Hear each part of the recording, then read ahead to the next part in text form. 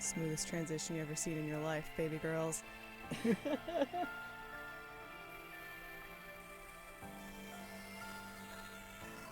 Welcome, gamers, to whatever the fuck this is.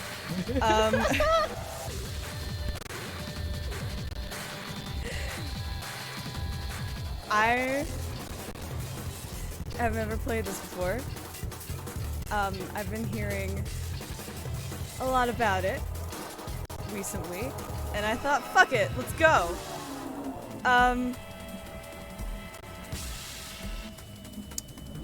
I got Ren up here, up top with me. Hey.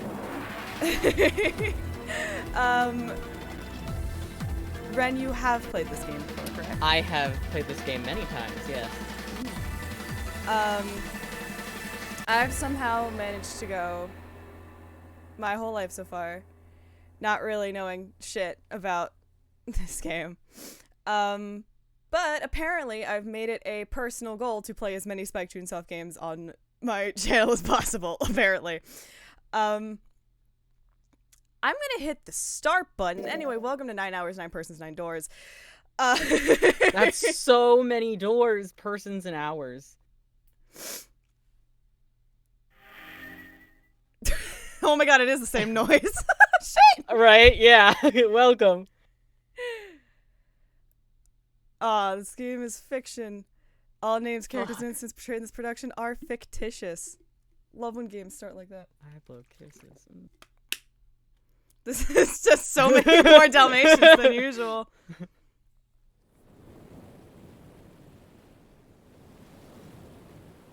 If levels or anything need adjusted, please feel free to tell me.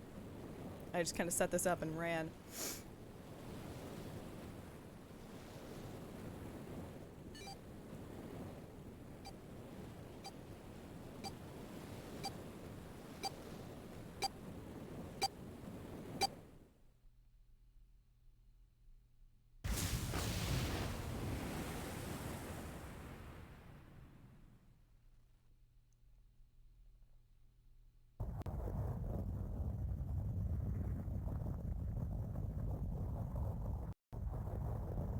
Kate, you want to take that narration there?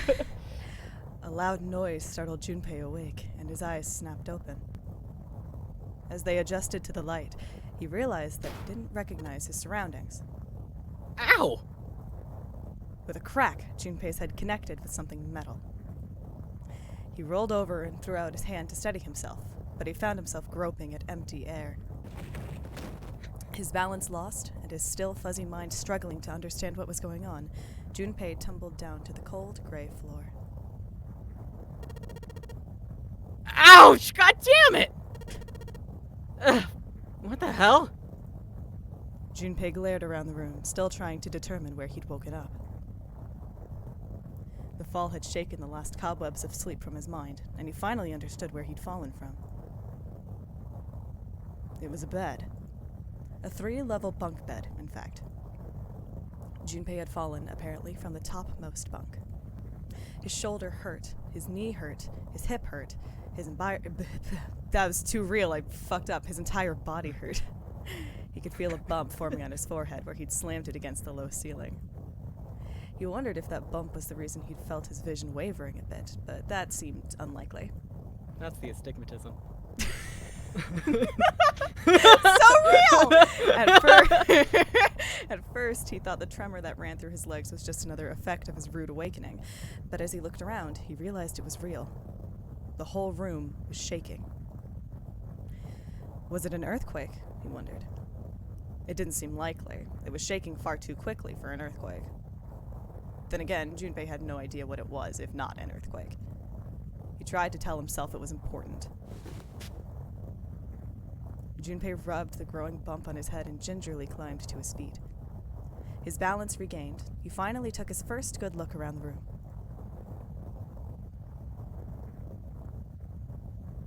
And muttered to himself. Where am I? His pain momentarily forgotten in the face of the confusion of his circumstances, Junpei looked around the room once again. Because One more time. Nope. Minutes passed while Junpei struggled to get his bearings. Then, as suddenly as they had begun, the tremors ceased. A cold silence fell over the room. From somewhere far away, Junpei could hear the sound of metal squeaking. He felt his stomach tighten. There were 1,000 things the sound could have been, but none of the things he could think of were good. In an attempt to distract himself, Junpei looked around the room once more. There was a stove that looked more antique than functional. The 3-level bunk bed had mattresses that were so thin that they were little more than blankets. On the other side of the room was an identical bed, and set in the wall between the beds was a slightly dirty iron door. The first thing Junpei noticed about the door was the number roughly emblazoned across it. On the surface of the door, in red paint, someone had written, "Knives." Can't go one game, motherfuckers. 5. 5? What's this 5 mean? Suspicious and still utterly confused, Junpei approached the door slowly. Standing at letters. It's a fucked up S. Standing at last in front of the door, Junpei grabbed a hold of the L-shaped handle. A push yielded no movement, and a pull the same result. A few more tries cemented the truth in Junpei's mind. It wouldn't open. It didn't matter how much he pushed and shoved, the handle wouldn't budge. The math textbook S. The math text next to the door was an odd-looking device that reminded Junpei of a card reader. It didn't take a genius to figure out that the odd-looking device was keeping the door shut. Junpei knocked hard on the door. Hey! Hello? Is anyone there? Open the door! There was no response. Junpei threw his left fist into the door and stopped. What the hell is this? He wasn't really sure what else to say. On his left wrist was a bracelet of a sort he'd never seen before. In the center was a large LCD display. It looked like nothing else so much as a watch, but it clearly wasn't. It's a fashion statement!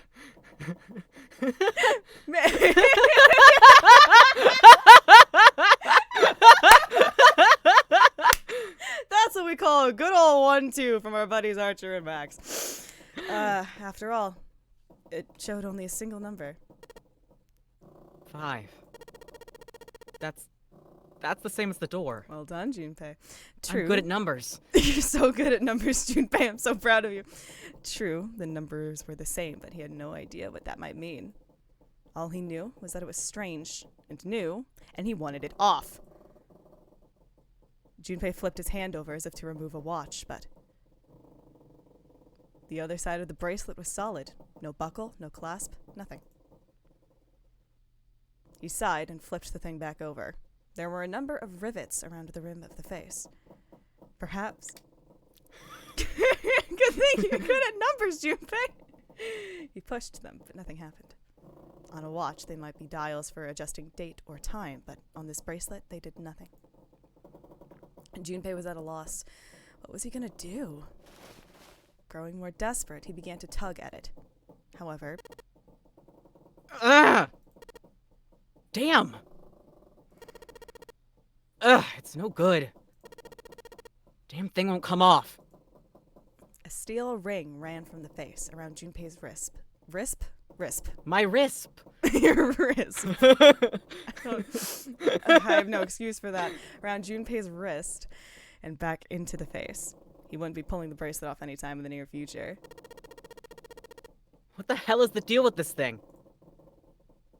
Frustration and desperation were beginning to mix as the reality of the situation began to dawn fully on Junpei. So much was happening and none of it made sense. Junpei felt as though he were about to explode. Where am I? And why the hell am I here? Why? Why? Seriously, why? Why? What the hell happened? It was at that moment that he noticed the window. Archer, please be kind. I don't want a Gwitty, please.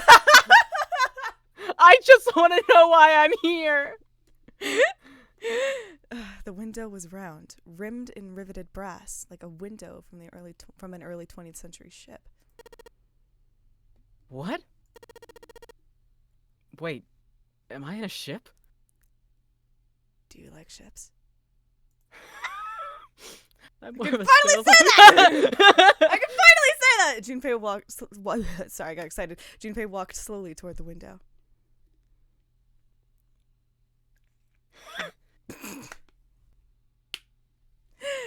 He could see nothing beyond it but thick, impenetrable darkness. Junpei squinted, trying to see something. Anything. It was at that moment... What the... You gotta be kidding me. What the hell is going on here? Uh-oh, Piscabio. Uh-oh, sisters. Crack split the glass of the window, and for a moment, Junpei stared at it. Then the window burst, and the water began to pour into the room.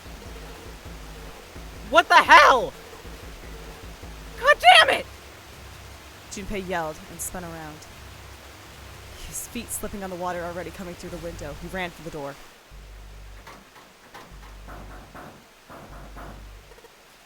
Hey! Anyone! Is anyone there? Come on, if you're there, say something! There was no reply. As Junpei screamed and pounded on the door, the water began to rise. It was now ankle deep on the floor and rising quickly toward his knees. Things were not looking good for Junpei. Not good at all. Just a summary of this year. He needed to find a way out, and quickly. Junpei ran a hand across his forehead, brushing the sweat out of his eyes, and looked around the room.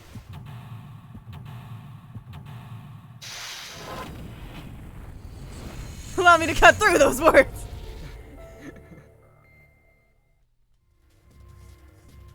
Okay. Oh boy, puzzle time! Puzzle time. Okay. During an escape, you can move to different parts of the room by touching the bottom screen. Since many areas require very exact selection, we recommend you use the stylus. Searching during an escape, you can touch the background to search anywhere in the room. Areas you can investigate will be highlighted yellow the moment you touch them. Depending on the nature of the location you touch, you might find an item or a hint. Okay, so we're touching shit. We gotta touch the shit! Touch the shit! Use a triangle icon. Okay. Okay. You can do the same thing. I tried that and you told me directions! If you want to know where you are, touch X. Oh, okay. On the bottom screen, this will show you where you are and what direction you're facing. Great. Okay. Okay. Yeah, the purpose of each escape is to get out of the room. No shit! Yeah! I want to stay in the water room. I want to go swimming. Woo. How you do that depends on the room. You'll need to search all throughout the room to discover what you'll need to do to get out. Search for hints and items that may help you find a way out. Okay. Click that shit. Click that shit. During an escape, investigating certain parts of the room will allow you to obtain items. What? Once you obtain an item, you'll be able to go to the item screen. Okay. Well, on the item screen, you'll be able to investigate, hold, and combine items that you found. You can investigate an item that you found, touch the icon for that item in the item screen, and then touch the search. Okay. I said that, and I forgot what I said. Okay. Look at that bad boy. Look at those 3D graphics. Oh, I love Rise from the Ashes. Alright. Now it's got solid open in red and solid open in blue. Okay.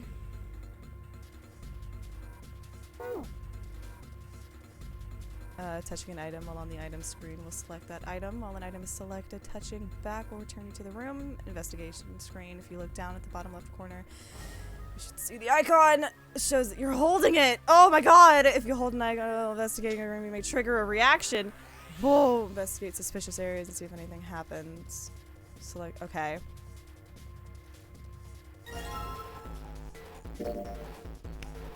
Man, an old picture frame. I think that's me, actually. I've just realized. Oh, there's. Look at it. There's screws on it. So if we I love. Oh, so we boats. find a screwdriver. Let's see if we can find a screwdriver. I hope we can find a screwdriver. Okay. Doesn't seem like there's anything hidden in the sink. This is the only drain in this room. There's a towel next to the sink. Alright. This is the middle bunk. A bulletin board. There's nothing on it. Yeah, because I took it. Because we okay. took it.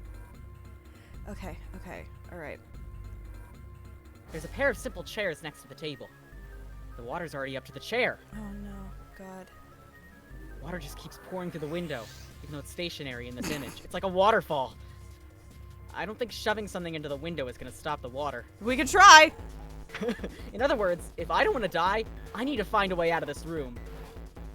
I have to figure this out. Okay. Tutorial. Please don't kill me in the tutorial. I'm a fool. Whoa. No dice. It's locked tight.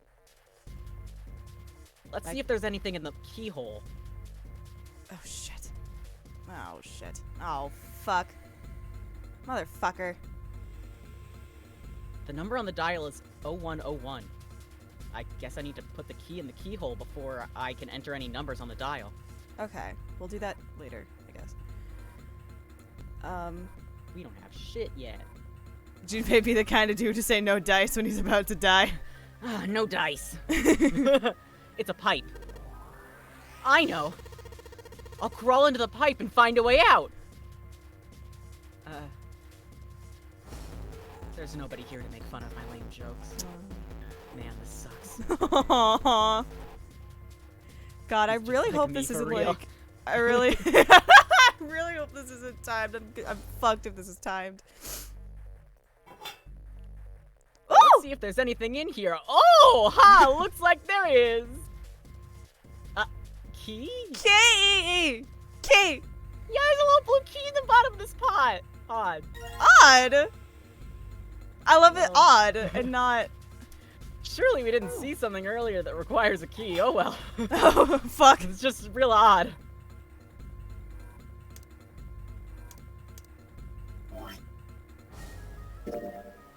Yeah. I want to Key's put it really in. small. What's it for? The key's blue. Is it supposed to something? I got it! I got it, Junpei! Alright, let's see what happens if I put this blue key in the keyhole. And nothing. I guess I'm gonna need some sort of code for the dial. Minigames! During an escape, Oh, your boy. investigation may trigger one of several minigames. All operations for the minigames are done by touching the bottom screen. Some minigames will require you to manipulate something, while others will only require you to apply the right object or touch the right thing. Touching the dial will cause it to move to the next number. Enter 4 numbers this way and then touch the key. If the numbers are correct, it'll unlock. But can I spell knife? 41205. I wanna. Oh, okay. That only goes up to 5. Okay, okay, okay. Alright, alright, alright, alright, alright. Damn it! Open, you stupid thing! I don't think it's gonna open I if don't- I whack. Oh, that's why I took that. It was so dumb. I was like, I wanna Even say. my inner monologue is making fun of me. I don't think it's gonna open if I whack it on the wall a couple times. Might make me feel better though. Not gonna help though. Alright, Junpei, don't freak out! Keep it cool and look around for some more clues. God, this better not dice. be like timed. I'm gonna be so upset. This is the door to the stove. Well, it opens easily enough. Sure wish the door to get out of here was that easy to open. Just in the show of time. Oh god, this is just Joe, isn't it? I'm not well, that complaining. solves the mystery of whether or not the stove has been used before. What's this? It looks red. Oh, fuck yeah! Yeah, tools. Well, the screwdriver got those screws off easily enough. And here's the picture. Oh, Jesus Christ. Oh, Jesus Christ. Alright, I'm not bothering to try and rotate it. I feel like I'm gonna have to, but like, oh my god. Perfect. Good enough. Okay. What was this? So, 7... Fuck! Hey, you want to know how to combine items? I figured it out! I figured it out, Junpei! Shut the fuck up! I got it! I got it! Thank you! Was it 7, 4, 6, 3? Let's do that. And then the game's gonna be like, no, you dipshit, that's still wrong. How could you be this stupid? Yeah, well, I got think it! We're gonna have to find the right numbers. Let's give it another try. Oh my god, shut up! I sure hope someone would teach me how to use this. I got it! I really don't understand. It was 7, 4, 6, 3. Is that what I said? I I don't know. even remember. Fuck! No, it's gonna explain it to me again. Wait, it's something about the colors that's gonna be important. Hold on. No, let me look at it.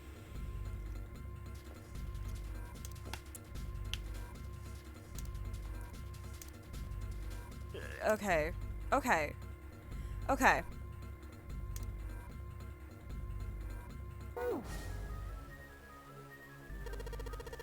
Shut well, the fuck time up. to give it another. Shut the fuck up! Oh, I don't God, care! I don't know how it works. Alright. If I enter it a third time, it might work. No dice. No dice! Shut the Well, fuck I guess up! I shouldn't just, you know, fuck around. I gotta find the right number. I sure hope I can find it. Oh my I don't know how God. briefcases work. I don't know how briefcases work. But I'm trying my I don't know how best, and that's what briefcases matters. work. I can keep looking till the cows come home. All I'm gonna find up here is that pillow. Damn it. Isn't there anything else I can use? There's a pipe at the other end of the bed. There's nothing up top.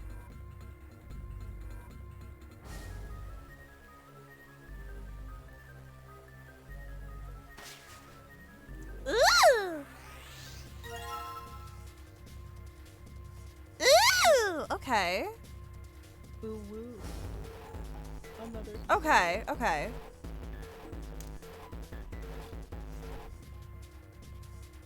Oh, okay.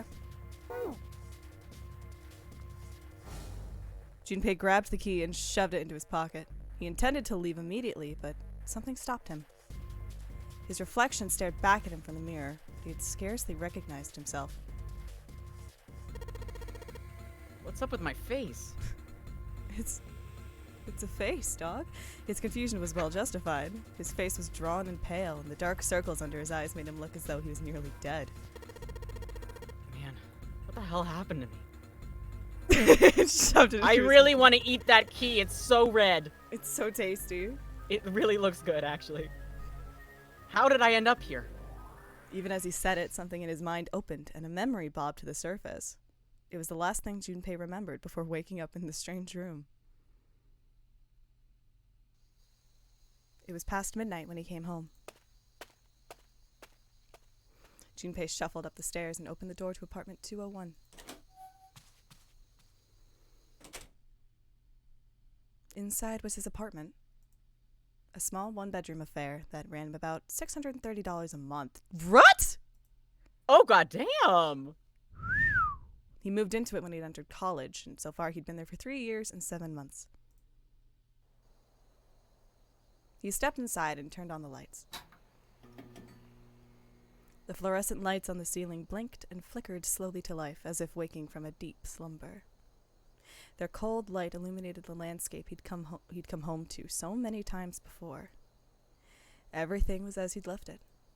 The magazines piled up in the corner, the textbooks collecting dust, the CD cases covering the floor, the jeans and t-shirt he'd worn the day before, then tossed onto the floor. There was one thing that didn't belong, however. The dead woman. There was a breeze. Breaths of cold night air wafted into his apartment, carrying the smell of autumn with them. The white curtain framing his window swayed gently in the wind. That's weird. Did I leave that open? Junpei walked toward the window, trying to remember if he'd closed it or not before he'd left. One of the panes was hanging open. He stuck his head out and looked around. Nothing seemed out of the ordinary. Junpei shrugged. He must have just left it open earlier.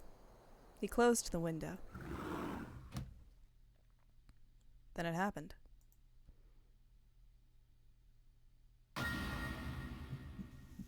Junpei turned and found himself face to mask, with a man dressed in all black. The man wore a deep hood and a bulky gas mask. His face was entirely hidden. Junpei tried to scream, but all he could manage was a strangled croak.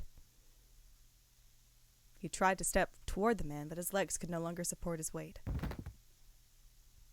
Junpei collapsed to the floor, a crumpled heap of limbs like a discarded puppet. Too late, he'd noticed the white smoke that was quickly filling his apartment. A small object shaped distressingly like a grenade sat on the floor in front of his face, hissing. The white smoke poured out of it at an incredible rate. The smoke had grown so... I love the fact that there's two different jokes that I could make here. I'm so happy. The smoke had grown so... Oh my god. I can read. The smoke had grown so thick that the details of Junpei's apartment began to fade into a white haze. He could feel his mind beginning to fade as well, a white haze that was not the smoke creeping into the edges of his vision.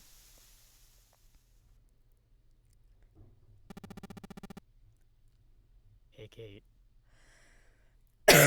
Hang on. Consider this a privilege. You have been chosen. So has the loud-ass truck that's decided to be right outside my window.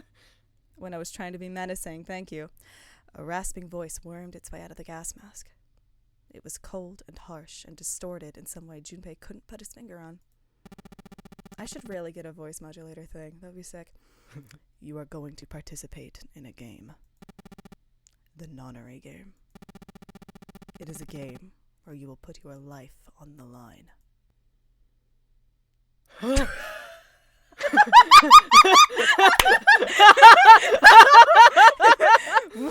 Yeah, one more time for extra measure. Listen,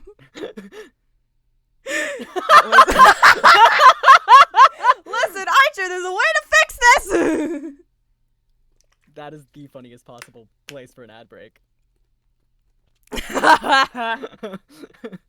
If it's not If an it ad was for an a ad Toyota break. Corolla. 2010 Toyota Corolla. Corolla. Subaru. That was the last thing Junpei remembered. The white smoke overpowered him. The masked man faded from his vision, and he felt his consciousness fall away into the white mist. That's right. That guy with the gas mask. That son of a bitch must have taken me here. As to who the man was, or might have been, Junpei had no idea. Indeed, he wasn't even sure that his assailant had been a man. The voice had been cold and mechanical, likely passed through a voice changer, and the body had been covered in a thick cloak. Who was the man in the mask? You have been chosen. Junpei remembered that much, but I'll add it to the list. What it might mean, that was beyond him. Junpei had no idea where he was or why he was there. There was only one thing from his memory that seemed important. It's National Yowie Day. Happy Yowie Day. Happy Yowie Day! You are going to participate in a game. The notary game. It is a game where you will put your life on the line. The nonary game, huh? I get. Well, that's not National Yaoi Day because it's a thing in Japan. But Yowie whatever. Day, huh? What the hell is a nonary game? God damn it! Ooh, italics. With a yell, So Junpei. mad I turned italic. Get italicized, idiot. With a yell, Junpei drove his fist into the mirror. I'm missing National Yowie Day! What the hell is a yaoi? Okay. There's nothing left on the mirror. Alright, whatever. I don't know why I said that so angrily. There's nothing left on the fucking mirror! Fuck off! 5. 5, huh? $5 foot long. Long. What does that mean? Has octopus. Oh, that's I guess that's a lever, huh? Maybe if I pull it. Well, it looks like pulling on the lever just makes a weird noise. Great. The light's still red and the display hasn't changed. Damn it. Why the hell isn't this thing opening? Because then it wouldn't be a fucking puzzle, Junpei. Why do I have to solve a stupid puzzle? I'm in distress. Okay. Okay. Let me try something.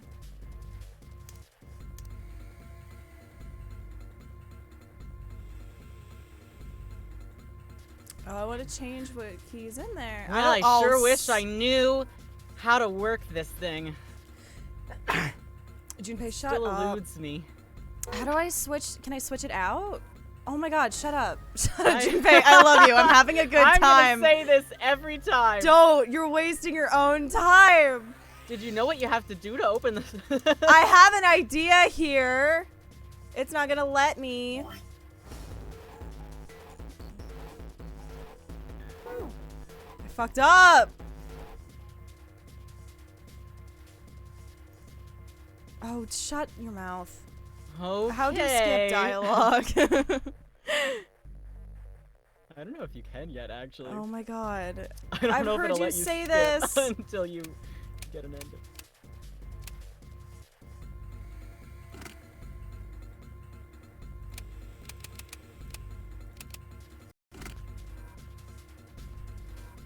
I want to switch what key is in there. How the fuck? Shut your mouth, Junpei. I love you. You're doing great.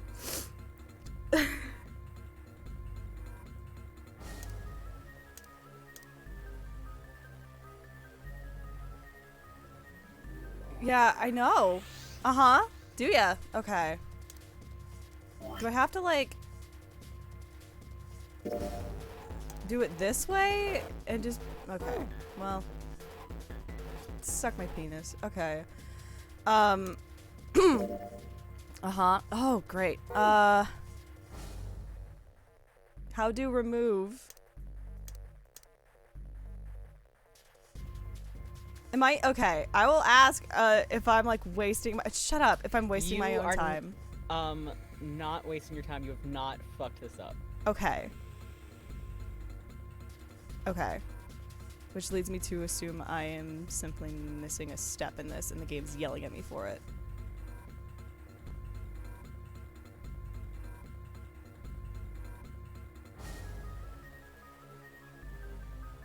Oh wow! There's a electricity.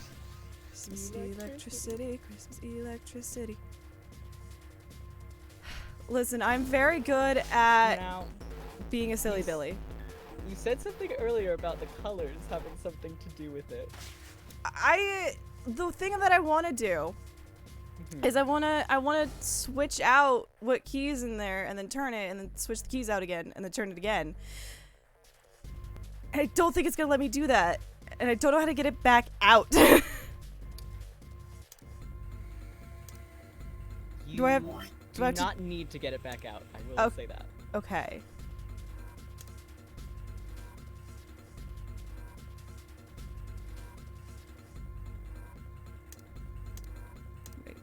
Wait.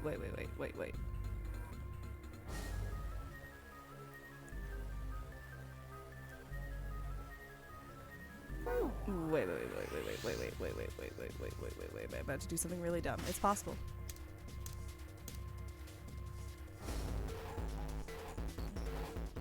I know there's something left on the mirror, honey. I just wanna... Hang on.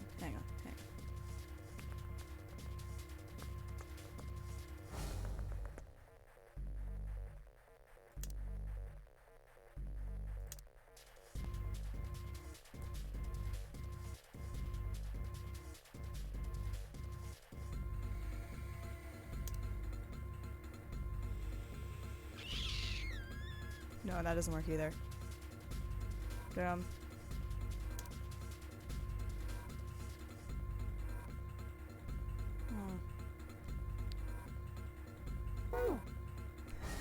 Hi, welcome to... There's two kinds of puzzle games. One is Ghost Trick and one is 999 for my brain, apparently. Don't worry, this game humbles you. Oh, there's some water. I gotta hurry, but oh my god! I also have to solve a puzzle. I know what you want me to do. I can't believe I'm gonna be like, I need this tutorial to tell me what I'm fucking doing. Oh wait! Oh! Is there fucking another one? What? Is there another one? Hold on. No, you fuck off. Shut up. Fuck off. Yeah? No, but is there another one?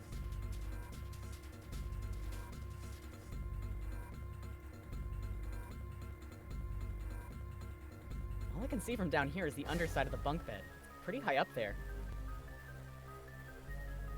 Well, I can reach this bunk. Might as well look through it. Huh. Damn. Nothing here.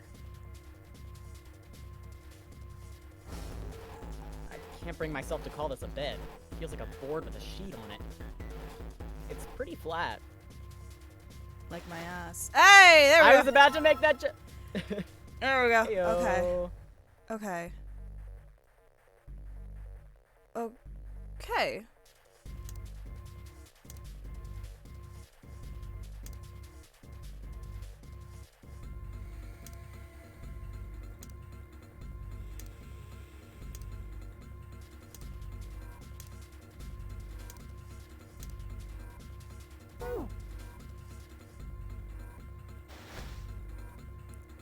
Forgot that when you play a game that involves searching a room, you kind of have to search the entire room.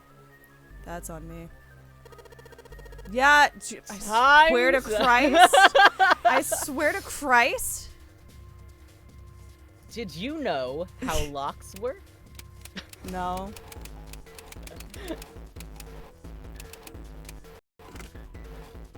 Suck my penis hole. Okay, what? Okay. Okay, hold on. You are very close. I'll tell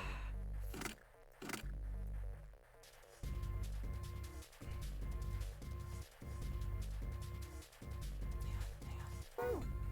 Yeah. I'm gonna blue briefcase. Blue. Have I got anything I got blue? it. Oh my god. Shapes and colors. Shapes and colors. Okay. Oh no, you're just. Oh, the game is so pissed at me. It's like, you dumb bitch. Okay, got it. With you. Okay, I have it. Okay. The game was like, you have both pieces. You have no excuse now. You dumb motherfucker. Alright. Okay. We're prepping you, bitch. I'm gonna keep doing this. Because if I fuck this up again, the game's gonna yell at me again. It'll give you another tutorial. Oh my god. That's a threat. I know how How does a promise end a threat? I know how a lock works! Get a tutorial count. No!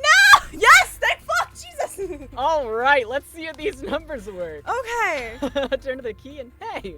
Looks like it's working. Yes! No more tutorials! No Let's more open tutorial. it up! Yes! It opened. Looks like there's something in here. What is this? A file? Is it gonna be locked? If you find any documents or notes during an escape, the information on them will be available from the file screen. Top of the file screen, touch the fucking file button. Once at the file screen, select files by touching them or by pressing your D-pad or the control pad, whatever it's called these days. If you touch the search button, it'll display the contents on your upper screen. Alright, let's see what's in this file. Digital root? Let's see here.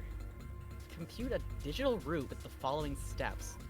First, add all the numbers in question to one another. You did not tell me math was going to be in this game. I feel tricked. I feel lied to. I feel as though I have talked about math so much today.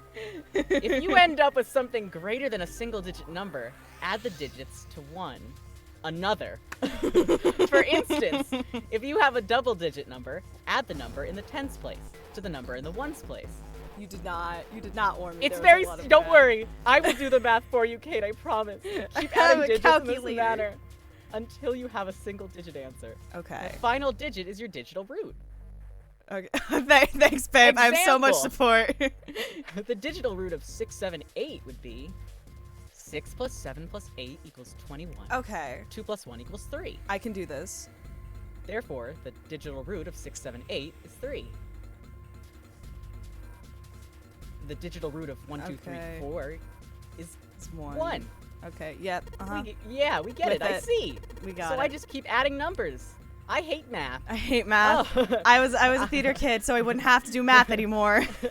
Oh, looks like there's something on the back of this thing. Is it fucking math? A Ugh! notebook, a pen, a calculator. Jesus Christ, it's math! Oh A god. stack of key cards. Huh. There's math. I'm dying in this room. I'm dying in this fucking room. Fuck this. There's a number written on each card. 678. Does that mean something? No. Probably not related to what I just talked about. New material's been added to the file screen. They do give us a calculator. I was like, I also have my phone if need be. During escape, Yeah, you can open they're- it by they're pressing kind. Y. Oh my god, why is there math? Why is there math in this game? Numbers on top of your calculations, numbers on bottom of your answer. Uh-huh. Which will be, uh-huh. Alright. Alright. I'm so ready for math. I'm not. I'm scared. I'm shook. It starts with digital roots. It ends with calc 3. Oh, fuck!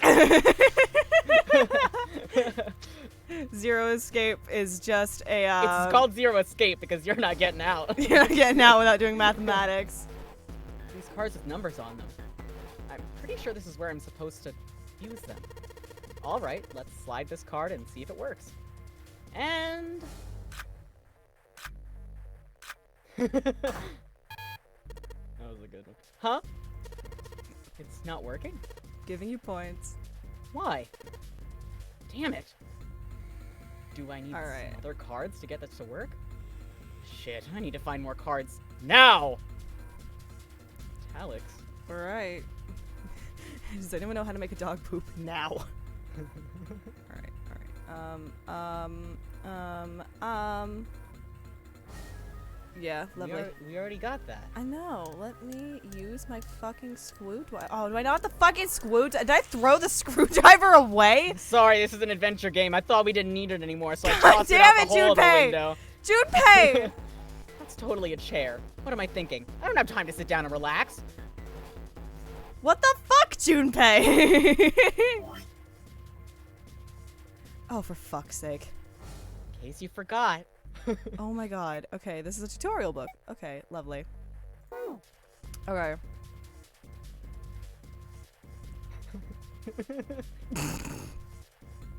Alright, alright, okay, okay, alright. Everything's fine. Everything's great. I will say we already have everything we need. Okay. So, it wants us to do math real bad.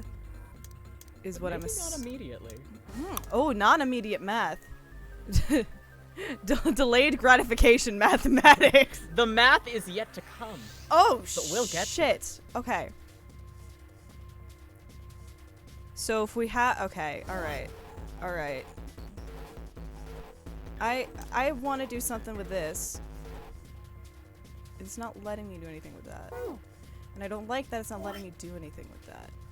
I'm seeing... Okay. Okay, like, right? Like, there's gotta be something with that. Right? I'm not a complete fool. I'm not a complete child. You're not a complete fool.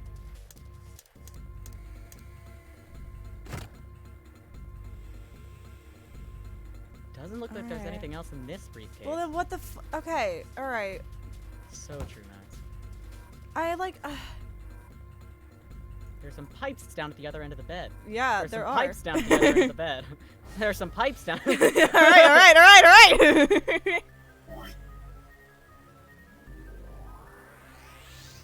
Do you want me to click on the fucking pipes? I'll click on the There are fucking... some pipes down at the other end. I hear you! Man, this is a pretty poor excuse for a bed. I'm gonna roast the fuck out of this bed. It's about to be like, beds. you're just like, you're There's dying, barely you should any be space. you're like shit talking the bed. I don't think I'd even have enough space to turn over. I bet money this was for poor people. Or maybe the ship's crew. I've gotta die someday, but I sure as hell don't want it to be here. Yeah, you know how These you could poor people bed. ensure that I don't want to die amongst the poor. You know how you could ensure that, Junpei? By, like... There's some pipes on the... Junpei was... Fuck every word but fuck bed. Oh god, okay, alright. Use... Let me use! Okay. Can I like technically combine these things? No. Suck my penis. Okay. Wait. This is Junpei's inner monologue. Oh, wait. Hold on.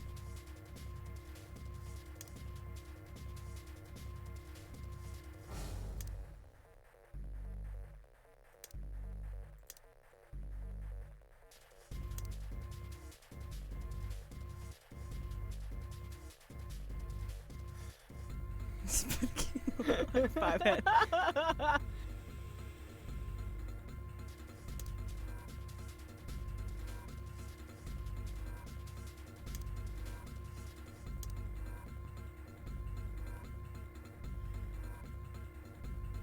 Alright, no, hold on, wait. Anything wrong? Do I have the wrong card? Well, because if you have the red, right? If you add all the red together, you can get a digital root of 6. Unless I really can't do math. But like, just use the 6 and call it a day.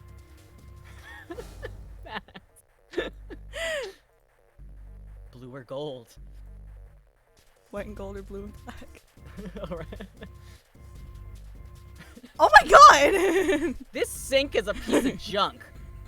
I'm gonna roast everything in this fucking room. Fuck I'm this going down. fucking They're going room. down with me. Fuck this shelf too.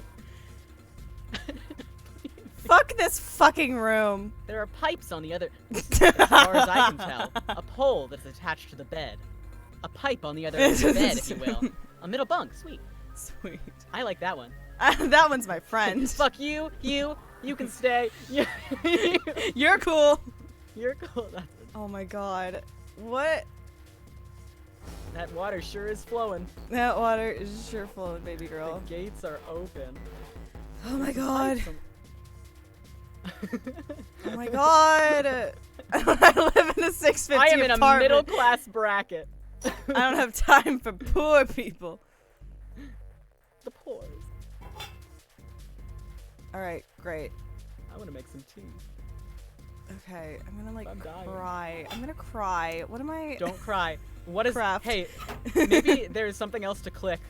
There we go. Thank fuck, Jesus. Ah! This is just like the blue briefcase, but another color. But in another Whoa. color. If only someone would teach me how briefcases work. Oh my god. I still don't. Wait, I'm checking the numbers again first. I'm gonna be Okay. real, I didn't notice those curtains existed either. Oh my Until god. the end when I first No one played bully it. me. I'm unobservant. No, it's very hidden. 4, 5. Okay. Well, because it looks like it's just a fucking, like, wall. Yeah, I forgot that that's what we had to do. All right. Whoa! We got a key. Sure hope I can open this thing. All right. Now, how do we put numbers in the briefcase? Yellow text, please. Please tell me. Tell me. I guess I can move the dial now. I guess I'm gonna have to put in a code. Uh-huh. Let's do it. Oh, thank fuck! Press tab to access your court record. Oh my god. I literally, all right. I was literally about to be like, I'm gonna forget the numbers by the time it comes back. Tutorial's like, you're gonna miss me when I'm gone, bitch. Yes! I unlocked it. Did you press tab, Phoenix? It's opening. Oh my god, so many cards. Can I look at them? These look like key cards. There's a number on each one. 1, 2, 3. Great. It's math time, baby. Oh, it's fucking math time? Is it Tonka time? I think it's Tonka time. Okay. 1, 2, buckle my shoe. 3, 4, unlock the fucking door. Okay. Alright, it's math time. Okay.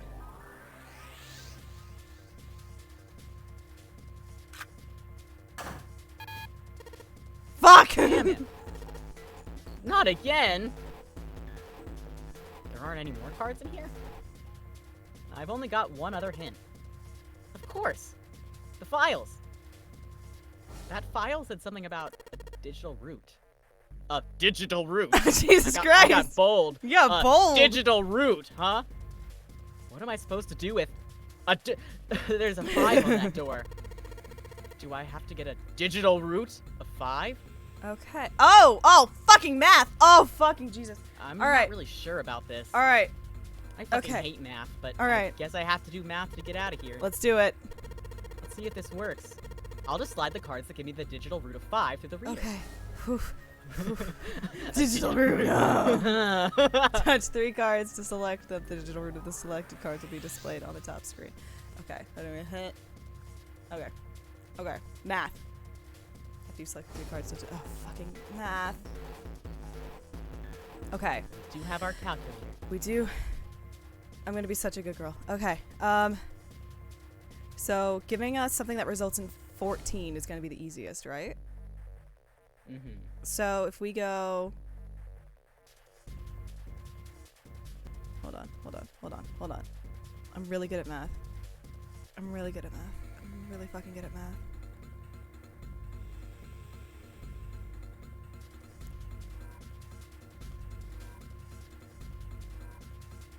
Wait. No, I'm really good at math. Osmosis. Beam that It's knowledge happening. directly It's happening. directly into my brain. Hang on. I'm really good at math. If I keep saying it, maybe it'll be true.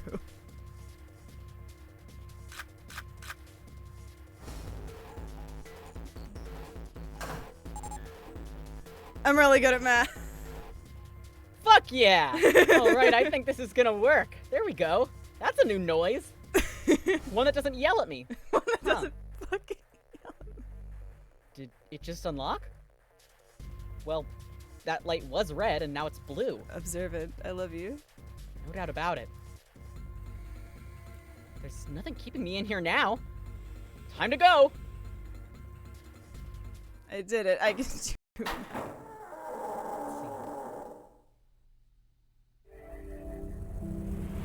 You found it!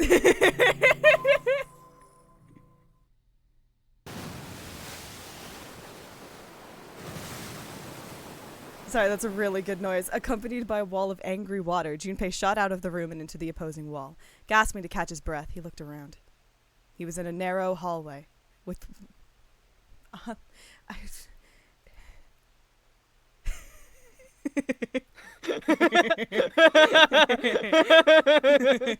The water. Yeah, that's a new.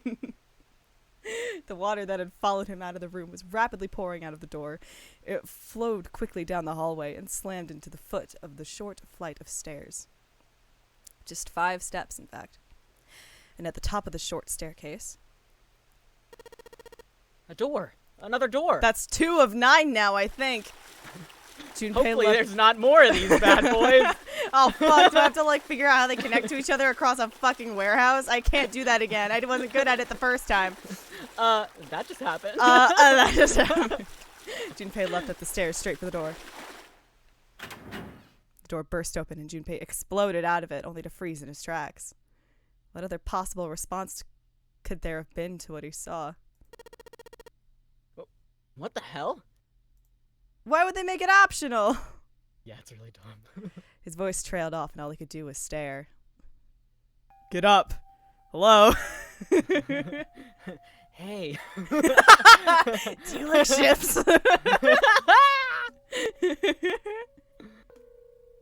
A polished floor stretched out before him, ornate staircases rising up from the edges, each one of them equidistant from the others. The stairs and pillars were solid wood, and Art Nouveau embellishments and decorations covered the walls and pillars.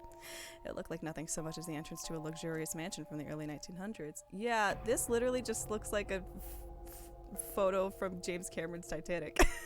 I love it. Junpei couldn't help but wonder, was he really in a ship? Oh, what? Oh, fuck, what's the game I'm thinking of?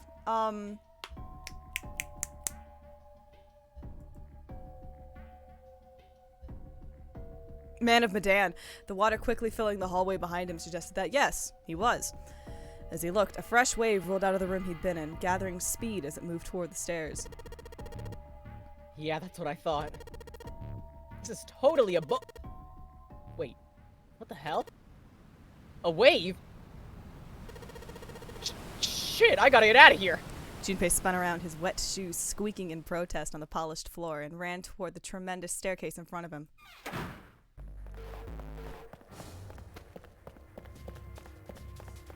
Sea deck.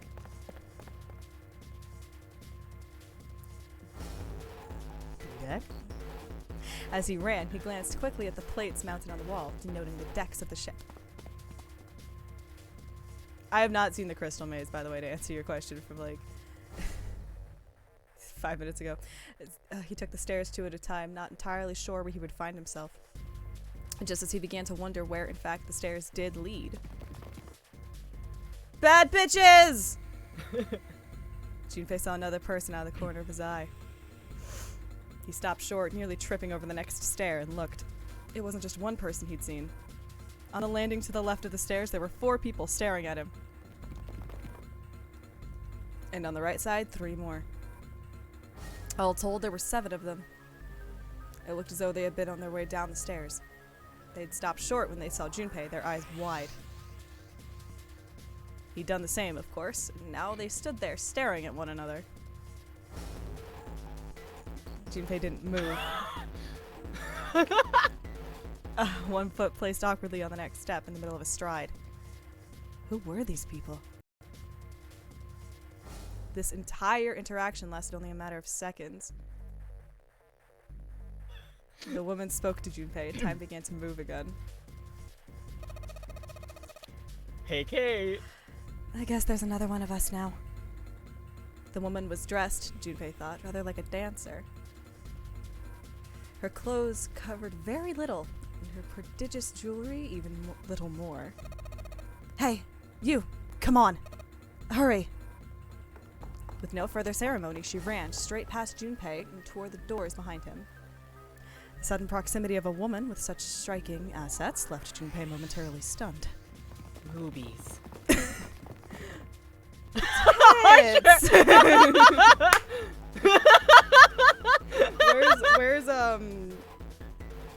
Ota when you need him, just for that voice line. The tits. The tits. I really should have found that and just made that a soundboard noise. We do have the brain cell, and the brain cell is full of boobs right now, I guess. When is it not? Real. But the others wasted no time and quickly followed the strange woman. The first to pass Junpei was a young man with silver hair. He threw a quick glance in Junpei's direction as he ran, muttering, One of us, huh? Following him was an older man, his face calm and without fear. Soft wrinkles sprouted from his eyes, and he came close enough as he passed for Junpei to see wisps of gray in his hair. His composure and shock of hair struck Junpei as rather like that of an elderly lion. Going up won't do you any good. There are 2 doors, but neither of them will open. The next to speak was a girl with pink hair and a high voice. Kate! Come on! Aren't you coming? You gotta hurry! Her small hand was wrapped around the wrist of another man.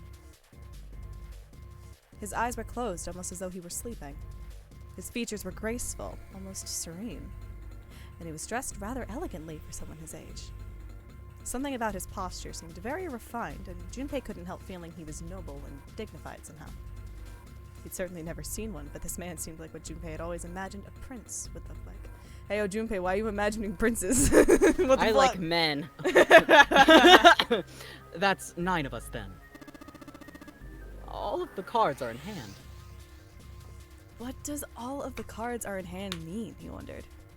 Junpei opened his mouth to ask what the other man had meant, but the girl with pink hair rushed past him, and they were gone. No, the men. Men! He turned just in time to see 2 more people running toward him. One of them had hair like a bird's nest, and looked as though a stiff breeze might topple him. And the other was a veritable mountain of a man. The scrawny one said nothing and scuttled past Junpei as though he were running from something. Kate! Hang on. Hey, what the hell are you just standing there for? Didn't you hear him? The doors on A deck are no good. We gotta check the doors on B deck. Got it? Now go! Shit, it's Alex. Fuck. Oh god, tell us. He means business. He's serious. He's serious. Before he had the chance to respond, the man laid a massive hand on Junpei's shoulder. With no more effort than Junpei would have used to brush aside a fly, the man shoved him out of the way. Whoa! Thrown off balance by the man and recent events, it took Junpei a few steps to get his bearings. He finally regained his balance and looked up at what the other 7 had been running toward. There were 2 pairs of large iron doors. What? Whoa. Yeah, there were 2 pairs of large iron doors set into the wall in front of him. They looked quite sturdy, and each had handles jutting from them. Written across the surface of each door in red paint was a number. Millions! The door on the right had a 4. Sorry, I'm gonna make the joke every fucking time. It's gonna be every time. Let's It's gonna be every fucking time. This is abandoned town in Southern Cornelia, and the door on the left had a 5. They're the same. They're not. One's a 4, one's a 5. Dipshit. I'm not good at math. How did I'm you gay. How did you survive, Silver? The guy Silver the Hedgehog. The guy Junpei had decided to call Silver was mumbling to himself. The room I woke up in had a number on the door, just like that. You too, huh? With an arched eyebrow, the lion looked over at Silver. Man, you're so gay. Jesus Christ. My cell was the same. A number upon the door. I opened it, ran down the hallway outside, and found myself in the rather grand room full of stairs, as I suspect did the rest of you. It was as though the floodgates had been opened, and they all began to talk at once. Whoa. Oh my god. They're too Me too. powerful. I did too. Yeah, a door with a number on it. It soon became clear that each one of them had awoken in a room with a locked door and solved a puzzle to escape. They all ended up in the same room, almost as though they'd been guided there.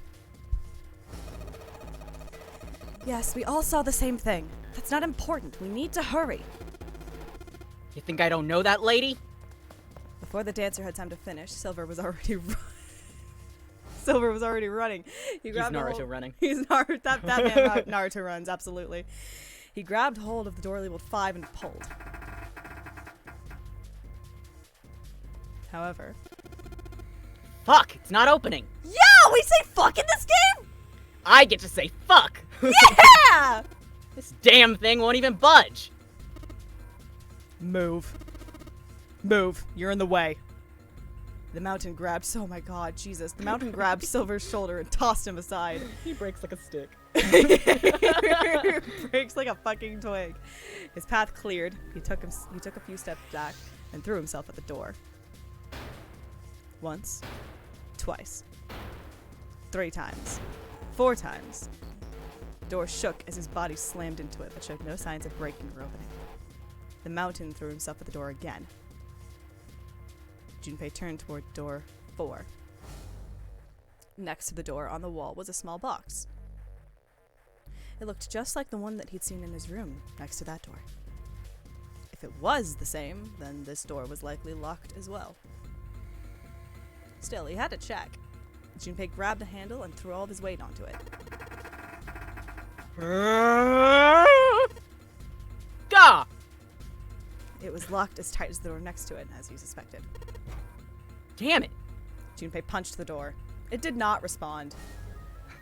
Rude. Bitch. Were these the only doors he went? He barely finished the thought when the seed deck plate he'd passed on his way up sprang unbidden to his mind. His body moved before he had time to think. Junpei turned and ran back toward the stairs.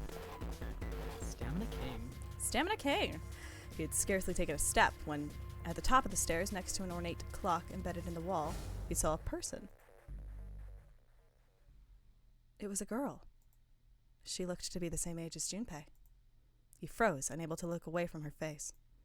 He wasn't confounded by her beauty or something equally silly. No, there was another reason he couldn't take his eyes off the girl. Junpei had seen her somewhere before. He couldn't quite remember where, but he knew he'd met her before. The girl, too, stared at Junpei, similarly stunned. Her response suggested that she'd seen him before as well.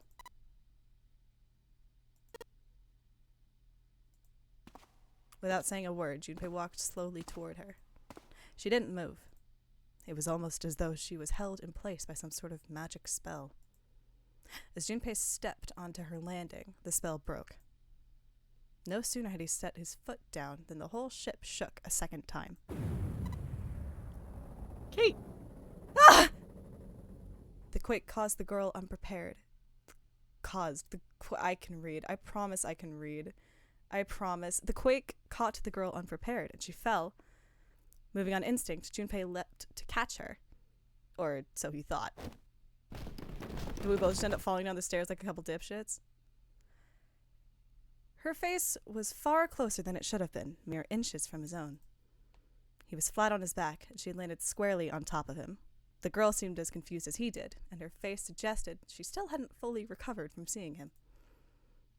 For a moment that seemed to stretch for a very long time, they stared at one another. The ship stopped shaking. Everything was quiet. Water could be heard from the bottom of the ship, lapping faintly at the walls and ceilings, but eventually that faded as well. The silence was complete, a thick, muffling blanket. At last, the girl opened her mouth. Oh my gosh, is that you, Jumpy? Jumpy. Jumpy. Her words echoed through Junpei's head, and suddenly his memory returned. Akane? Why hadn't he realized it before? The girl was Akane Kuroshiki. She and Junpei had been friends in childhood. They'd gone to elementary school together for 6 years. But what was she doing on the ship? I don't know, she's probably going to die first, though, or betray us. Her soft eyes were only inches away from his own. He could feel the warmth of her face. Feelings he thought long forgotten began to work their way to the surface. He could feel his face heating up. At that moment, a speaker crackled to life, and a cold, eerie voice filled the room. Welcome aboard. I welcome you all from the bottom of my heart to this, my vessel. With the voice's invasion, the spell between Junpei and Akane was broken, and all hints of burgeoning romance instantly forgotten. They hurriedly untangled themselves from one another and struggled to their feet. I feel like that would be funnier, though, if they were just, like, making out as the announcement was going off. I feel like, frankly, that's the way that should have happened. The voice comes in, he's like, could you guys stop that, maybe? I'm trying to be very threatening right now. Yeah, I don't care. I don't care. It's my childhood friend, bitch. Let me smooch, please. Their 7 companions had heard the voice as well, and many of their faces had gone pale. They looked around frantically, desperate to locate the source of the voice. At last they found it. A speaker set in the ceiling. I am Zero, the captain of this ship. I am also the person who invited you here. The voice was harsh, obscured occasionally by the crackle of static. But Junpei recognized it. How could he have forgotten it? It was the same voice he had heard from the man in the gas mask. Hey, asshole! What the hell is this? Come on out here. I want to get a look at you. I'm a Toyota Corolla. What do you mean to do to us? I mean to have you participate in a game. Knife Monopoly. Shit! Some of you, I know, are familiar with this game. The nonary game. It is a game where you will put your life on the line. Nonary game? What the hell's that? The voice continued. Implacable is the way I'm going to say that. The rules of the nonary game can be found upon your persons. They are simple rules. Read them. Nonary game? Hey, something in my pocket. Check this out. It's a monoped! Silver reached into his pocket and pulled out a small slip of paper. The rest of them reached into their own pockets and pulled out similar slips of paper. Junpei followed suit and dug into the pocket of his pants. He felt the telltale crumple of paper, slightly damp from his earlier ordeal. Hey, I got one too. It's just completely unreadable. Hey, Mr. Zero, I need a new one. I fucked this one up. Then it would seem Zero has seen fit to grace us each with a letter. Would you mind terribly reading to it? Ho ho ho! Ha! Reading it to us, young man. His request had been delivered to Junpei, who, after a short moment of surprise, did as he'd been asked. On this ship, you will find a handful of doors emblazoned with numbers. We will call them numbered doors. That's creative. The doors in front of you are... He's like shit-talking the note as the speaker's on. You don't scare me, TV man. The doors in front of you are a pair of the same. Key to opening these numbered doors are the numbered bracelet that each of you possesses. Should you total the numbers on your numbered bracelet and find that the digital root of that number is equal to the number of that door, the door will open. Only those who have opened the door may pass through. There are, however, limits. Only 3 to 5 people can pass through one numbered door. All those who enter must leave, and all who enter must contribute. Bracelet, Junpei figured, had to mean the bulky thing on his wrist. You know, the thing he called a bracelet earlier. He glanced down. It looked like everyone else had one as well, and had come to much the same conclusion. The purpose of this game is simple. You all fucked up real bad on the math section of your SATs, and I'm just trying to help you out. Leave this ship alive.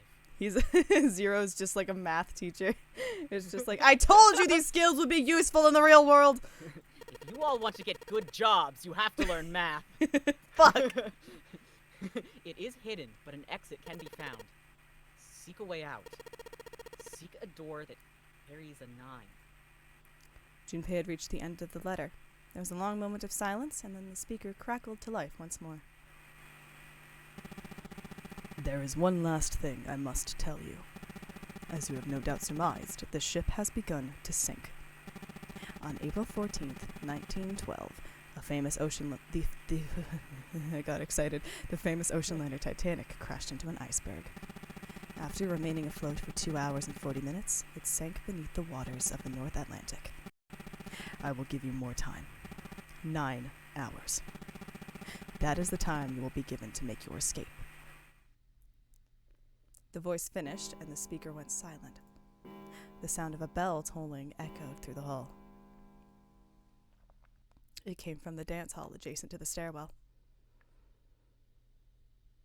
It took those assembled on the stairs mere moments to trace the sound to an antique clock embedded in the wall. 7, 8, 9. The sound of the 9th bell faded away. The 10th never came.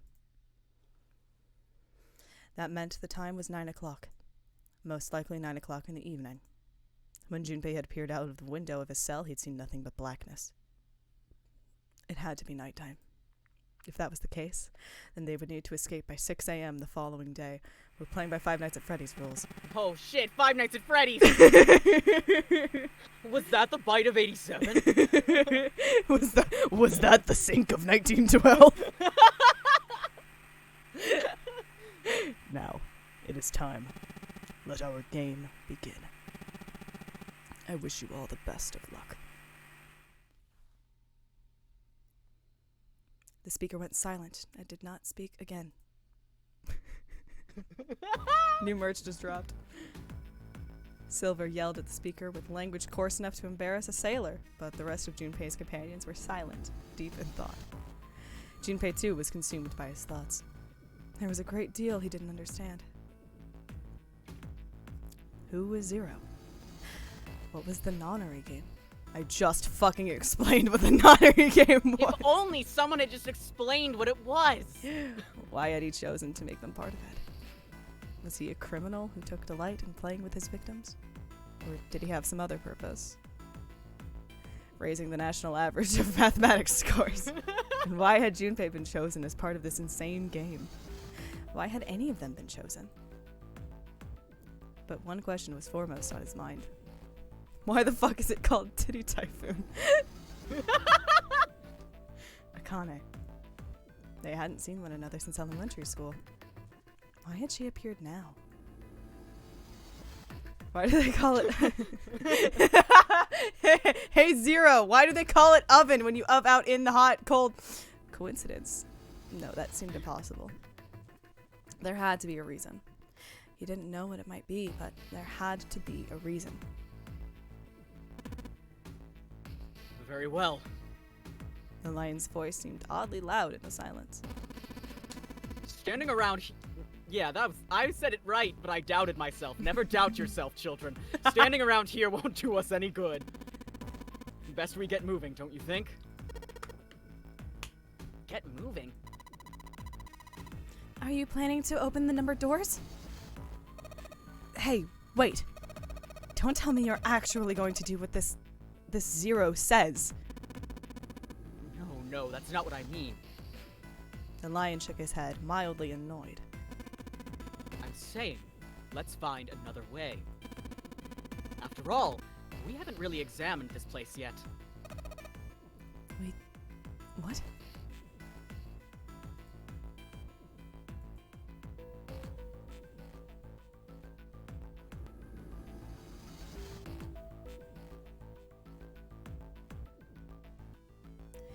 Their separate investigations finished. All 9 people returned to where they'd left one another. The result of all their work was nothing. They were completely sealed in. Their hard work had not gone completely to waste, however. They had learned a number of things as they'd scoured the parts of the ship they could reach. It seemed that they were confined to decks A through C. C deck was as far down as they would be able to go, however. The reason being that D deck was completely submerged. Strangely, however, the water had risen no higher than D deck. The flow seemed to have been stopped somehow, as evidenced by the surface of the water on D deck, which was smooth as glass. The prince knelt down and gently drew his hand across it. Perhaps this Zero fellow has used some sort of remote control to seal a watertight door lower down. He said that our time limit was 9 hours. In other words, this water won't rise for 9 hours. Then you're saying we won't sink till then? Well, that may be a little too optimistic. No point to wishful thinking. There were 3 metal doors on sea deck. A single door stood off to the side, with 2 more on the wall facing the central staircase. None of them had numbers or verification devices. They were, however, locked like the other doors. No matter how much they pushed and shoved, the doors refused to move. The mountain and the lion threw themselves against them a few times, but to no avail. The door in the back had a keyhole. Just above it was a strange mark in the shape of a circle surrounding a dot. Like a boob. We're just proving our point. There were 2 other...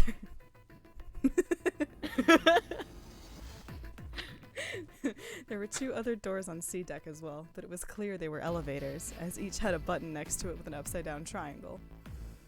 They tried pushing the button. No response. Apparently, there was no power running to the elevators.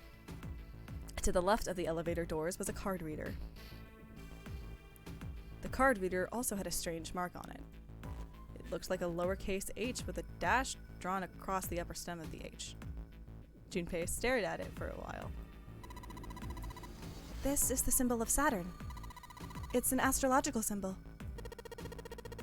Then the mark on the other door. Is the sun? I think that was the sun symbol. I'm learning shit! Yay! They had seen the same symbols on A deck. There was a door on either side of the stairs. The one on the left had a keyhole with a similar symbol engraved on it. This is an Earth symbol.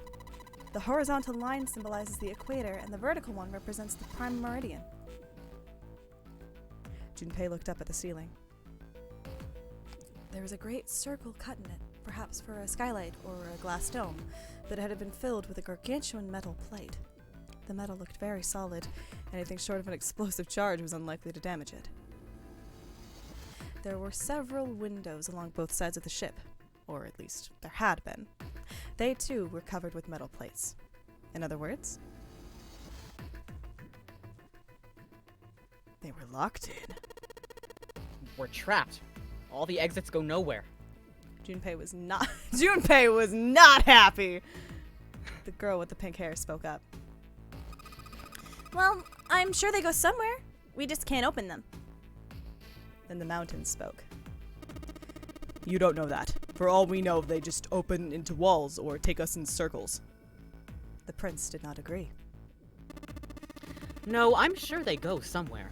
Otherwise, what point would there be? And we can open them.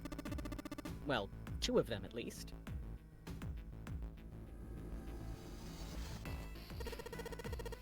You mean the numbered doors? All eyes turned toward the doors with numbers on them. The atmosphere in the room grew tense. Hey, wait a minute. I think I said this earlier, but I don't think we should do that. The dancer moved in front of the doors as if to block them. We'd have to be crazy to open these doors. If we do that, we're doing exactly what Zero wants us to do. Suddenly, everyone began to speak at once. I agree. I don't. That's a terrible idea. We should keep going. We should stay here. We don't have any other way to open any of these doors. We should just wait. Someone's bound to come find us. We don't have time for that. In 8.5 hours, the ship is going to sink. The clamor of voices made it next to impossible to determine who was saying what. Their arguments grew more and more intense until people were shouting and screaming at one another. Junpei had remained silent, but at last he could take no more. Hey! Shut up! They fell silent, and all eyes turned toward Junpei. He felt each stare burning into him, but he refused to flinch. Before we try and decide where we're going to go, there's something else we ought to do. What's that? We need to exchange information. We don't know anything about each other. I want to know who you guys are. Everyone, listen up. Everyone, listen up. Where you came from, why you ended up here, your favorite color, your pronouns. Don't tell me you aren't curious too. This totally isn't an excuse to get Akane's information again. They were silent. One fun fact about you. Some of them. What do you want to be when Your you grow major. up? Your major. Some of them looked the other way or bit their lip or crossed their arms and stared at the ceiling. But one of them spoke up. It was Akane. I agree. I think Jumpy is right. Jumpy? Oh, I'm sorry. I'm talking about him. I just call him Jumpy. His name is Junpei. She pointed towards Junpei. We're childhood friends. We went to the same elementary school. Wait, stop. Don't tell us stuff we didn't ask you about. Zero's probably watching us right now. What are you gonna do if he's listening in? Would that be bad? Hell yeah, it would. We don't know how much that bastard knows about us. Maybe he just picked a bunch of random people to kidnap. If that is the case, then it'd be dangerous for us to let him know too much. If Zero knows who we are, he could go after our families. Maybe he'd tell us he had him to get us. Maybe he'd tell us he'd had him to get us to do stuff, you know? But we still need to know what our names are. It's gonna be hard to talk to each other if we don't have names. Alright, then why don't we have code names? To him, apparently, it seemed like the obvious solution. Code names? Yeah, like Joker or Panther and yeah, we'll each pick something. Like, I'll be 7. 7? Why are you 7? I loved that movie. It seemed a fair question. The mountain stuck out his left arm. That's me, because his bracelet number says 7. Oh, I get it. Yeah, that's a good idea. He smirked. Alright, I'm gonna be Santa. Any of you chumps know Japanese? No? Well, that's kind of weird. Well, why are you playing this game then? Well, san means 3, so I'll be Santa. You know, I said it differently that time. You know, like Santa Claus. Fits, don't you think? Then your bracelet number. Yeah, it's got a 3 on it. Good job, Grandpa. No, not the ads. Oh god, look at his gay little. Oh god. Oh, you know what? I'm just glad they put it over the his sleeve. Right? Could you thing. imagine? That's respectful, frankly. Let him keep his passion. Just like the mountain had done, Silver thrust out his left hand. Sure enough, the face of his bracelet read 3. Very well then. I'll go next, shall I? My bracelet number is 1. Given that, I think Ace seems appropriate. It gets back to the first guy and he's like, no, I feel fucking stupid. I just picked a number. Shit. I'll be Lotus then. As I'm sure you all know, it has 8 petals. Which means, of course, that my bracelet number is 8. I would appreciate it if you would call me Snake. You have a 2? Snake eyes? Yeah! My bracelet number is 2. Since Ace has chosen cards, then I choose dice. Snake eyes, clearly, which is particularly relevant given that I am blind. Blind? Really? He'd kept his eyes closed during their entire ordeal, which had suggested something strange, but to hear it so casually, it was something of a surprise. Everyone seemed a little nervous at the prince's proclamation, but no one seemed to know how to react to it. There was one person, however, who didn't seem to be surprised in the least. The girl with pink hair. I want to be Clover! I can't decide on her voice, apparently. You know, like a 4-leaf clover? Good luck, right? Looking almost bored, she held out her left hand. The face of her bracelet showed the number 4. They'd come around to Junpei. He'd held out his bracelet. Alright, my number's 5, so my codename is gonna be... Why have one? It's not like there's any point to it now. The dancer cut him off in mid-sentence. I mean, we all know your name already. You're Junpei. Oh. They all nodded. Akane stepped forward nervously. Then you should all call me by my name, too.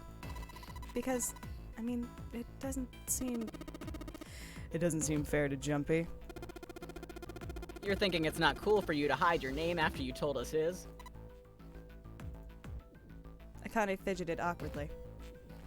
Junpei decided he had to do something. What's your bracelet number? It's 6.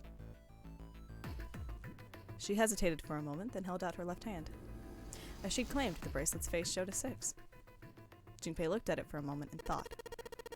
Alright then, why don't we call you June? June? Oh yeah, that's not going to be at all confusing considering we're calling you Junpei. Yeah, you know, 6 months of the year. Haha, 6 months of the year, so you're June. Junpei. Akane kneaded her hands and looked up at Junpei, uncertain. He smiled back at her, reassuringly. Are you good with that? She thought about it for a few more minutes, then seemed to come to a decision and gave Junpei a small nod. Their names decided, Junpei ran over them quickly in his head. 1 was Ace. 2 was Snake. 3 was Santa. 4 was Clover. 5 was Junpei's number. Akane was 6, and Junpei had given her the codename of June. 7 was 7. And 8 was Lotus. That meant that 8 of them, including Junpei, had revealed their bracelet numbers. But there was still one person left.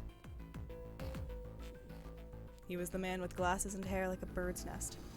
He hadn't said anything since they'd met on the stairs, and he didn't look like the sort of person who was inclined to conversation. His skin was pale, his breathing was heavy, and he looked soaked with nervous sweat. His behavior seemed very suspicious, or perhaps simply emotionally unstable. It was difficult to tell. Whatever the case, it seemed clear that he had only a fingertip's worth of a grip on his sanity. The girl with pink hair, Clover, walked up to him slowly. She put her hands on her hips and eyed him suspiciously. What number are you? He didn't answer. His bloodshot eyes twitched from person to person, and his breath came in hot pants. Hey, I'm talking to you. The man licked his dry lips with a shaking tongue and spoke with a voice like old paper. Isn't it obvious? Thank you! There are 9 people here. And you know who numbers 1 through 8 are. I'm the only one left. So you're 9? Yeah. He extended a trembling arm. The bracelet did indeed say 9. Clover looked at it contemptuously. What's your code name? Code name? What do you want us to call you? We all made up names. You should too. I don't need one. Why not? Because I'm not going to stay here. With you. He took a shuddering breath and exhaled. Clover looked at him with something very like disgust. You've got some sort of plan. I do. I'm gonna kill myself in front of you and change the trajectory of your lives. Yeah? What's that?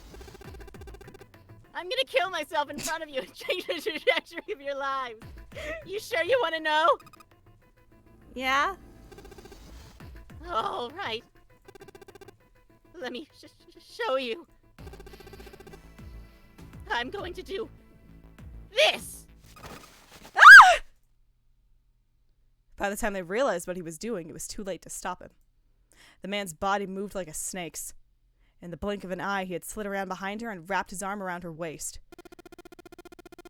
Hey, what the hell do you think you're doing? Silver, Santa, leapt forward toward Clover and the 9th man. He was halfway there when... Stay back! Suddenly the man's hand dove into his pocket.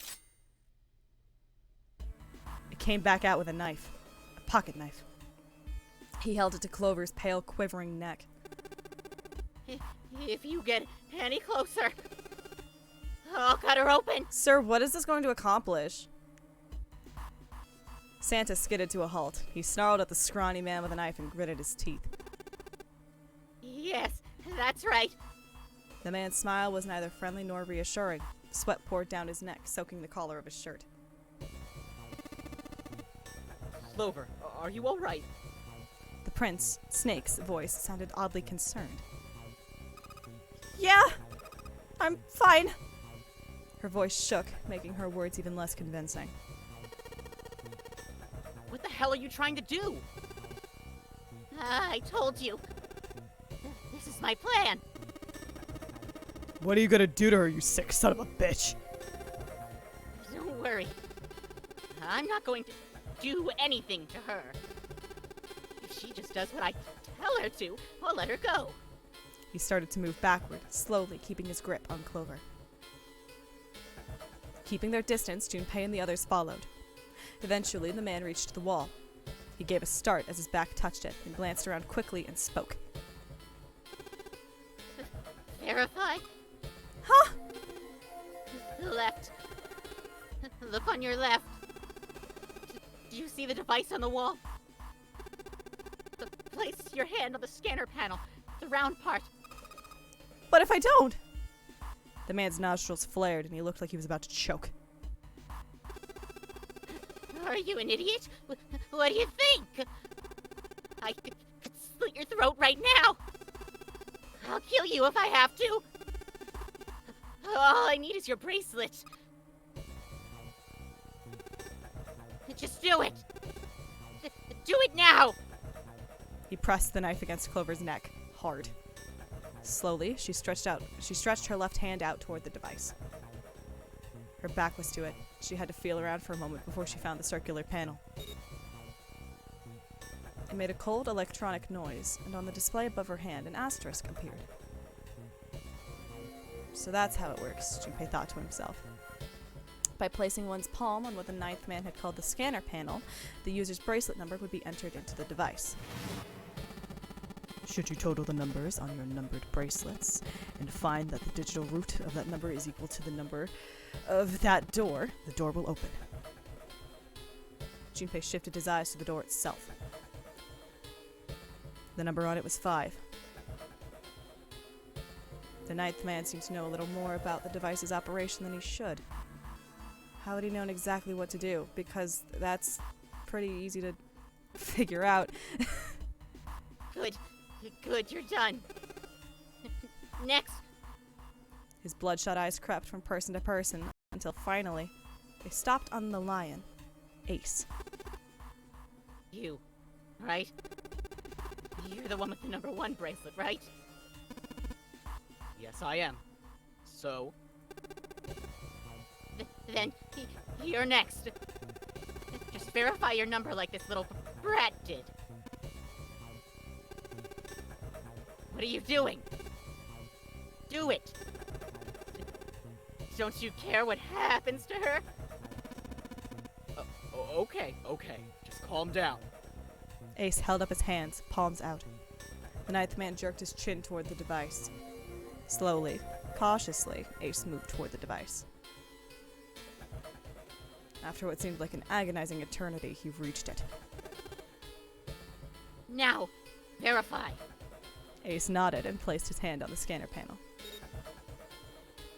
The device beeped again, The device beeped again,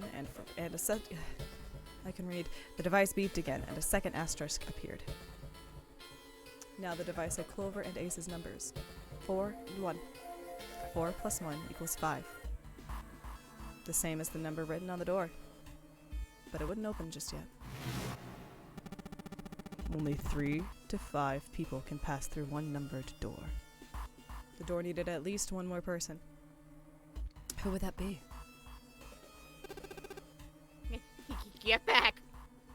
His voice shook, but the knife he held to Clover's throat made his words a command. Ace took 2, then 3 steps back. No. Farther. More than that. Go all the way back. Slowly, Ace did what he was told. The ninth man's lips curled into a cruel, twisted smile. That was when Junpei understood his plan. Clover's 4 and Ace's 1. Added to the ninth man's 9. 4 plus 1 plus 9 equals 14.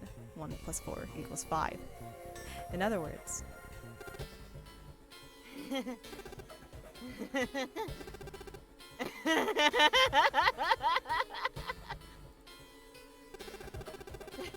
Thank God you were all so cooperative.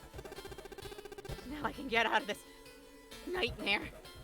He pressed his own hand against the scanner panel. A third asterisk appeared on the screen. He dropped his hand to the lever on the side of the device and pulled.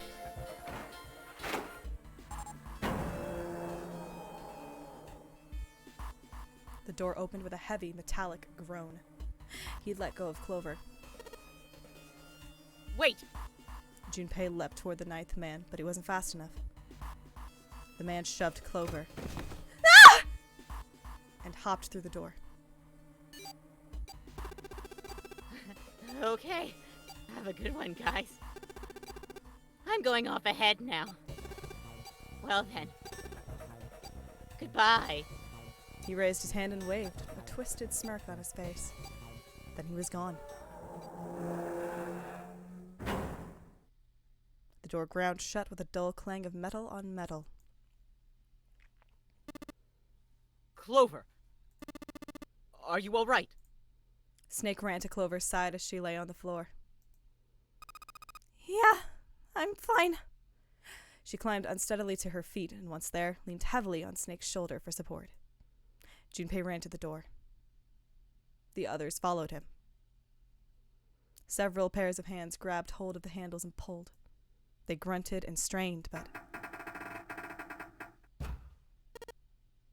Shit! It won't budge! That was when Lotus, the dancer, spoke. Her voice was quiet. Do you hear something? Like, what? Like some sort of beeping. Junpei pressed his ear against the cold metal of the door. The others did the same. You're right. I can hear it too. What is it? And they heard something else. It was the ninth man. Shit! Why isn't it stopping? God damn it! You lied! Lied? This wasn't supposed to happen! This is wrong! This is wrong! His voice shook with fear. Safe on the outside, they stepped back from the door and looked at one another. What is happening in there? Open the door! Please! I'm begging you! Help me! Please get me out of here! Get me out of here! Junpei grabbed hold of the device. So I'd feel like his ass slammed into the device. He slammed his hand on the scanner panel. Nothing happened. Why didn't it register him? He looked at the display where the asterisks had shown up. It said engaged.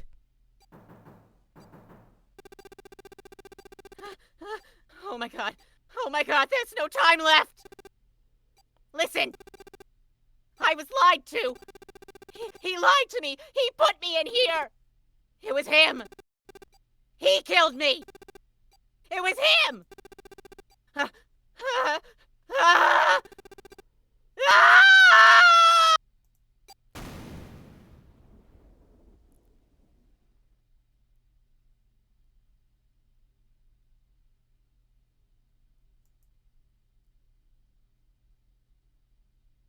The explosion rocked the room. Instinctively, they ducked, then stood up slowly when they realized there was no danger. No one spoke. Silence filled the room.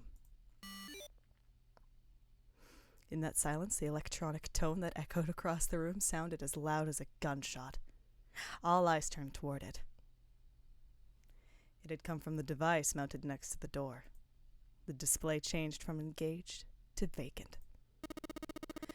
Let's see if we can open it.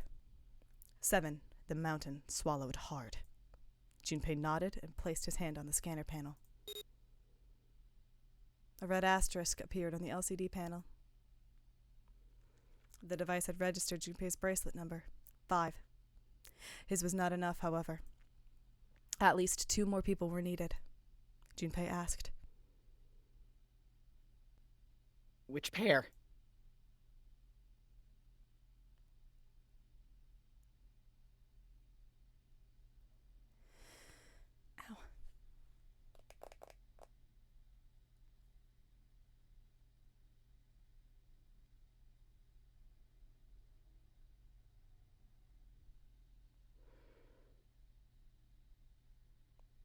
Oh, well, it should work either way.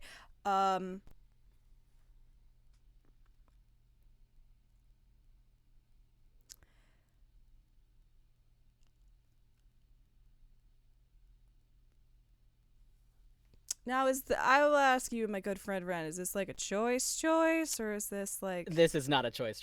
Okay.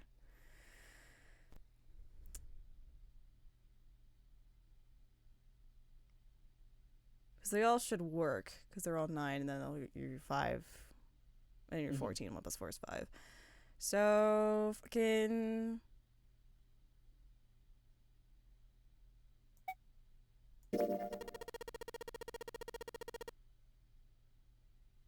Santa and, June, you think you could give me a hand here?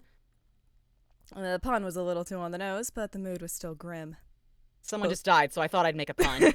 Sorry, that was uncalled for. We're a doorway. Too from a soon.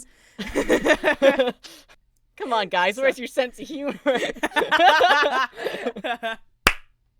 Both Santa and June lifted their left hands silently. We have to be a silly goofy in these dark times. He verified, and she followed suit. 5 plus 3 plus 6 equals 14. 1 plus 4 equals 5. They'd fulfilled the conditions. If they were to pull the lever on the side... Are you guys ready? I'm gonna open it. Junpei grabbed the lever and looked back over his shoulder. They stiffened and nodded. Junpei nodded back and set his mouth in a grim line. Then he slowly lowered the lever.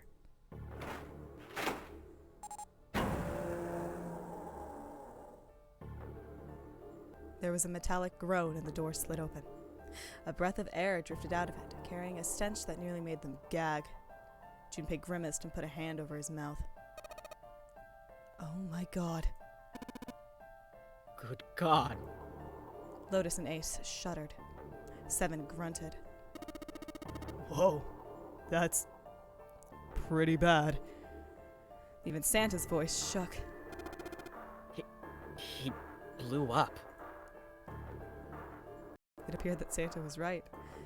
The hallway on the other side of the door was splattered with chunks of torn flesh and dark red blood. Ah! The shriek echoed across the room. It had come from June. Then her strength left her and she dropped. As Junpei turned to catch her, the door groaned shut.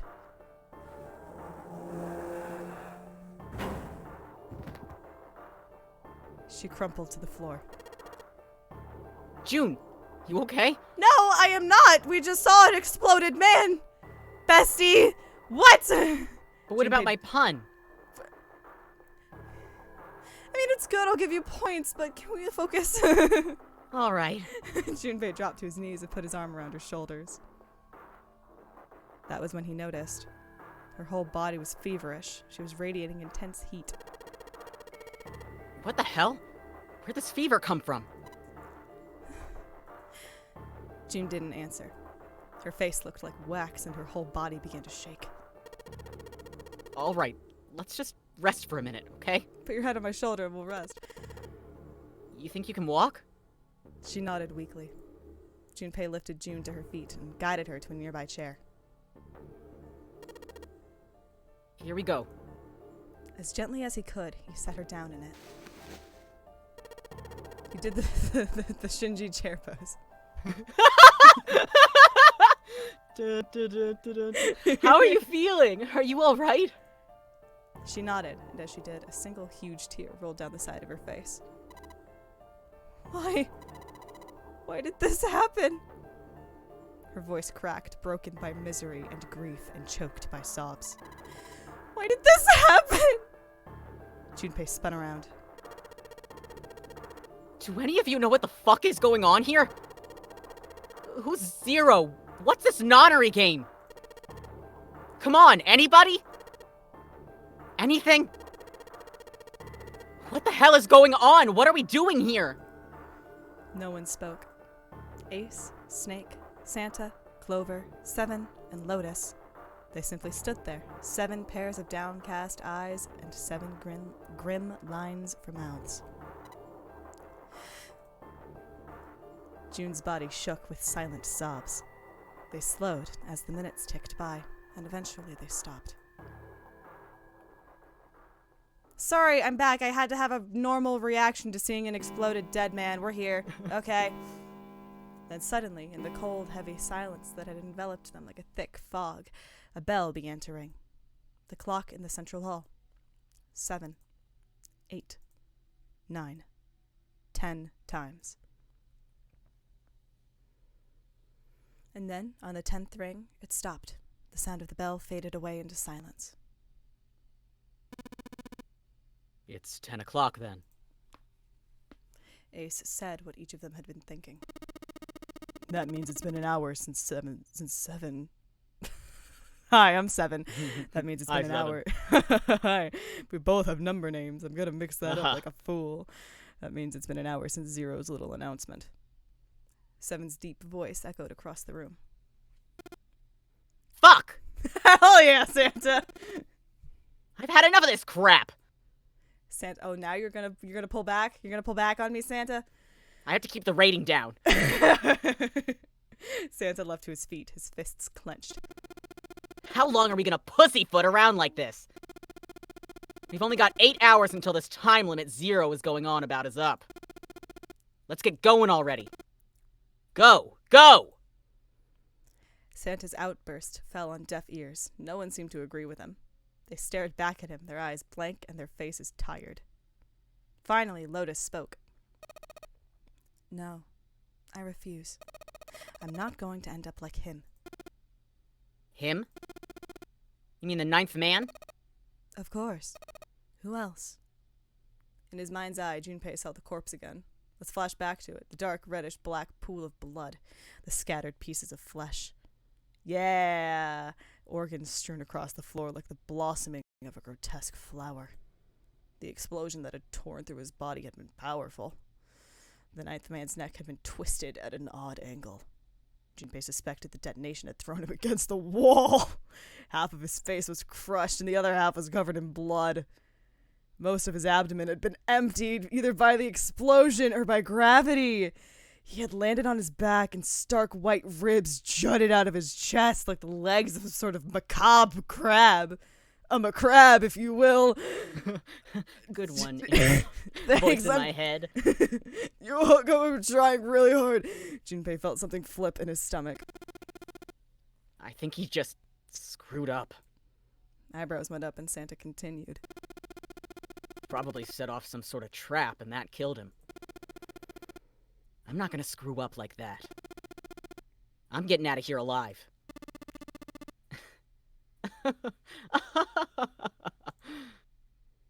Whatever Snake was laughing at, Santa did not find particularly humorous.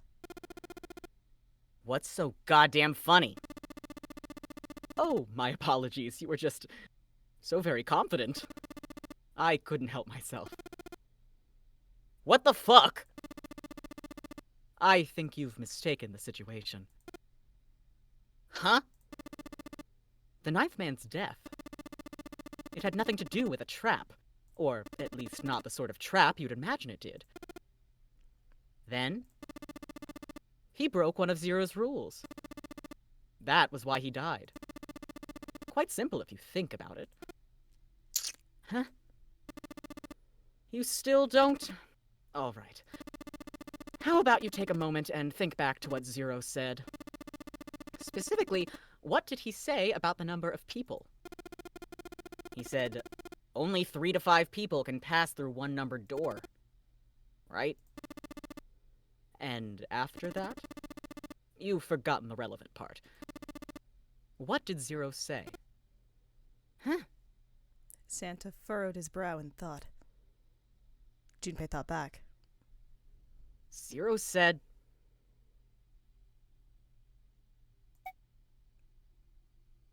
Everyone who verified had to go. All those who enter must leave, and all who enter must contribute. Right? You just said it in such a profoundly complicated way. I think it was something like that. Whatever it was, it means that groups of less than 3 or more than 5 can't go. Through. Sorry. Sorry. I'll get the I had to rhythm think right about- eventually. I had to think about my last word a little. Sorry, Snake. That is correct. A gold star for you, Junpei. Fuck yeah, I got a gold star. Hell yeah. Snake inclined his head toward Junpei. He takes a little sticker sheet out of his I was pocket. literally about to be like, he keeps talking, and Junpei's like, wait. I I was have my promised a sticker. Ooh, can I have the blue smiley face? Of course. It's like one of like the old-fashioned ones you saw in like kindergarten and never saw again. He like sticks it on his bracelet. Wait, no, and then it's like, oh fuck, wait, the number's not gonna register anymore. Damn it! It's a puppy sticker. It's a book, puppy yes. sticker book. Oh, he got the good ones. Oh shit, he splurged. The ninth man, however, broke that rule. He tried to pass through a numbered door by himself. He's not getting a sticker. That was why he was executed. No stickers for him. Then, then Zero's watching us from somewhere. It's the little monkey bitches. Oh yeah. it's Oh the my! monkey Wait, bitches. like the like the sock monkey that had a name. Yes. What the fuck? I always forget I that don't remember monkey's the name. name. Oh my god! No, hold on. Shut the fuck up, Seven. Hold on. Excuse you. I'm sorry. I was like Patrick. Archer, May I I'm gonna take just trust your Archer's hat, got sir? it. Making sure we don't break any rules. Oh, I'm not so sure of that. Why not? Because this execution system is entirely automatic. You didn't notice. There's no need for him to monitor us. What do you mean? Snake looked at Seven with what could only be described as pity and laughed. And sighed. Where did I get laughed from? Whoa. Very well. I see it must be me who tells you. I've waited long enough, I suppose. I had hoped Zero might spare me the trouble, but that seems increasingly unlikely. He couldn't see them, of course, but perhaps Snake sensed the confused eyes upon him. When Ace spoke, he gave words to everyone else's thoughts. Do you know something? Well, I know a great many things, but yes. What is it you know? Here. Snake removed a card from the pocket of his jacket. With a flourish, he presented it to Ace, who took a close look at it and spoke. It's a sacrifice card. Ta-da. Come on now. What's the point of giving me this? Give me that. Santa snatched the card from Ace, but his expression of disgust quickly turned to one of confusion. Huh? The hell is this? Seven tugged it out of Santa's hands. I see. The card went from Seven to Lotus, from Lotus to June, and finally to Junpei. He looked at it and understood. Uno reverse card.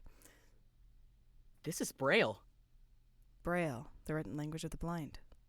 The card was covered with small embossed bumps. Paul Frank. Brawl Frank! Junpei could recognize it, but he certainly couldn't read it. Sorry, guys. I can't read this. Junpei handed the card back to Snake, who nodded at him with a small smirk. Okay, that was fun. What's so important about that card? I found it in my pocket. I can only assume it is a message from Zero. From Zero? A message? What does it say? Suddenly, everyone was crowding around Snake, desperate to hear what the message said. Santa especially looked as if he were about to grab hold of Snake and shake the answers from him. Snake raised his hand. Calm down now. No need to panic. You don't need to force me. I'll read it. Junpei swallowed hard and waited for him to start. He was not the only one. Presently, Snake began to read, his voice calm. His fingers glided over the tiny bumps as he spoke. Bracelet number 2. Since you are not blessed with sight, I shall bless you, and only you, with information. And you are free to lie about what this card says to everybody else. I shall tell you of the function of the red, of the dead, and of the bracelet. The red is the recognition device. It will verify your number.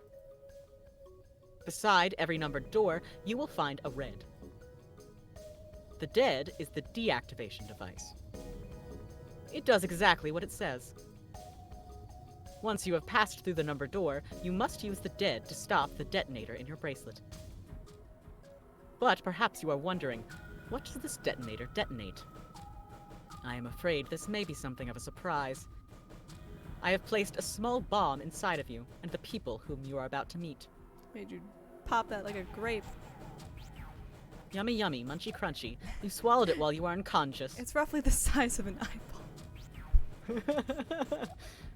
I have no doubt that by the time you read this note, the bomb will have passed your stomach and found its way to your small intestine, like that episode of SpongeBob. In other words, you'll be unable to regurgitate it. No, but and I made the time limit short enough so you can't just wait to shit it out.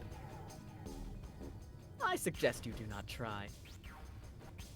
It'll pass through like a kidney stone. It'll suck. As I mentioned before, good one, Junpei. As I mentioned before, the bracelet on your left hand contains a detonator. It'll go right to your thighs and then you'll blow up. Think of it as a remote fuse or timer for the bomb in your body. There's only one condition which will cause it to detonate. That condition is that you enter a numbered door. Once you have done so, the timer will activate, no matter who you may be. You will have 81 seconds. That's so specific. If, after that time, the detonator has not been deactivated, it will send a signal to the bomb in your body, instructing it to explode. I mean, I guess it's like the longest time that you can give with integers from 1 to 9 to deactivated that will still add up to 9, I guess, because you can't do 90 seconds because there's no 0, except from 0, but 0 doesn't count. In order to deactivate the detonator, every person who verified their number at the red must also verify their numbers at the dead. Once all numbers have been verified by the dead, you need only pull the lever at its side, and the countdown will cease. Anyone who does not verify their number at the red will find themselves unable to verify their number at the dead. That is to say, if you should pass through a numbered door without first verifying your number at the red, in 81 seconds you will be dead. You must also keep in mind that the numbered doors will close automatically after 9 seconds have passed. You got a real boner for that number, don't you? So long as the door is open, the dead will not function. You would do well to remember this. Lastly, let us discuss how to remove the bracelets. Cut your arm off. Yeah, there are only 2 ways to do so. 1, you escape from the ship. 2, your heart rate reaches 0. 3, you cut your arm off. In other words, once the bracelet is taken outside the confines of the ship, or detects that its wearer's heartbeat has fallen to 0, it will shut down automatically. There is no other way to remove your bracelet. Cut your arm off. If you attempt to force it off, or disable the detonator, the bomb within you will immediately explode. Yes, even if you try to cut your arm off. But well, hold on. Well, how would you? Well, I guess you wouldn't be receiving the heart rate anymore, and you would know. And then, well, no, because then the bracelet would still come off. If you cut your arm off, it's counted under that one. If you cut your arm off, the heart rate signal won't reach the bracelet anymore. Ergo, it will seemingly detect a 0. Ergo, the bracelet will come off. I mean, you won't have a hand anymore, so it won't really matter. But it'll be the principle of the thing. You'll also be stuck on a ship. You'll also be stuck at. Well, that's not the point. This is all the information that I can impart to you. How you choose to use it is for you to decide. If used wisely, you can eliminate those who might be a danger to you. For a time, you would be able to control your fate. I wish you the best of luck. Snake finished reading and gracefully and carefully. I did that too. You did that as well. It was so suave. It was careful and graceful. Returned the card to his pocket. The message had been lengthy, but its meaning. Oh my god. Its meaning was clear. Only those who verified their numbers at the red could pass through the numbered doors. Teams could not increase or decrease their numbers. The reds, deads, and bracelets enforced the rules. They were judge, jury, and executioner. I'm not Judge Judy Executioner! In defiance of Zero's suggestions, both Santa and Seven put fingers down their throats and began to gag. The rest there's an easier way to get yourself to gag. The rest stiffened. Some touched their stomachs, some simply stared at their bracelets. Junpei gingerly touched his stomach. There was a bomb inside his body. The thought of it made him queasy. His stomach felt oddly hollow and his legs were weak. Why had Zero designed such a ludicrous game? Junpei looked over at the others. All right, I'm gonna ask one more time. Why do they call it oven when you out in the hot? Also, do any of you know anything about Zero? But why is it called Titty Typhoon? They were all silent, each person waiting to hear what the others would say. Finally, Santa spoke. Actually, I saw him. I saw Zero when I got grabbed. I didn't see his face, though. Son of a bitch was wearing some kind of gas mask. What the hell? Come on, guys, give me something. You know, like, surprise or something. Instead, it was Santa who looked surprised. There was a moment of silence, and then everyone spoke at once. Yeah, I saw him too. Me too. He was wearing a gas mask. As stories were sorted out, the truth became clear. All of their stories were the same. They had been abducted at home at midnight. The person claiming to be Zero had worn a mask. There had been white smoke, and then each person had passed out. When they awoke, they had found themselves on D deck in a room with a 3-level bunk bed. Only Seven's story seemed to lack the detail of the others. Oh, me? Yeah, well, mine's just like the rest of yours. That was all he had said. It had occurred to Junpei at the time that it sounded somewhat strange, but he didn't press the issue. He hadn't done so because there was something that struck him as even stranger. That was the mystery of the relationship between Snake and Clover. For some reason, they had been abducted from the same room and woken up in the same room. Junpei looked at them thoughtfully. So, what's the deal with the two of you anyway? It was Clover that answered. Clearly, she felt she had nothing to hide. We're siblings. Siblings? Yes? Snake is my older brother, obviously. That means I'm his little sister. That really so hard to understand? Junpei was taken aback. The others seemed just as surprised. She is correct, of course. He laid his hand on Clover's shoulder. Are you surprised? Well, yeah, but... Why? There are other people here with connections to one another. Those two, for instance. Shit! Shit! Snake pointed at Junpei and June. Oh, you mean between Jumpy and me? Ah, yes. You did say you were childhood friends, didn't you? You went to school together? Yeah. June glanced at Junpei, uncomfortable with the sudden attention. Junpei felt somewhat nervous as well and tried to scratch his head as casually as possible. Hey, you think maybe we could figure out who Zero is this way? Yeah, you're right. You connect the dots between the victims, and that leads you to the perp. Textbook stuff. Junpei, June, does any of this ring a bell? Ring a bell. Ring a bell? Ring a bell. Ring a bell! Ring a bell. Ring a fucking bell. They looked at one another. And like it was staged, they both tilted their neck at the same time. Well, perhaps you went to school with the son of a multi-millionaire. A millionaire? Son? Well, someone bought this boat and set up all of this. Whoever Zero is, they must be incredibly rich. Well, we can't be sure of that. To me, this seems as though it's the work of an organization, not an individual. Zero is most likely simply the representative of a larger group. What sort of organization? It could be a number of things. An army, perhaps, or a research group. Perhaps this is all some sort of psychological experiment.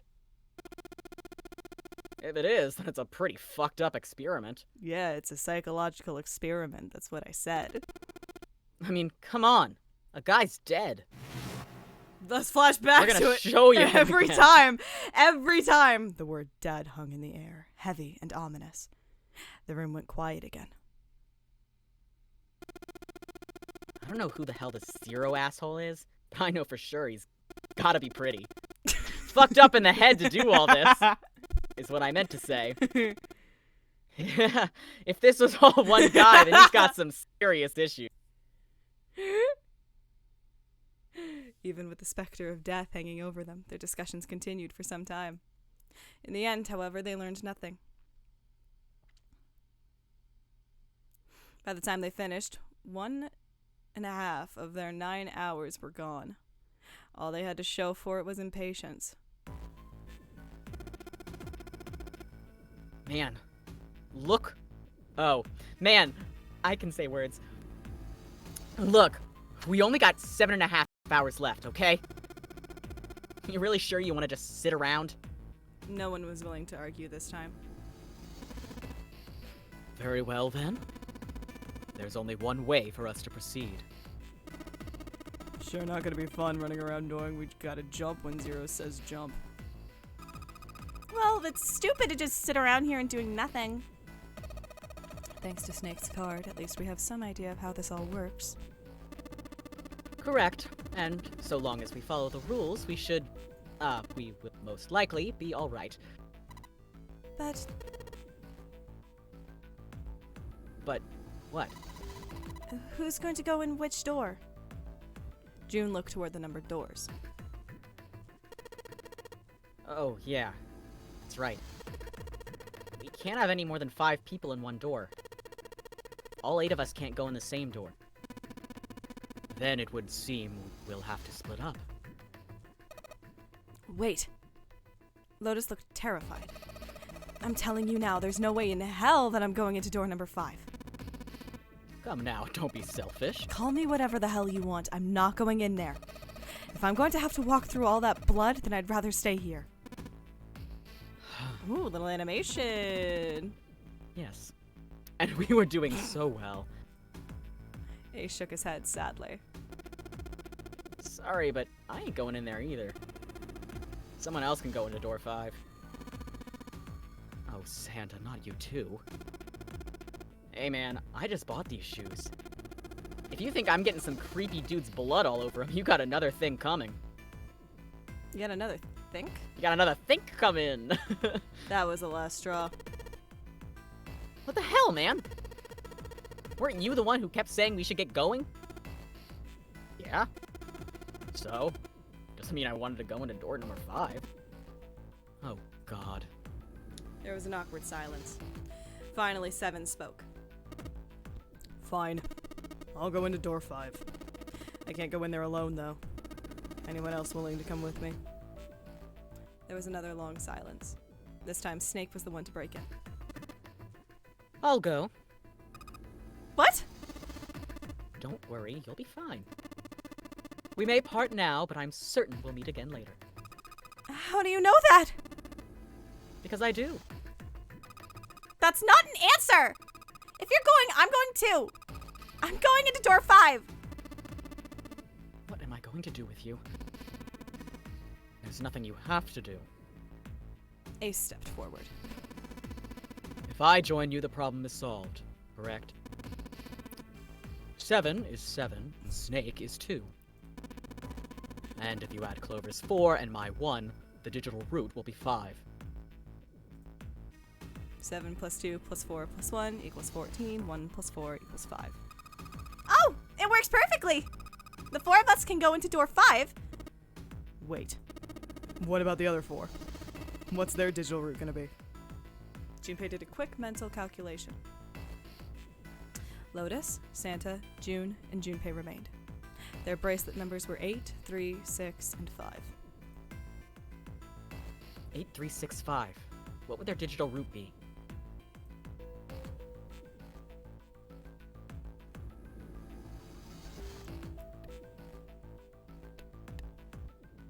No, before. You guys are fine.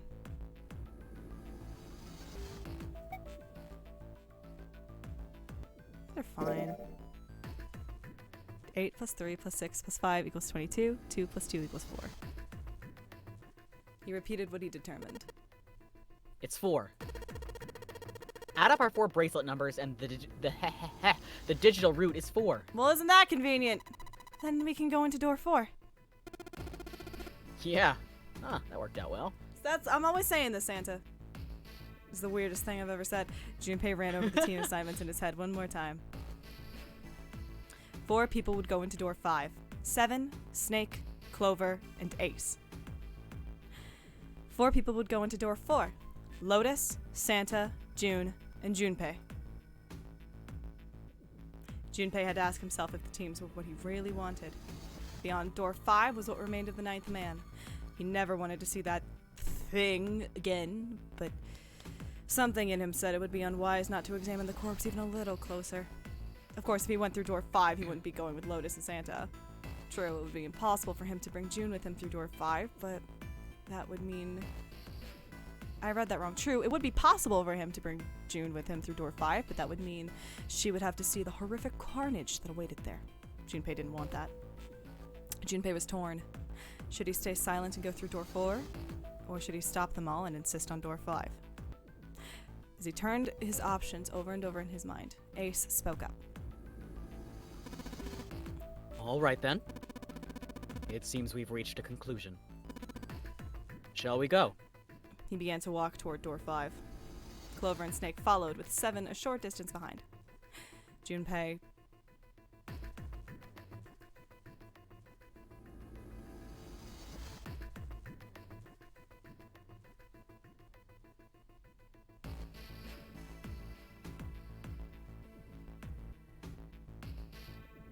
Hang on.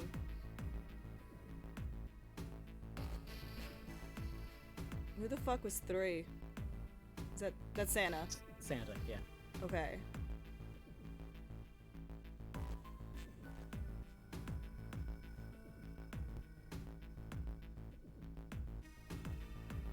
I mean, I feel like I'm all for investigating everything all the time. But like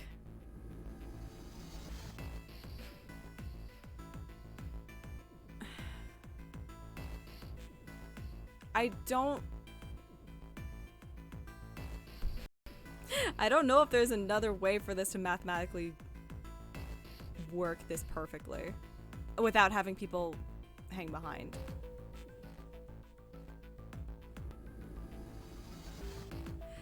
I will say, if I choose one, will I have the opportunity to go through the other? Yes. Okay, well then fuck this. Math. Math was nice. Decided that door 4 would be fine. He would go through door 4 with Lotus, Santa, and June. Why had Junpei even considered doing otherwise? He would be there for June. For Akane Kurashiki. That seemed good. He felt it was the right choice to make.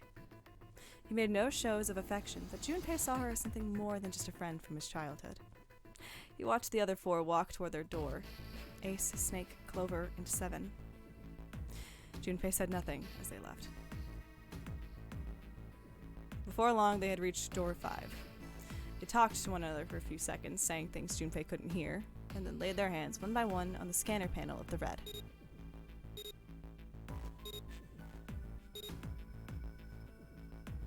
Oh, I probably could have replaced Ace and Clover and it still would have worked. Oh well. Ace grabbed the lever. His face tight with determination, he turned over his shoulder to look at Junpei and his companions. Goodbye. Be careful.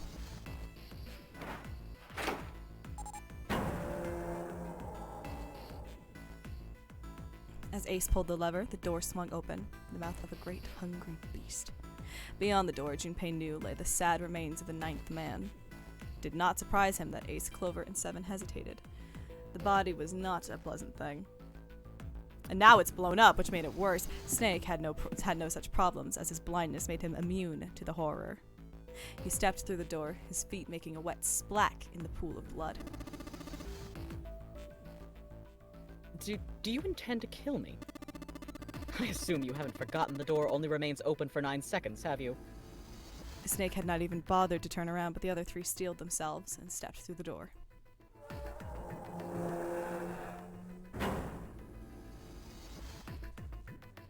Door 5 swung shut, closing with the heavy finality of metal upon metal. Junpei and his companions scrambled to the door. They pressed their ears to it in an attempt to hear what might be taking place on the other side. It's beeping. It's just like before. Probably the sound of the detonator on the bracelet. Do you think they're okay? June's face showed her concern more plainly than her words ever could. Almost as though in response to her question, a voice rang out from the other side of the door. It was Seven. Hey, there it is. That's gotta be that dead thing. It's called a corpse, Seven. Come on, get over here. We gotta authenticate.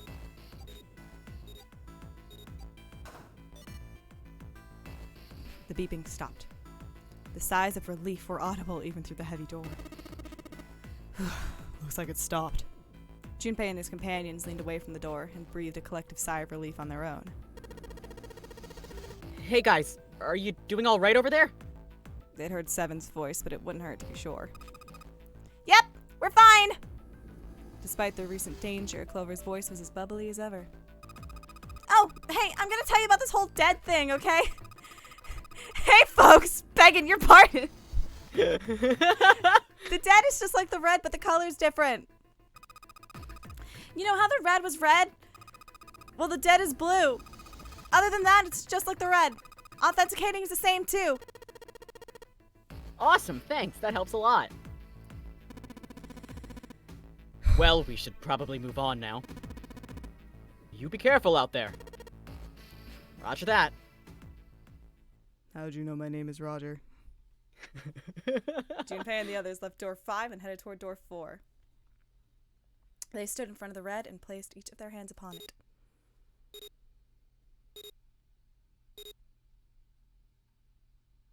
Four asterisks appeared on the screen.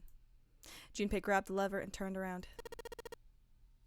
You guys ready? No. Yeah. Sure. Let's go. None of them looked particularly optimistic, but their faces were set. Junpei nodded to them and turned back toward the red. All right. Let's go. With strength and determination, he pulled the lever.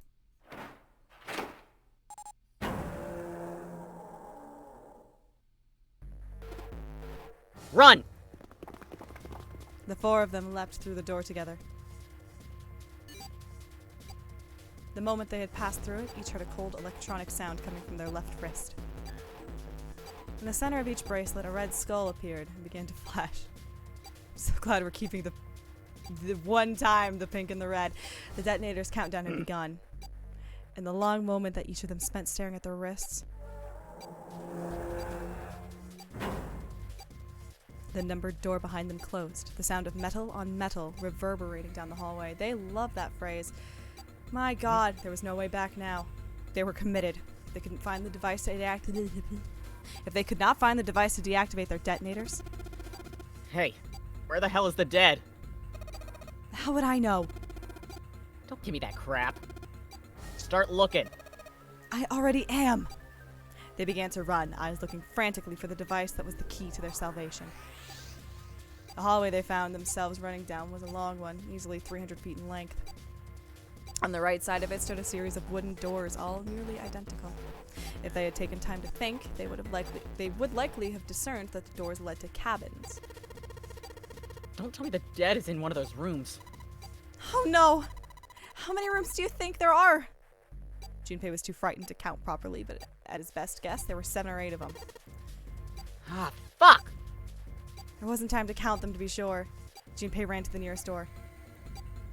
He grabbed the knob and shook it hard. It wouldn't open. It didn't feel locked, more like someone had hammered an iron plate over the other side of the door.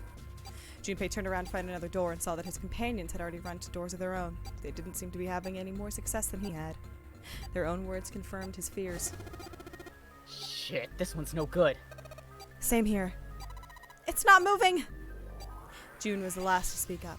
As Junpei looked in her direction, his eye caught something he hadn't noticed before. A small red light. It flashed at him dimly from the end of the hallway. That's it. Over there. Even as he yelled, he ran. He grabbed Santa, Lotus, and June and pulled them toward the light. Santa called out to them as he ran. Hey, how many more seconds do we have? How would I know? Our time limit is 81 seconds. I know that, goddammit. I'm asking you how many seconds we have left. In all likelihood, Junpei figured nearly a minute had already passed since the door had closed behind them. If that was true, urgency foremost in all their minds, they arrived at the end of the hallway. The dead sat on the left wall, blinking almost tauntingly at them. Hurry! Junpei grabbed hold of the machine, his hands slick with sweat and shaking. He slammed his hand against the scanner panel. The other three quickly followed suit. With a grunt, Santa yanked the lever downward.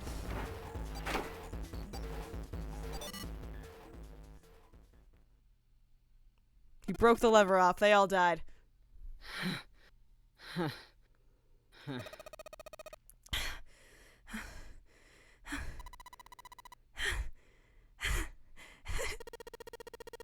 Phew. Looks like it stopped. His hands beginning to steady, Junpei wiped away some of the sweat that had beaded on his forehead. As they caught their breath, the four companions began to look around, tense. At the end of the hallway lay a heavy-looking set of double doors. Set into the walls of the hallway on either side of the larger door were two smaller ones. They all needed inspecting, but Junpei began with the largest of the three, the double doors. How many times had he come across similar doors with similar results, he wondered. Or perhaps, he corrected himself, more a lack of results. Whatever the reason, the door remained firm and unyielding and refused to allow Junpei or anyone else passage.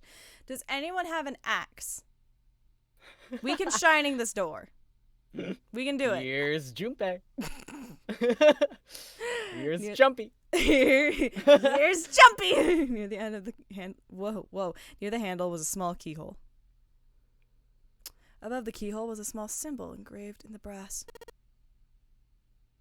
Mail? He wasn't quite sure what to make of it, and stared at it for a moment in confusion. It was June that corrected him. No, that's not the symbol for mail. That's probably the symbol of Mars. Well, technically they are the same symbol, but I saw a number of similar symbols near the main hallway. The symbols of the solar system. The sun, Saturn, the Earth. At least, that's what I'm assuming. So this isn't the man symbol, it's a symbol for Mars? I think so, yes. While Junpei and June talked, Santa had disappeared. Back to the North Pole. Fuck. They turned to find him some distance down the hallway. He had gone to check the other doors. Eventually, he reached the last of them and jogged back. It took him only a moment to catch his breath again. Here's the deal. None of the other doors open. Then that must mean we only have two more doors. Lotus examined the doors on either side of the larger double door. Each one had a metal plate attached to it. Junpei figured they were probably room numbers.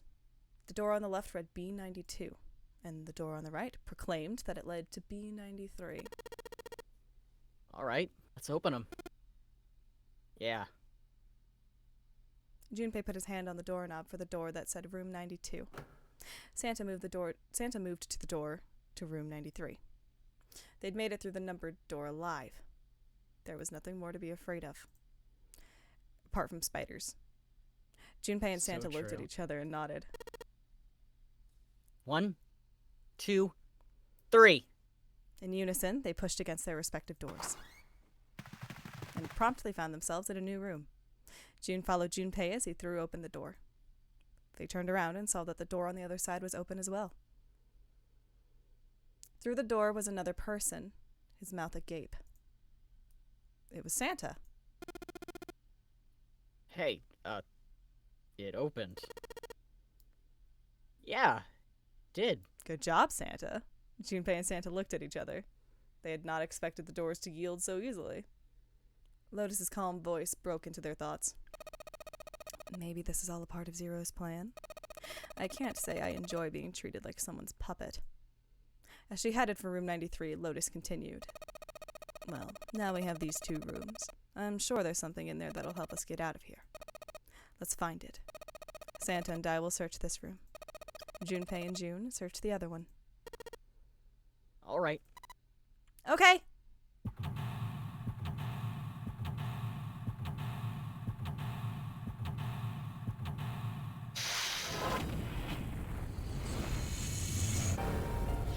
Think a way out. Think a way out. Okay. Second time. It's Seekin time. Okay. This is kind of a weird looking picture. Do you think it's an abstract painting or something? It looks kind of like a demon with an elephant-like nose. Sucking on a human being's brain. Where the hell did that come from? What's her brain made of? Can't say I'd mind finding out a little more about what goes on in there. We get it. You're a simp. It's fine. That vase looks expensive. I wonder how much we could get for it. Are you gonna steal it?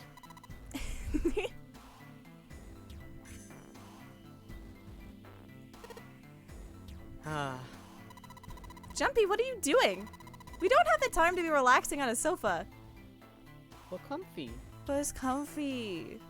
My little feeties hurt. It's a display case. My dogs are woofing. But there's nothing being displayed. How sad. Looks like the drawers are empty too. There we go. Oh, Burn, man, we can baby, burn. Burn, baby, burn. It's a box of matches. There are matches inside, obviously.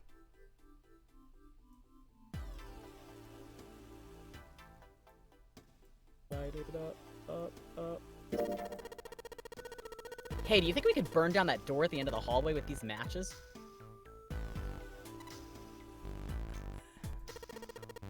Not gonna work, huh? Yeah.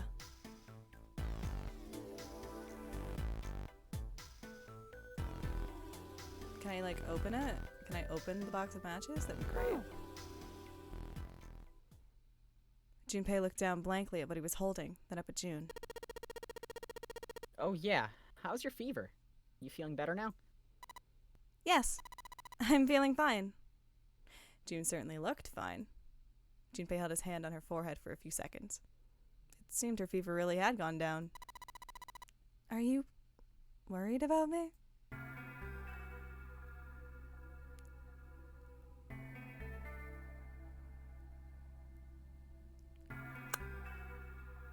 You know what? I'll play your game, June. I'll play your fucking game.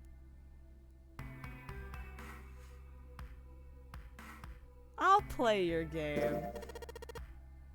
Yeah, I guess I am. June blushed and giggled. By the way, Jumpy? Hmm? How did you end up here? What do you mean? I told you earlier, didn't I? There was a man with a gas mask when you got home at night. You inhaled some white smoke and passed out. When you woke up, you were on D deck. Yeah, that's it. But is that really the truth? What? Jumpy, are you hiding something from me? No. Why would I? Well, if you think about it, this is awfully suspicious. I mean, why would 2 childhood friends bump into each other in a place like this? Hey, I could ask you the same thing. Are you hiding something? What would I hide? Well, I don't know. Anything. I mean, you're hiding it. How would I know? You mean, like, the number of men I've dated? Junpei's heart stumbled over itself. Do you want to know? He had to admit he was a little curious. Don't worry. She smiled at him. Only 18. Ugh. Time 0. Yeah, I guess I just haven't met Mr. Right yet. June looked a little embarrassed and scratched the back of her head in a desperate attempt to seem nonchalant. Junpei coughed quietly in much the same way. Anyway, I'm not hiding anything. Just like you, Junpei. Oh, I can't wait for you to betray us later, June. When I woke up, I was on D deck. Well, you do have a point. I mean, why did Zero pick us? We haven't seen each other since elementary school. June nodded, and for a few moments she had the faraway look of someone in deep thought. Look for what connects the victims. That will lead you to the culprit. Do you remember Seven saying something like that? Yeah, I do. So? Well, that's what I'm saying. I think this must all have something to do with a classmate of ours. Got any ideas who it might be? No, nothing. Oh. Well, if it had something to do with school, then it could be one of our teachers, or maybe the principal. Or the janitor, or the lunch lady? No, I can barely remember any of them. Yeah.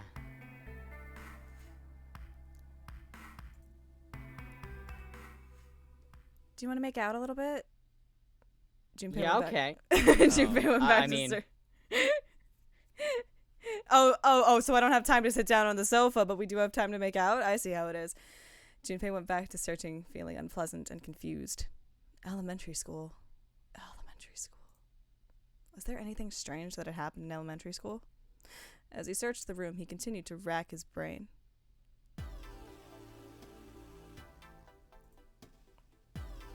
It's a round wooden table. Good job. I'm good at identifying objects. You are. It's really hot. Thanks, brain. This isn't a painting. Is it a map? It looks like a map of the ship's interior. Oh, this is a great find.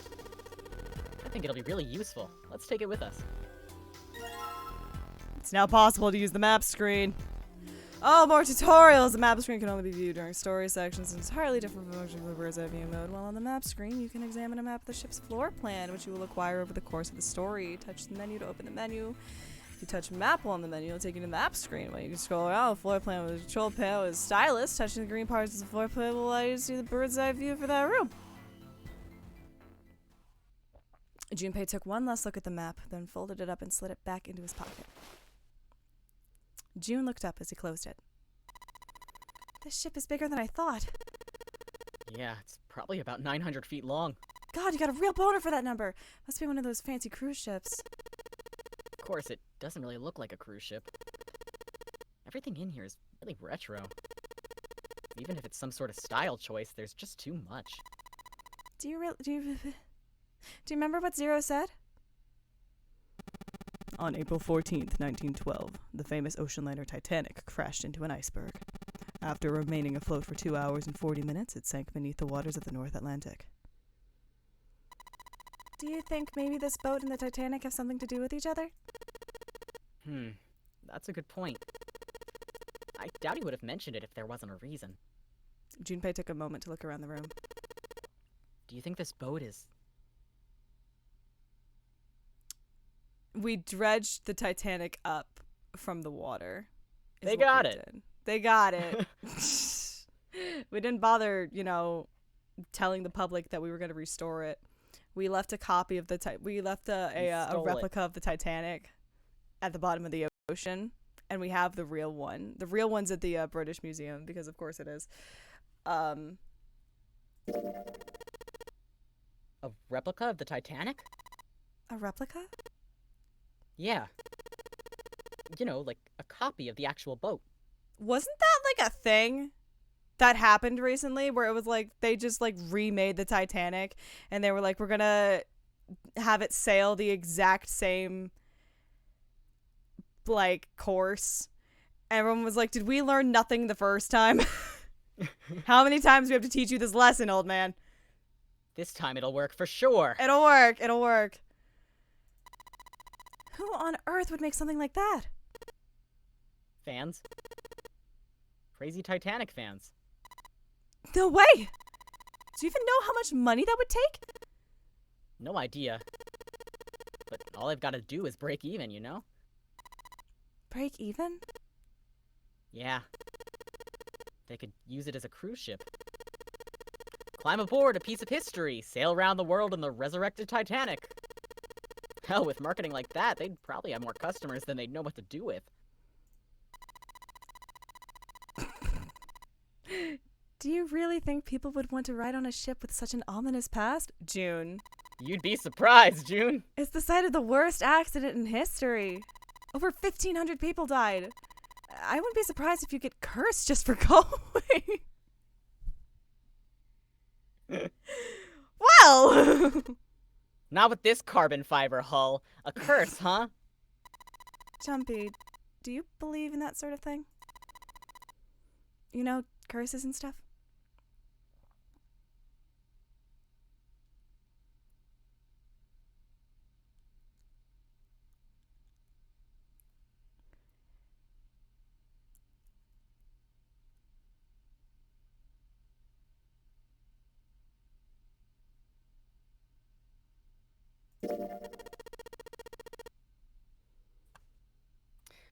Yeah, well, I guess so. To a certain extent. Junpei scratched his temple. What about you? Nah, I guess that's kind of a dumb question. Yes, I do believe in curses. In fact, I think it was a curse that sunk the Titanic. What? Curse of capitalism. A curse sank the Titanic. The curse of the Egyptian mummy. Junpei couldn't understand how June had maintained a straight face to say that. Supposedly, the Titanic carried the mummy of the priestess Amun-Ra, which was stolen from a pyramid. And they say that the mummy had a history. Everyone involved with it died mysterious deaths. Come on, I'm sure you've heard of it before. Those who open the coffin will be forever cursed. Haven't you ever heard that before? So you're saying the Titanic sunk because of that curse? That's right. June's eyes had lit up with excitement, like a child with a new toy. That mummy, the priestess, supposedly she was special. You know, it just occurred to me, this is the second game in a row in which Egyptian mythology has played at least a minor role. My guy likes... likes... Man. Was this also Uchikoshi? Yeah. Uchikoshi was like, I had a special interest as a child. We got the big golden book of Egyptian mythology, and my god, I'm gonna use that knowledge. Supposedly she was special. What do you mean? Well, supposedly she was really pretty. Pretty? Yes, But she was a mummy. that's right.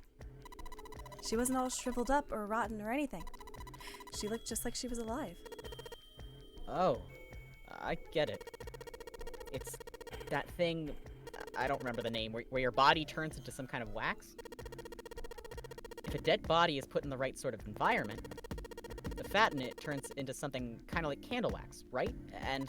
Yes, saponification. But that's not what it was. Huh? That's not it. She wasn't wax.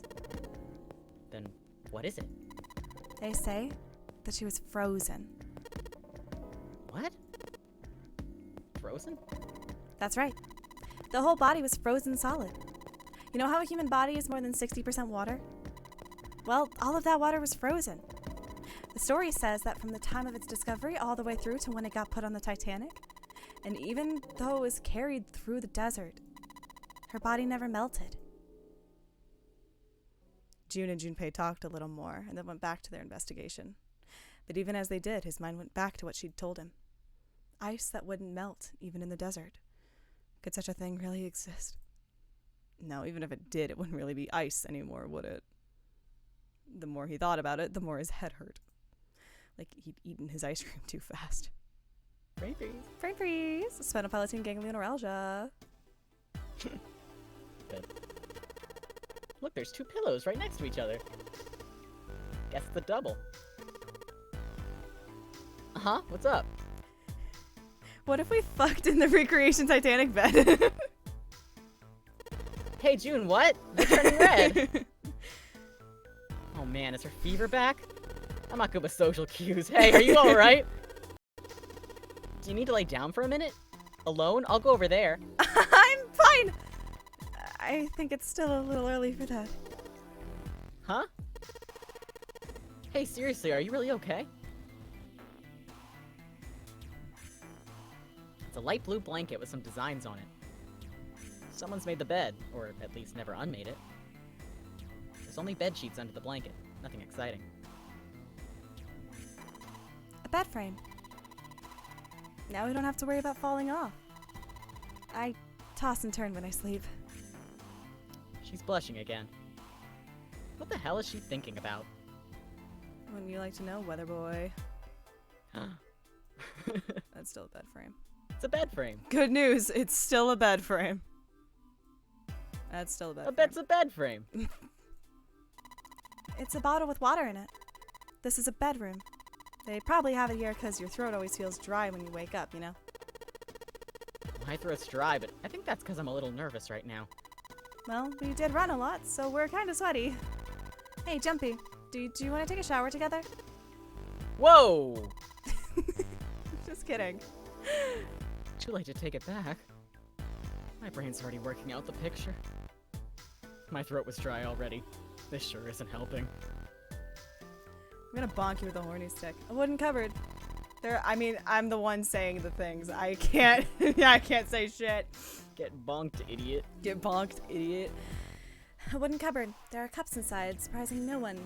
I was surprised. You're lucky you're pretty. It's light. Even if it's heavy? That's light.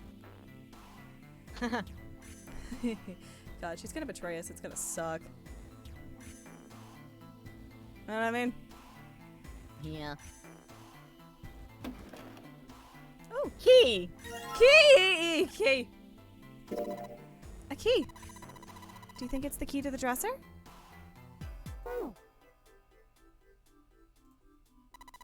This is the mirror for the dresser. And now she's playing with her hair. Does she even realize she's doing that? Hey. We don't have time for that. Come on, it's not like there's anyone here you need to impress. Yes, there is. Who? What? Why are you so quiet all of a sudden? Forget it, Jumpy. I know. Nothing Can you inside. close it? That'd be nice. No, I'm gonna leave it open. Motherfucker. It's a dresser. There's nothing on top. You know who could be? The chair that goes with the dresser.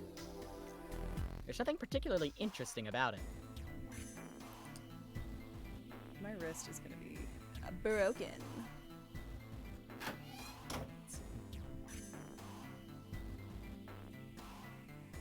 There's nothing in the display case. The drawers are still empty. Great. Why do I have this fucking key? I want to burn this like real bad. I don't know why. It's a kind of weird looking picture. It's some sort of weird black and white design. Looks like there's a room on the right side of this picture. What? What? No, an odd looking picture with black and white patterns.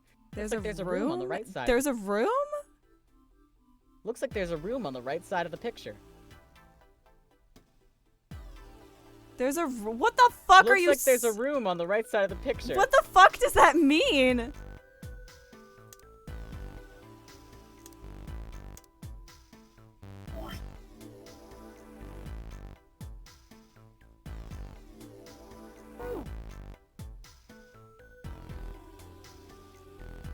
Looks like. What do you mean? There's a room! Oh, there's a room like a door. Okay, why'd you fucking say it like that? Why'd you I could fucking not have phrased that worse. Why did you fucking say it like that? Oh Hey. god, too many patterns. That's the bathroom wall. There are square tiles all over it. Thanks. Square hole. There's a little blue platform protruding from the shower wall next to the knobs.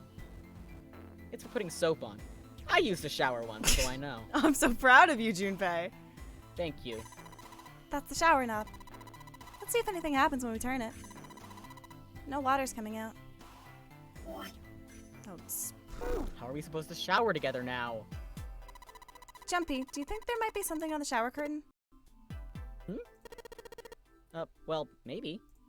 You want to try closing it?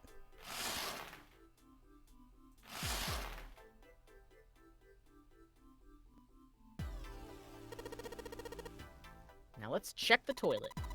There's nothing there. The tank's empty too. There isn't even any water in it. A collection of full and partially depleted rolls of toilet paper. Someone was well prepared. There's nothing too suspicious about it. It's a shower head. Feels dry too. That probably means no one's used it in a long time. Shower curtains, huh? Let's try closing it. Well, we're in here in the shower together now. How we doing? It sure is fun. Now I can see the full expanse of the shower curtain in all its waterproof glory. There's nothing. Suspicious. It's just a normal old shower curtain. Narrow shower. I'm standing in it with June. This is awkward. Time to open the curtain. Okay, and alright. The wall's covered with square tiles. They've all got geometric shapes on them. Mm-hmm.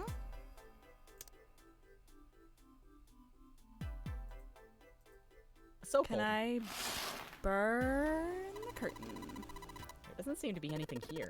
Yeah, you're right. Let's put it back. Oh, we swapped. Oh, whoops. That was funny. It was perfect. That's a big ass shower. What do you mean? That's a big ass shower. That is a big ass shower. God What do you damn. mean a narrow shower?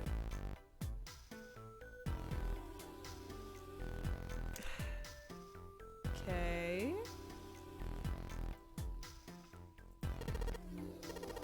Yeah. Why don't we go back to the living room?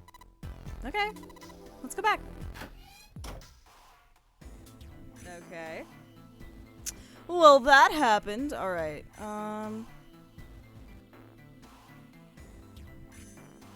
I don't want to go over there. I want to there's a fucking bottle there. I want to click the bottle. Looks like a valuable vase. Empty though. Looks like there's a room to the right of the vase. Stop saying it like that. It does not make any more sense. Okay. Herm.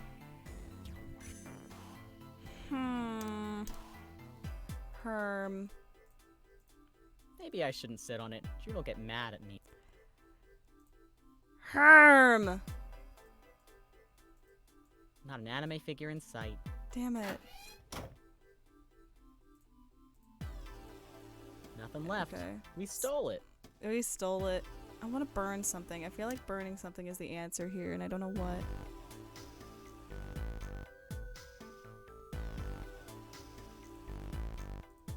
It's a bottle with some water in it.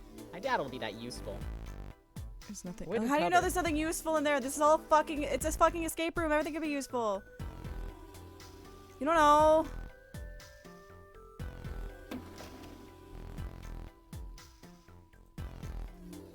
Well-polished mirror. There's nothing in there. There's nothing on it. Okay.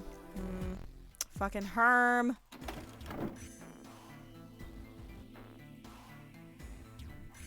Nothing interesting. Motherfucker. It's a light. Thanks to it, we can see. Great. That's how light works. That is how light works. Oh god.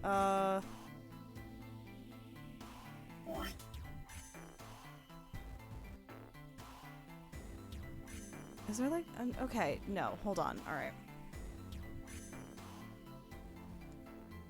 Why have you given me a key inside the thing that it should go to? Why aren't you letting me burn anything? Am I being a silly goose? There is something on this screen you have not clicked yet. It's not the bottle. Motherfucker.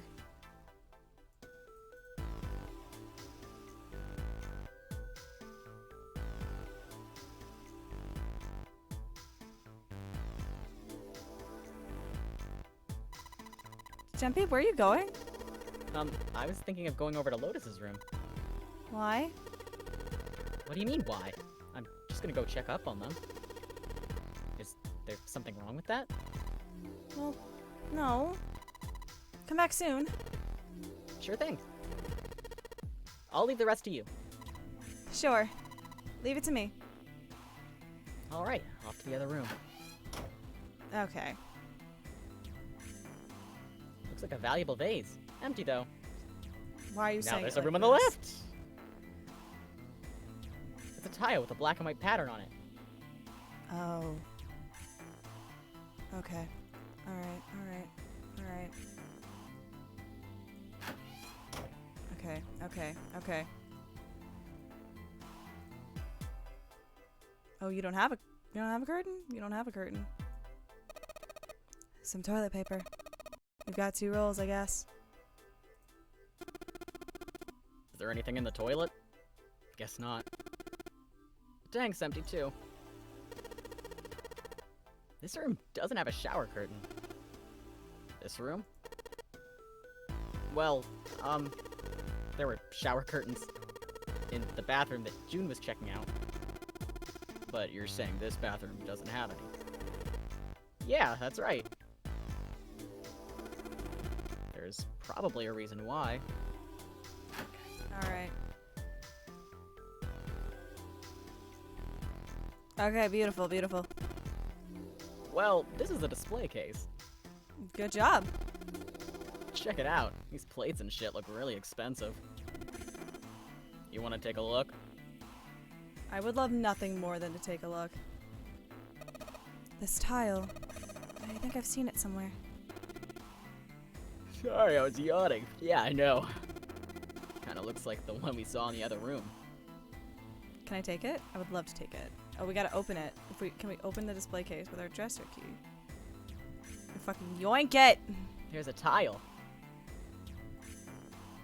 There are a number of expensive looking plates in here. Oh, these are all. There are a number of I get it. expensive looking plates in here. Damn, guess this is the wrong key. Well, that means there's gotta be another one somewhere around here. Otherwise, we aren't gonna be able to. I couldn't read and then I faded into nothingness. This room in the back is dark. Aren't there any lights? Huh? This is a light switch, right? Sweet, I could use some light. Shoot, no dice. This man and his dice. Hey, shut the fuck up about dice, Junpei. You think the bulbs are burned out? Either that or the electricity to this room was deliberately shut off. I don't really give a crap why it doesn't work. It doesn't work and we can't do shit. About it, even. It's way too dark in here to see anything. We're going to need some light. Well, lucky for us! Give me a thingy to burn! I'll burn it! It's too dark. I know! You have a fire in your pocket.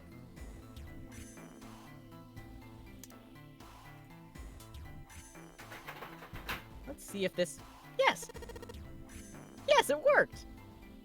I thought that was like a gun for a second, deadass. Fuck yeah, gun! For his special move, Junpei acquires a Glock. Santa and Lotus come in. Can I see that? Can I try that? Yeah, sure, just be careful. Oh, fuck! Did you just... What the fuck, Vash? Oh, shit. Oh. My leg is so much pain. My leg. Oh, you can never be too careful with these things. Have you seen that? Have you seen, like, if Vash was just a little bit more silly? I fucking love that video. A dresser. There's nothing on top of it. This is the mirror for the dresser. Damn straight. Not gonna make a comment about nothing weird about it though. You're a brave boy. Oh, a chair for the dresser. I'm feeling a little tired. I think I'll just sit down here for a minute.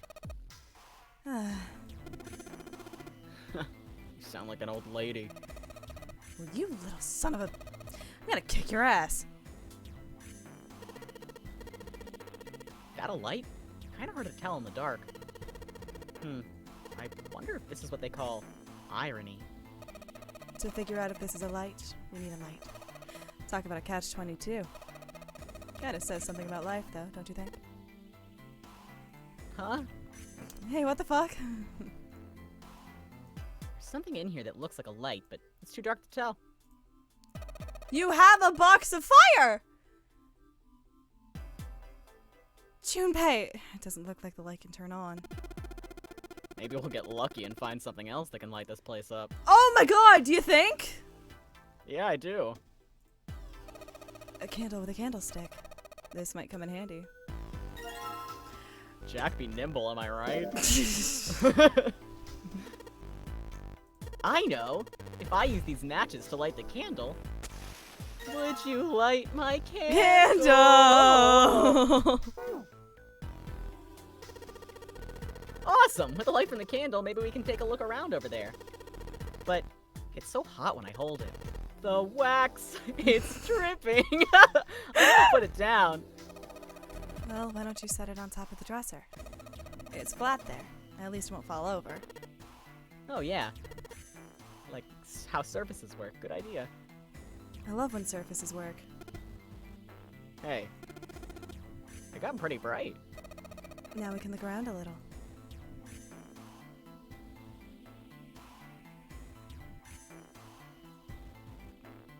There's a picture of an old cruise ship. Is it the Titanic? No. Probably unrelated. A bottle full of water. I don't think we're gonna need this for anything. Hey, Junpei. I'm gonna lower my voice a little because we sound too similar. It's a cupboard. I hit puberty. The tea kicked in. I'm sorry, I have to go into vocal fry, so we're different. There's a freaking cupboard in here. Are you alright? Your voice sounds different. Oh, the tea kicked in. The tea kicked in. Oh, don't give me that. Come on. A cupboard in a bedroom can only mean there's a safe in here. Really? Damn. There's nothing in here. Got me all worked up for nothing.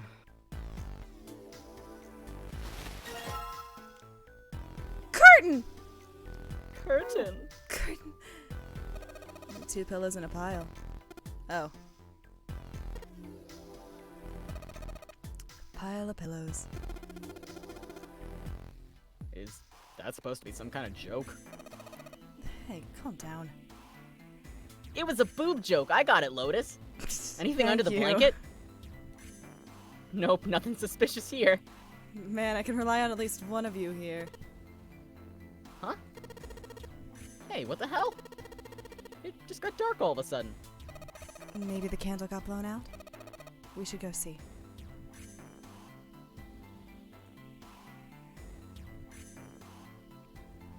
There's a candlestick covered in melted wax on top of the dresser. Hey! What's this? The top of the candlestick looks kind of weird.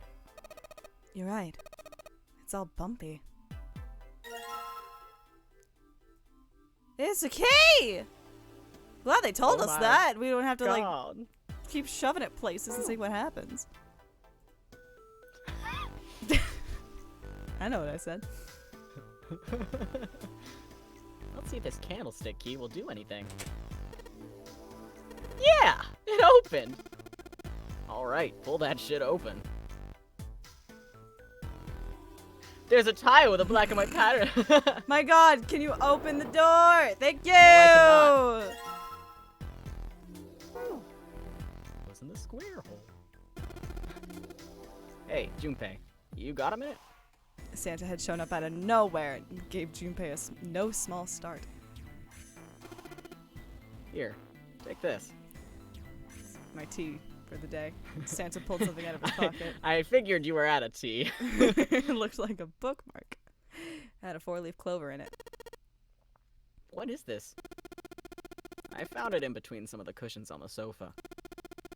Pretty sure it ain't gonna be any help to us, but I figured we might as well hang on to it anyway. Then why don't you hold on to it?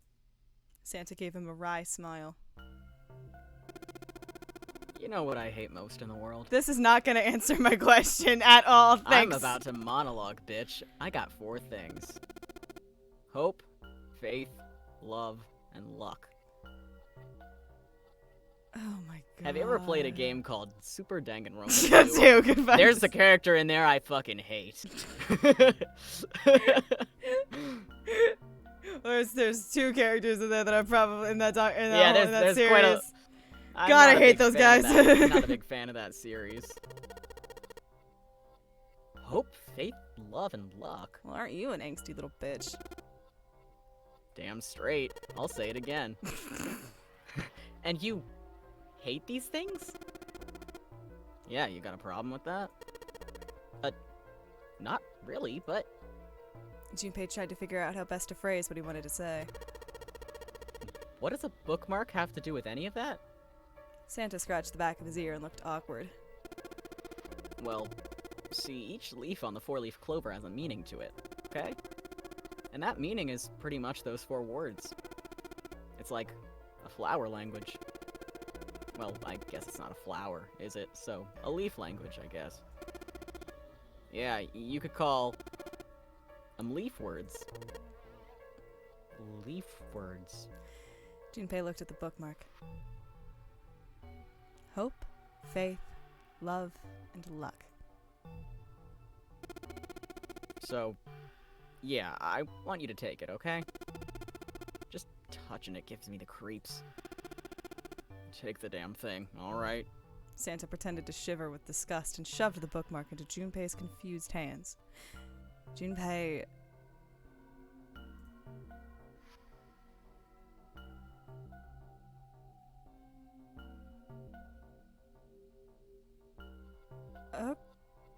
Okay. Sure. Decided to take it. After all, why shouldn't he? Alright, sure, I'll take it. You just locked yourself into the bad ending. He shoved the thing into his pocket and gave Santa a last confused look. Phew. Man, I feel a lot better now. Isn't that a thing? Wait, doesn't this game have multiple endings? Yeah, Interesting. that thing was a real pain, you know? Do you really hate those 4 words that much? Yeah, well, they can all betray you, you know? Hope, faith, love, even your destiny. What had happened to Santa? Junpei wondered. How had he become such a bitter person? Has he been through a lot of trauma or something? He looked through a lot of trauma. For a moment, they looked at each other. Well, that's not my only reason. What? That's not the only reason I hate the 4-leaf clover. I just can't bring myself to like the number 4. Do you know Japanese?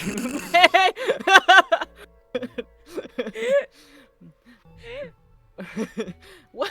What? Worried about the 4 horsemen? Nah.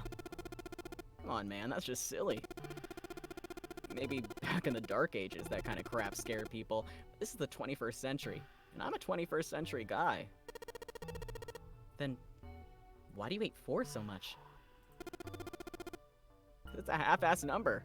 I'm probably unlucky in some cultures. Not the best or the worst. That's why. What? 9 is a way better number. Biggest boner. Hey, what did you just say, Junpei? I'm sorry. I'm having my own journey over here. Don't mind me. So what if it's last place, right? At least it's not some lame-ass middle number. Santa's explanation made no sense. Junpei was even more confused than before. You play? Play? Zero escape. 9 hours, 9 persons, 9 doors. You mean like gambling? You mean like gambling? I'm always saying this, Junpei. Yeah, of course. What else would I mean? Playing the stock market? I'm about to go on another monologue. In Baccarat, the best possible hand totals 9. They call it Le Grand. But the lowest, most worthless cards, the zeros, they call Monkey. Just like the guy in charge of this game, huh? I fucking heard that. Zero's a monkey. I fucking heard that. Santa blinked, utterly stunned. Then he began to laugh. Oh man, you're totally right. The guy who trapped us in here sure is one hell. Sure is one hut. That's when Lotus spoke up. You know, if you think about it, the nonary game is really a lot like Baccarat. Apparently she'd been listening. Of course, it doesn't use any of that stupid digital root junk. You just drop the tens digit and that's it. Still, it does have the same idea of your final number needing to be a single digit. Oh. Yeah, I guess you got a point. And in both games, whoever has 9 wins. The person who makes 9 wins? Did you forget already? Don't you remember what Zero said? Let's flash back to it. The exit is hidden, but it is there. Seek the exit. Seek the door that carries a 9. So if we So- want to get... Sorry. I was thinking it too. So if we want to get off this boat, we have to make a team whose numbers have the digital root of 9. And only the people in that team are going to make it out alive. Of course. That's why it's called the nonary game. What? Huh? Can you bitches learn your Latin? You don't know? Nonary means something derived from 9 or base 9. It's derived from the Latin prefix nona, which means 9. Well, we're just learning a lot about languages and numbers today. While we're at it, the prefix for 1 is uni. You know, like the unicorn, the horse with 1 horn. 2 is bi, like binary. Like Santa here. Like Alright, you didn't need to fucking out me. Thanks a lot. Binary means composed of 2 parts. 3 is tri. I'm sure you've heard of that one plenty. Like trio, triple, triangle. You get the idea. After that, you have quart, quinty, sext, septim, and so on. And of course, the prefix for 8 is octo. Like octopus. Man, can you imagine someone not knowing what octo was?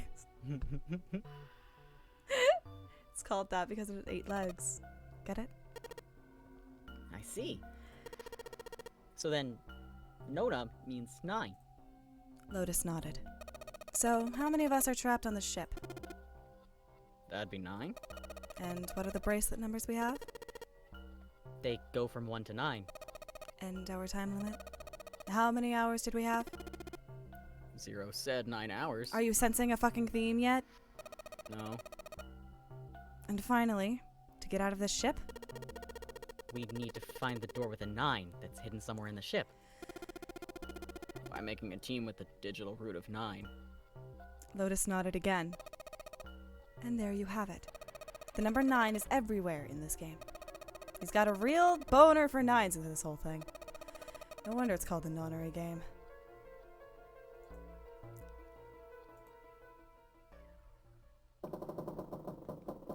Somewhere far away, Junpei heard the creak of stressed metal. It sounded almost like Zero laughing at them. The carbon. Or what? The carbon fiber. The sad, depressed scream of a pig headed to the slaughterhouse. That's a way to put it. Holy fuck! Okay.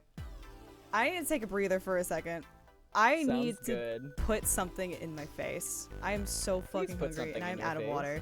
So we're gonna take a quick 5. I'm gonna take care of myself like a proper human being. That's a good idea. I'm a genius, I know. And we'll be right back in a little bit. Okay, hi, we're back. I have snackies. We're clicking shit. Let's go. Okay. I'm assuming there's a third one of these plates that we're gonna need that we are gonna get by putting this curtain up somehow. I don't know.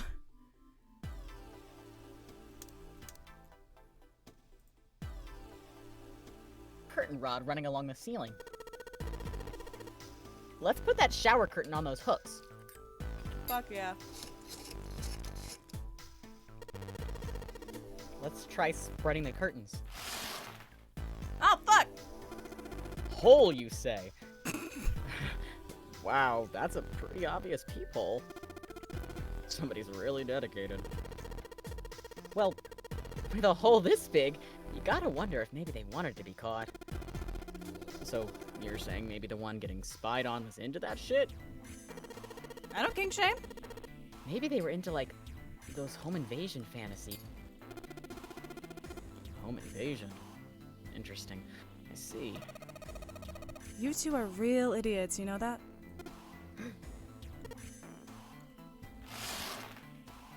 Yo, dog, I found fucking Chex Mix in here.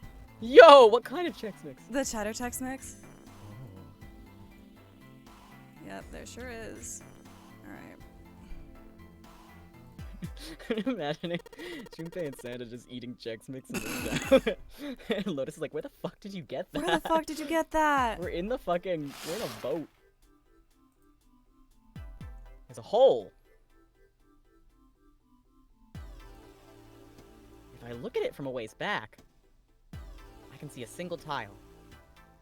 Alright, from here I can see what tile it is. Looks like it's 5th from the top, 3rd from the right. Oh, motherfucker. Yeah, I heard ya. 5th from the top. I heard ya. Oh, don't fucking spin.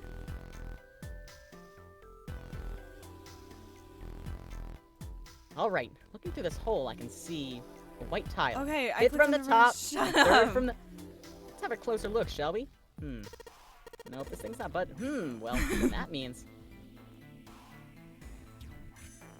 Tiled wall. And that means what? What? Am I a fucking idiot? Is this okay? Okay, so There are 2 rolls of toilet paper. One for business, and one for fun. hey, what the fuck does that mean? I don't know what that means. I just kind of said it. I know this, and you're great. All right. What's up? You're going back already? Well, I can't just leave June there by herself. You can. You really can. What, you think you're a knight or her... You're so dumb, I couldn't even say it. you think you're her knight or her protector or something? You're creeping me out. Whatever, man. I'm going.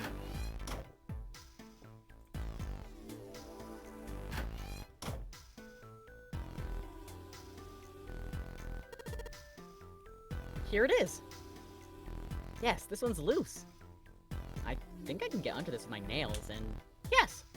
Damn, how long are your nails, bestie? I There we know, go. like... Thank God I haven't clipped them for a while. Hey, June.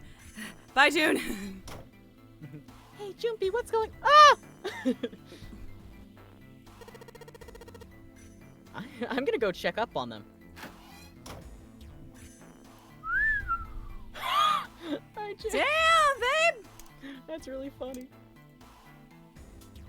There's a tile in the frame. So I guess I'm supposed to put tiles in the empty spaces. Alright, I'm gonna give it a shot. Oh, fuck. It's a slidey puzzle.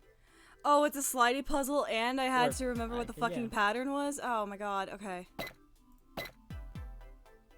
Okay, okay.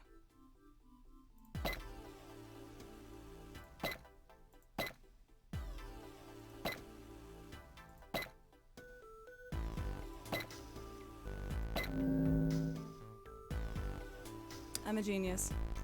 That was good Bow as down hell. to me. Yeah! I did it! There. Picture complete. And there goes the frame. What's this? What do you mean, what's this? Pretty obvious, isn't it? It's a hole in the wall. Like a hidden safe or something, you know? Anyway, let's take a look. I think there's something inside. I had to get a pretzel in my mouth. Sorry, I took me a Junpei, second. stop eating. What? I'm hungry! I'm fucking hungry! Alright. It has Mars on this, and then in the bottom here, it does not have Mars. It has fucking... Venus? Oh, whatever. Oh, yeah. Junpei messed around a bit with the key he had and looked blankly at the picture that slid down. What's the deal with this picture, anyway? Santa had only been mumbling to himself, but it drew Lotus's attention. She looked at the picture and paused. I think I've seen this picture before. Where? In a book. There's a British biochemist named Sheldrake. He has a rather interesting theory. I saw this picture in his book. What's this interesting theory? Is this like the... I wasn't even gonna be close. Morphogenetic field, which relies on the theory of morphic resonance. Man, I can't deal with this. Just listening to you talk about it is giving me a headache. Santa put his hands on his head, as though he were in great pain. Lotus merely arched an eyebrow in his direction and continued. It's not a difficult concept to grasp. In essence, he states that the shapes of living organisms and their behavioral patterns are transmitted through a field not visible to the eye. What part of that isn't difficult, exactly? Lotus did not look pleased. All right, how about this? Theory of the telepathic mechanism. Telepathy? Yes, telepathy. Well, perhaps not exactly telepathy, but it is close enough for a simple approximation. Santa suddenly burst into laughter. Are you serious? Telepathy? Who do you think we are? Kids from the 70s? I can't believe someone would actually do serious research on something like that. Yes, I agree. Lotus's response was surprisingly curt. Junpei had expected at least some conflict. I read the book, but I can hardly say I understood it. I'm in no position to defend or condemn anything it said. It was probably just someone latching onto a statistical outlier from some study and turning it into a ridiculous theory. There's no scientific merit to any of it, I'm sure. But even so, I choked on my fucking checkmate. Fuck. No. Anyway, don't worry about that. I saw a picture like that one in his book. Lotus indicated the picture they'd all been looking at. After a moment, she walked up to the strange picture, examined it, and then spoke. Hey, what do you think this picture looks like? Santa answered first.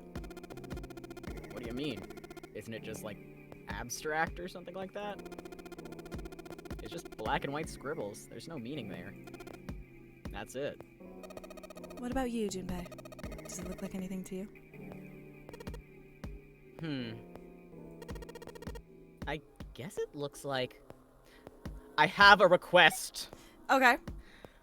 I want you to click the last one.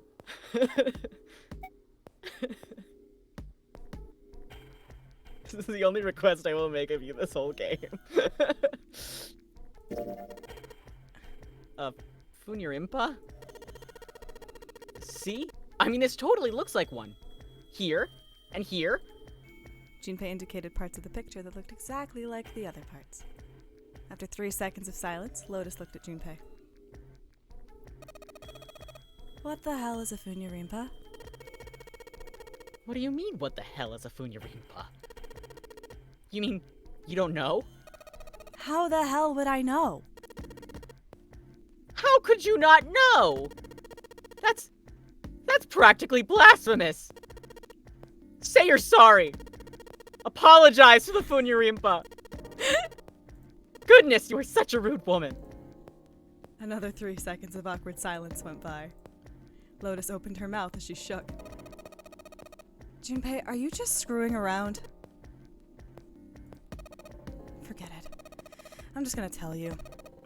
This is a dog. See, like this.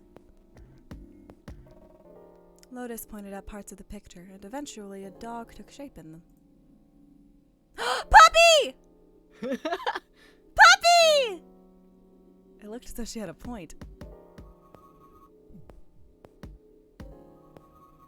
Oh shit! Oh, got it! Oh, there he is! Hi! It was a dog. Santa also nodded in agreement. So?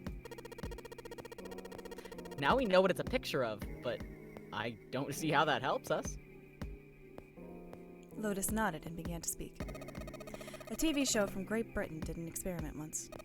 They took two similar pictures. Both of them were difficult to identify initially, but once you'd figured out the answer, you couldn't see it as anything else. The first picture was a woman wearing a hat. The other one, well, to make it easier, let's just say it was this picture of a dog. So, their experiment. First, they sent the picture to other parts of the world where British radio and television didn't reach. To Ireland, the US, Africa, Europe, etc. Then, in each country, they gathered a number of test subjects. All in all, there were roughly 1,000 people. Those 1,000 people were shown the two pictures and asked, "What does this picture look like to you?" The results, in and of themselves, were not terribly interesting. 9.2% of the people saw the lady in the lady picture. 3.9% saw the dog in the dog picture. Then 2 days later, they broadcast a new show. During the 30-minute show, they broadcast the dog picture and its solution. The audience was estimated to be 200,000 people. After the broadcast, it could be assumed that the number of people who knew the solution to the dog picture now totaled over 200,000 people. After another 2 days had passed, they gathered a number of research subjects from areas where British TV and radio did not exist. This time, they were only able to find a sample of roughly 850 people. Naturally, none of them were people who had participated in the first test. They were, however, given the same test and the same two pictures. The results were shocking. 10% of people saw the lady in the lady picture. The previous test had yielded a 9.2% success rate. The change was not statistically significant. The dog picture, however, produced a very different result. The percentage of people able to successfully find the dog grew from 3.9% to 6.8%, a very significant increase. So, do you understand? Do you realize the significance of this experiment? There was no way the second group could have seen the picture. They lived far away from Britain and couldn't have seen the picture. But even so, it was only the success rate from the dog picture that went up. Why? How did that happen? What does it mean? Lotus looked back and forth from Junpei to Santa and back again. Normally calm and collected, she looked now as though she were very nearly possessed and there was something manic about her manner. Santa took an involuntary step backward. Junpei didn't budge and stared straight back into Lotus's eyes. Does this have something to do with that field or whatever it was that you were talking about earlier? A field not visible to the eye. So if more people know the answer, then that information will pass through the field.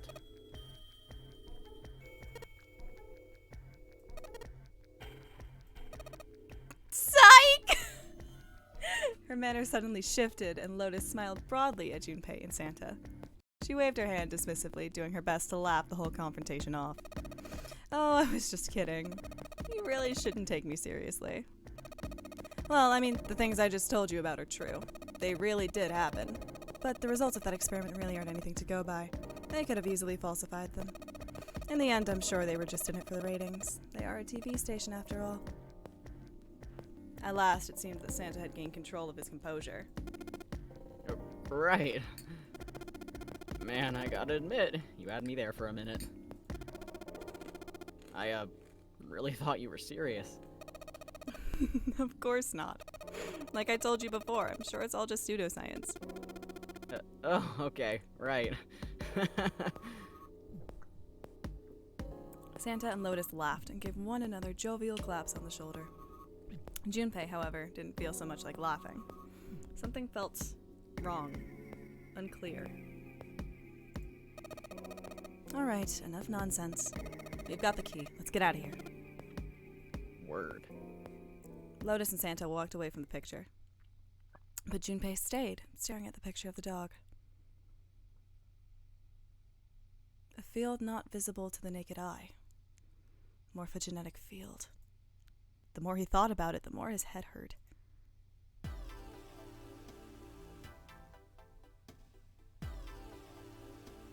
That was an isomnium. The whole, the picture experiment thing. Really? Yeah, it was one of the things that, Oda and, Iris were talking about during that route where it Oh, was like, the, let's talk about all the shit. That's, yeah. Yeah. Oh, animation. Alright, let's go to the hallway. I'll go get June. You guys head to the door. I thought it was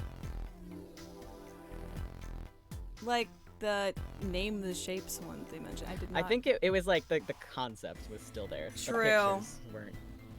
Okay. Roger that. Let's fucking go! Another door. Yes! It unlocked! Good job, Junpei. Good, now we can get going. Mom, what are you guys standing around for? Let's get out of here. Come on, Jumpy, let's go. Alright, let's go.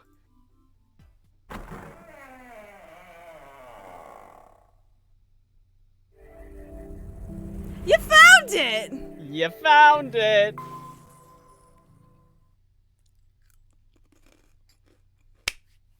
Okay, am I safe to be relying on you for stopping points? Yes. Okay, We are, that's what I we thought, are but I was like, I we are never approaching verbally a good asked stopping that. point. Yeah.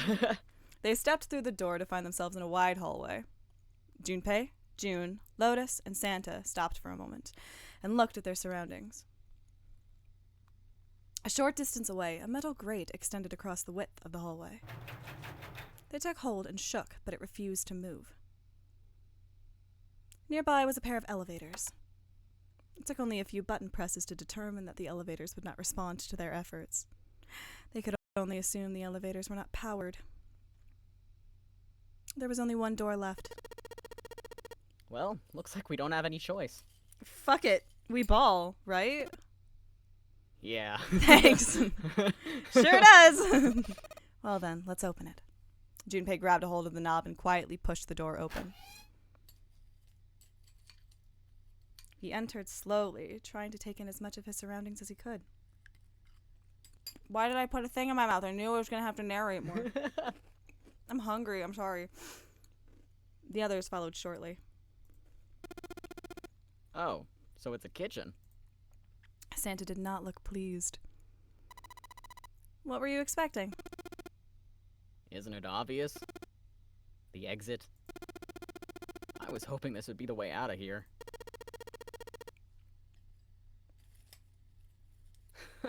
You really think it'd be that easy? Bestie, we are 3 hours Bestie, into... we just started. Bestie, we just started. This is a Spike Chunsoft game. You think this is going to be over in 4 hours? Yeah, I know. Still. As they talked, Lotus headed deeper into the room. Until at last, she stood in front of a door. If we can just get through this door, we should come out on the other side of that grate we saw earlier. But don't we need a key for that?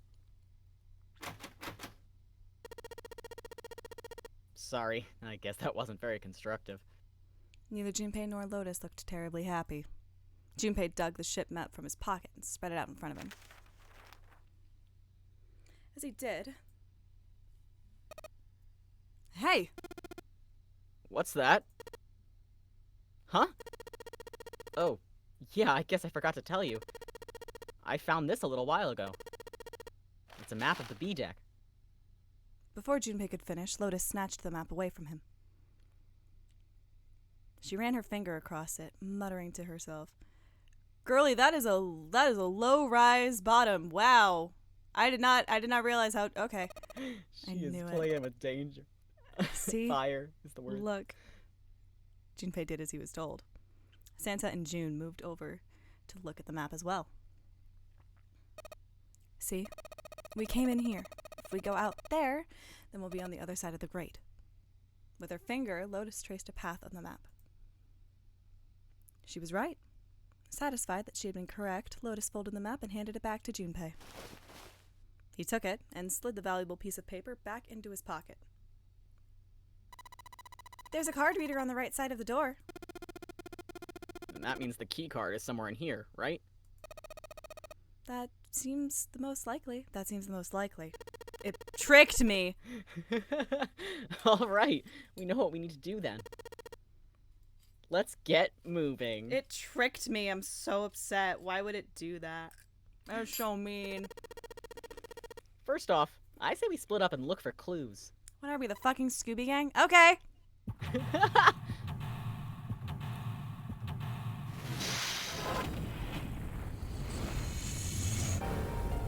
Stick away out. Wow, we did not get a lot of a break in there. They're like, did you enjoy your breather? Did you enjoy Get the chance? seek away out and eat, idiot. Get eated. Get eat it, idiot. Get eated, idiot. That's Var! Did someone say? A voucher. It says. Get Appetizer bored, 9. idiot. Get bored, idiot. Huh, who wrote this? Appetizer 9, meat dish 10, soup A, seafood dish F. Okay. Those 9 plates look pretty expensive. Pretty expensive. They're plates for appetizers. Remember, appetizers usually come on square plates. Okay. Well, excuse me, princess. I didn't know that. I haven't been to a fucking Garfield's recently enough. I'm poor. 1, 2, 3. There's 10 of them. I think you skipped some numbers in there, Junpei. If you flip these over, they look like hats. The middle is super deep for a plate. It's a fucking bowl. I've never seen a bowl in my life. They're soup plates. They're made that way so that the soup doesn't spill. If we ever get out of here, you should treat yourself to a nice dinner out. What makes you think a poor like me has the money to do something like that? Just because I am poor doesn't mean I want to associate with them. I think there are 15 of these plates. I'm assuming they're for seafood. How the hell can you tell that? They look just like any other plate from the 99-cent store. Can you learn some plate etiquette? No. Christ's sake, Junpei, please. I've never had a nice meal in my life. If you ever take a lady out to dinner, you're going to embarrass yourself. I feel sorry for June. What? Why the hell are you bringing up June? The lady doth protest too much, methinks. You are not terribly subtle. There's a bunch of little wavy ridges on this plate. Those plates are for serving meat. Ugh, you really are ignorant, aren't you? Yeah. Yeah, Come I'll on, it's not admit like I that. need to know this crap. I'll admit that. I don't know shit. Jeez. It's kind of far away. I can't really tell, but is that a ladle? Is that a golf club? It's a ladle. Yeah, it sure is. I don't really think a ladle is going to be very useful. Not with that fucking attitude.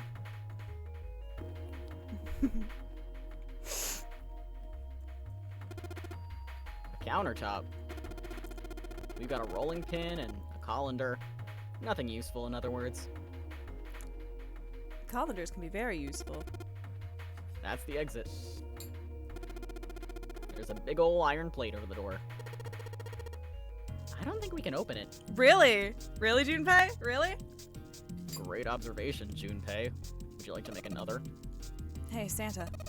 Could you open that door, please? What the hell? There's no way I could open that thing. Guess you're getting to that age where your eyes start to go, huh? You better watch your mouth, boy, or you won't live long enough to see that door opened. This has got the two of them on edge. We gotta get out of here and fast. The girlies are fighting. The girls It's a are t- fighting! It's a tank with a pipe coming out of it.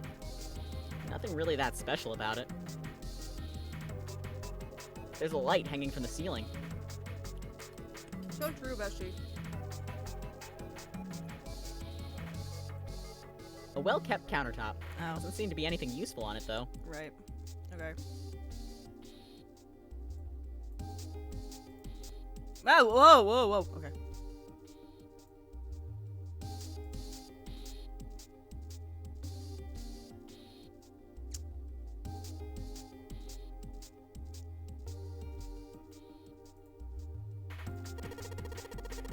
we've got here is a pot and frying pan. Oh, and a pressure cooker. Well, I guess we could use some of those as weapons. If there's anything we've learned, it's that frying pans make very effective weapons. What kind of an idiot are you? You're gonna run around holding that thing while you're looking for the dead? Hey man, it was just a joke. Why so serious? So raise your glass if you're wrong in all the right ways. We live in a society, Junpei. There are some bottles of seasoning in here. Christ.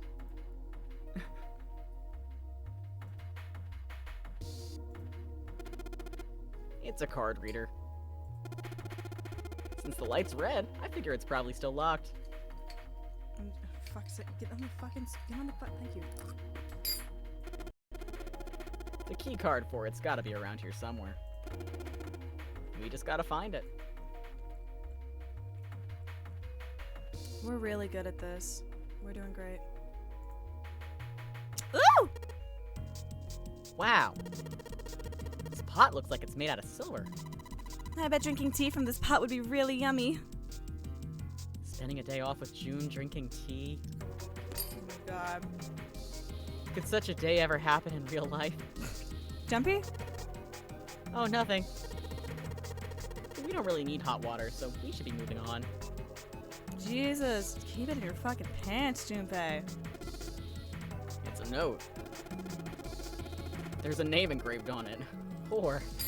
It's got a bunch of stuff written on it, but it doesn't look like a code or anything like that.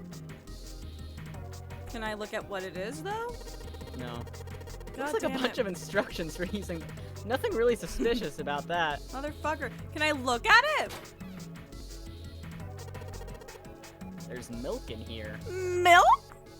There's what? Milk in an iron barrel.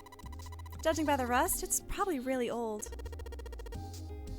Maybe we shouldn't open it up. I don't think it'd be a pretty sight. Hey, fuck you, I'm beautiful! Hey! Cheese!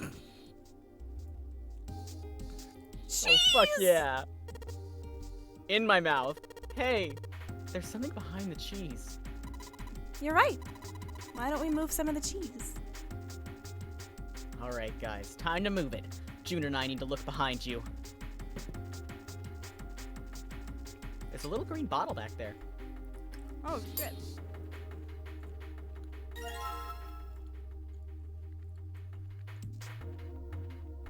She looks beat up as fuck.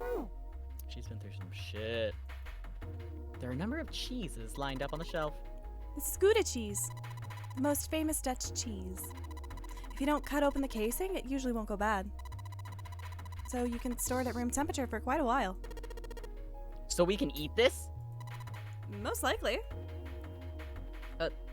I'm not hungry at all. Fucking speak for yourself, Junpei. I guess it's hard to get hungry in a situation like this. Santa and Lotus burst in. Speak for your fucking self. They start shoveling down shit. Shoveling cheese in their mouth. There's so much stuff in here. A whole lot of cans. This is probably a pantry. Oh, so, fucking Lotus comes in. Oh, so you know what a pantry is and you don't know what a fucking soup plate is. Alright, I see how it is. I'm not a big soup guy. That is a sentence you hear I've a never pain. expected to hear coming out of your fucking mouth. Listen! Junpei's no kidding. There are cans. Wooden box in the second row, though. A knife. Rusty knife. I'm yawning. I'm so bored by this knife. This fucking knife. I don't think we'll be able to use it while it's like this. The knife seemed important, Junpei thought, but it wasn't going to be much use the way it was. It's futile. Futile? You know, a waste, useless, pointless. Gee, can you think of any other words that start with F? Mistake. Brilliant. Oh. Any particular reason you wanted to bring that up? No, I just wanted to be a little bit threatening and just keep you on your toes on whether or not I was going to betray you in the end or not. Okay. Oh, no reason, really. I was just thinking about futility. Oh. Okay. I know. Depression hits us in weird ways. I get it, June. She wasn't Was making it much the sense. cheese? Did Were you the sad cheese about make the you cheese? sad? Junpei tried rephrasing his question. Why were you thinking about futility? At last, she answered. Well, it has something to do with the Titanic. The Titanic? Yep. Have you ever heard the story that the sinking of the Titanic was predicted? Yeah, I watched Fact or Fiction. What's that show called? It's not called Fact or Fiction. I don't remember, but I know what you're talking about. Yeah. Yeah, I have. Ooh, yeah, I know what you're talking about. We're gonna explain it anyway, though. Fuck you. There was a novel that had a bunch of stuff in it that described the sinking of the Titanic before it actually sank. Yeah, that's the one. The title of the novel is Futility. It was written 14 years before the Titanic sank. But I know. I mean, I didn't know the name of the book, but the story was the same, right? It was just like what happened on the Titanic. yeah, Well, I heard it was all a hoax. you're a hoax. Hey, A hoax? I heard that the stuff that matched up to the Titanic so well was actually added after it sank. Apparently, the only thing that was the same originally was that a boat ran into An iceberg. Yeah. an iceberg and sank. Sorry I have to keep pausing. I'm trying to shovel food in my mouth like a madman. I like to think this is Junpei taking an eating break. Thinking his words. But It's the cheese. it's the cheese. We're taking a snack break and we're doing some lore. But the novel was published in 1898, 14 years before the incident. The accident, even. Like I said, that was the first print of the book. 14 years later, the author heard about what happened to the Titanic. He figured that was his chance, you know? He just went back and changed some stuff in his novel so that it matched the Titanic exactly. Surprised by Junpei's response, June seemed rather taken aback. Really? Really. There's no such thing as premonitions or any of that stuff.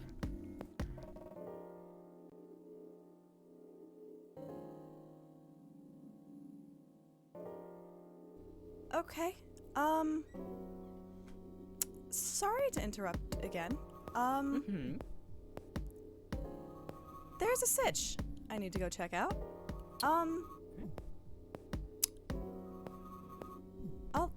I'll be right back. I would leave Ren in charge, but I don't know how long this is gonna take.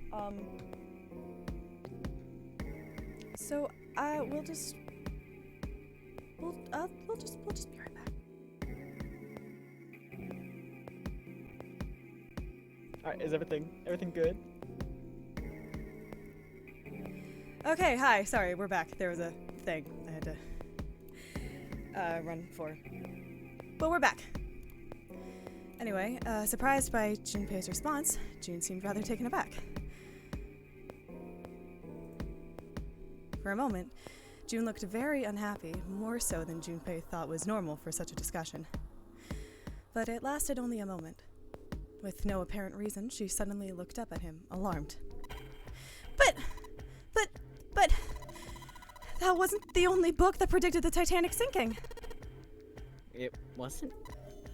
Yep. There were two other similar stories written by a man named William Thomas Stead, both of them from before the accident. One in 1886 and one in 1892. Stead wrote two stories that had striking similarities to the Titanic disaster.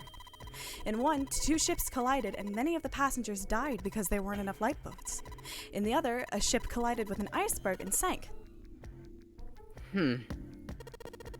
I don't know. I mean, I'll give you that it seems a little weird, but I'm pretty sure it wasn't too uncommon for ships to hit icebergs back in the day, or even other ships.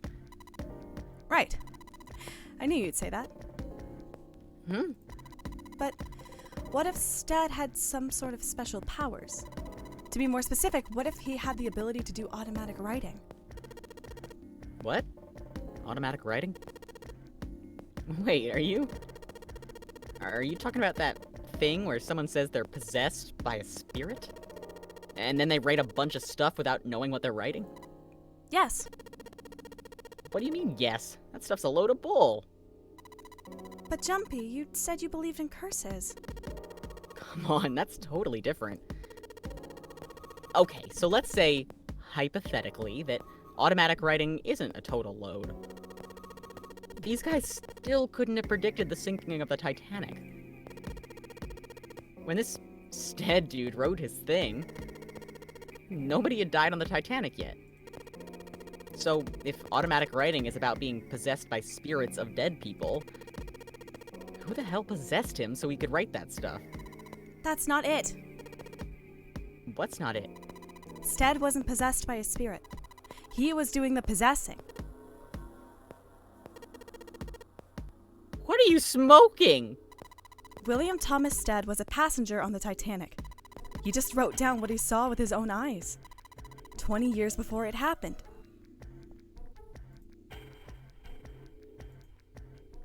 He decided it was probably best to say nothing. What June was saying was insane and utterly absurd. If he tried to take what she was saying seriously, he'd go mad. Junpei smiled uncomfortably. Well, why don't we talk about this some other time, okay? Huh? But... Her voice trailed off and she glanced at the floor, troubled. Junpei tapped June gently on the shoulder and awkwardly reached around her to pick up the knife from the box. Knife. Knife.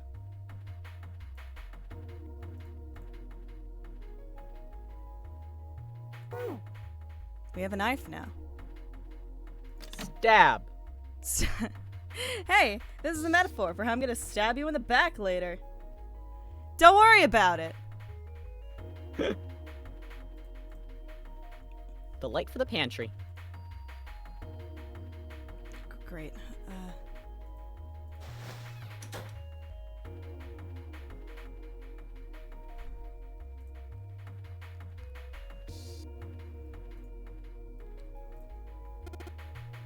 A sink. It's still got water in it.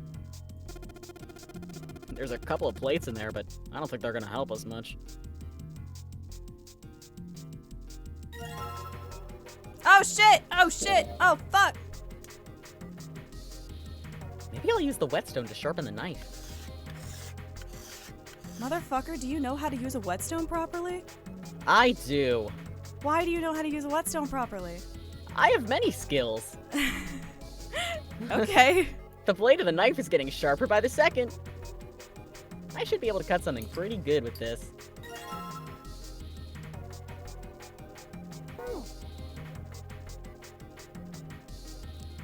Okay. Oh fuck. Fuck you. A trash can. There's nothing inside of it. Well, better than being full of rotten food, I suppose. Damn it, there's nothing in here. Hey, Santa, digging through the trash really suits you. What the hell did you say? Listen, lady, I did you a favor. I knew you'd just piss and moan, so I did it for you. Oh my. I don't recall asking you to do anything. I ought to throttle you. Excuse me. Does it feel colder in here? My god, the girls are fucking fighting. The girlies are fighting! Alright, what am I gonna stab? Alright, it's going. Do you think this was all part of Zero's plan? Probably. Kinda hard to believe there's a chef on board somewhere.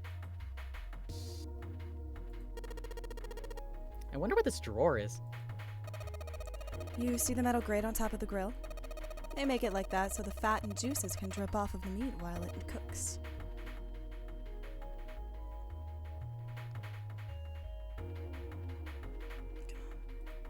Fuck! It's a grill. Hell yeah! But this grill is not a home. This is not the stove, I know. It all.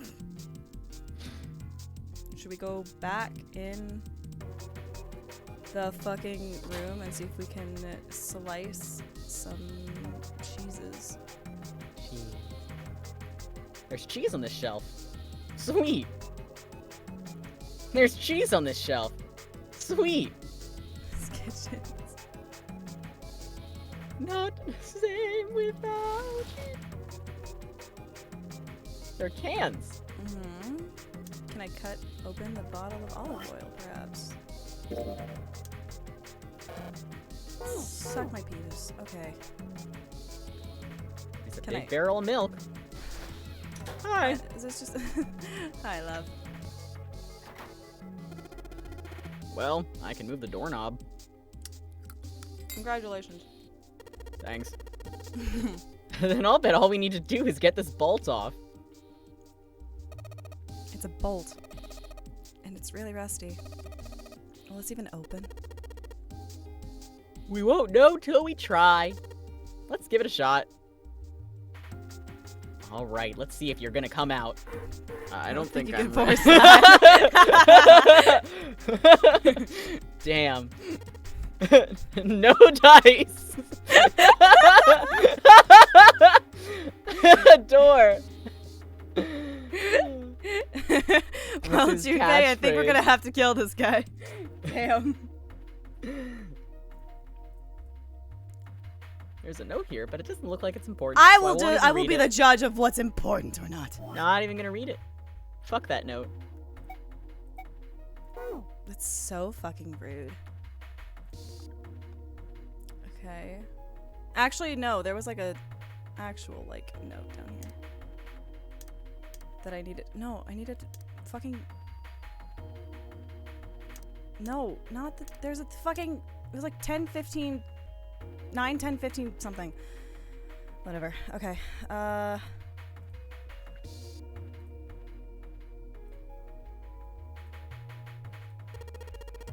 Looks like you can enter numbers into this thing. Is it an oven timer? It's probably for entering a passcode. After all, the oven door is locked.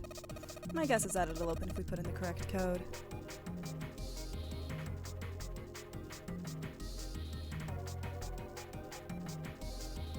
Uh-huh. Buttons are for entering a passcode. Let's Oh. look for it. God damn it. I won't even let you try. It's so rude. An iron oven. Looks pretty heavy duty. It's probably industrial quality. I bet you could cook anything with this. Anyway, let's have a look inside. Damn, I knew it. It's locked. No dice. No dice.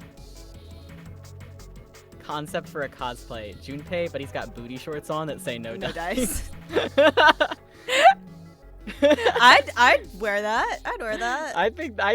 I hope that someone's done that before. Maybe this table's for preparing food. There are plates everywhere.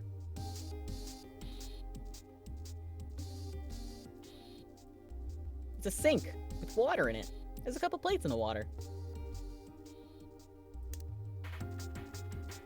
It's a sink with water in it. There's a couple plates in the What water. do you want me to do? Oh, wait. A grill ready to grill. Let me pour oil on the grill and have it fucking explode. It'll be funny. Looks like the area under the plate opens up. No, you can't. I already checked. It's sealed shut. I think that's where the coal goes. Well, fuck me, I guess. Okay. Whatever.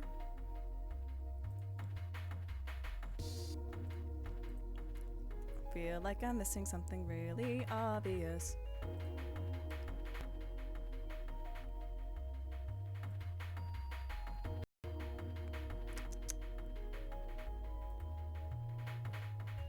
There we go. There's a voucher at the end of the counter. This voucher doesn't match the number of plates on the table. It says appetizer 9, meat dish 10, soup A, seafood dish F on the voucher. And the plates on the table are 9 appetizers, 16 meat, 10 soup, 15 seafood. Maybe they're using hexadecimal here. And hexadecimal is? It's a number system that goes 8, 9, A, B, C, D, E, F, 10, 11. You're familiar with base 10, right? That's the normal system of numbers. The base 10 equivalents for hexadecimal numbers would look like this. A equals 10, B equals 11, C equals 12, D equals 13, E equals 14, F equals 15. And 10 equals 16. The 10 becomes 16 in base 10. I know it sounds strange, but you can think of it as just 6 letters added onto the normal number system after 9. A equals yell. Alright, yep, and so on. I think I get it.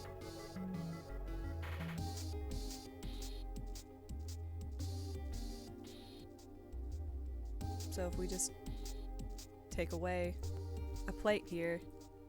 There are 15 of these seafood plates. It says F on the voucher. Okay, so that's... Shit, this looks like a serving table. I would imagine food is put here after it's prepared so that the waiters and waitresses can take it out to the customers. But something doesn't seem right here. Why are there so many plates? There are 16 meat plates. 16 is written as 10 in hexadecimal. That is nuts.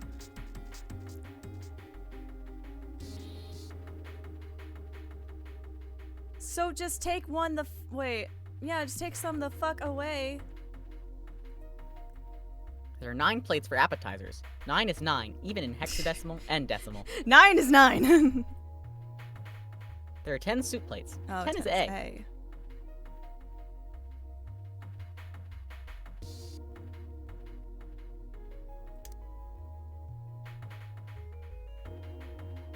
My brain's trying to brain blast and doesn't know what it's doing. Okay.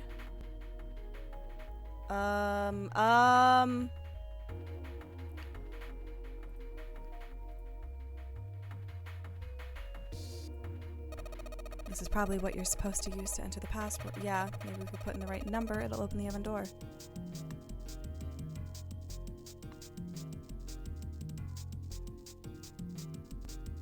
(910 AF), is that what it was?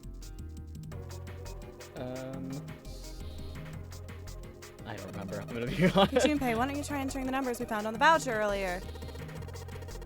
Thank you. Oh yeah, you mean the one that said appetizer 9, meat dish 10, soup A, seafood dish F?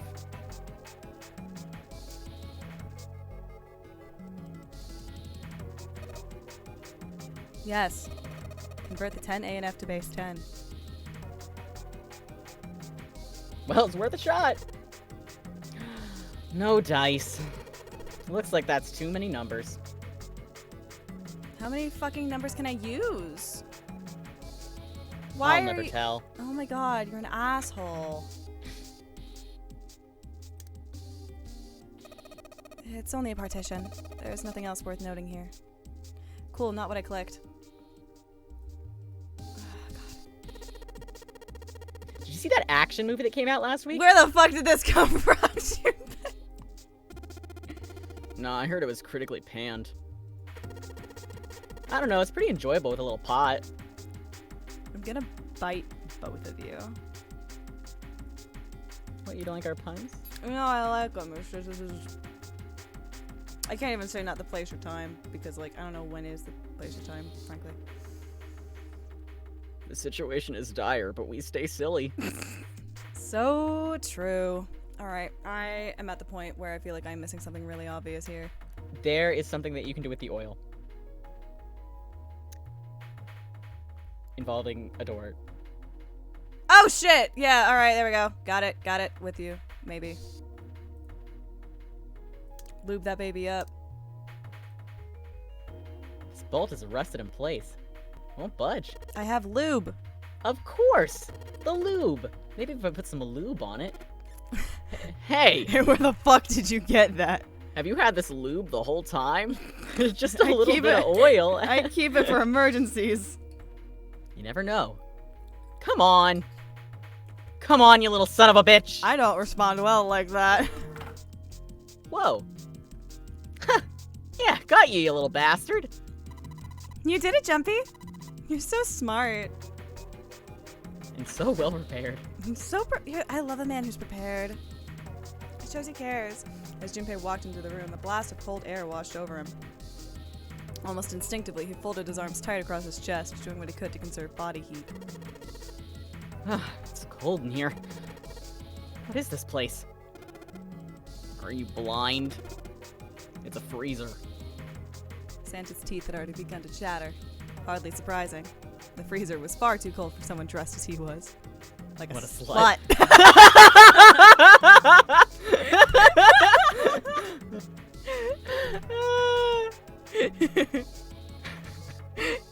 Bro.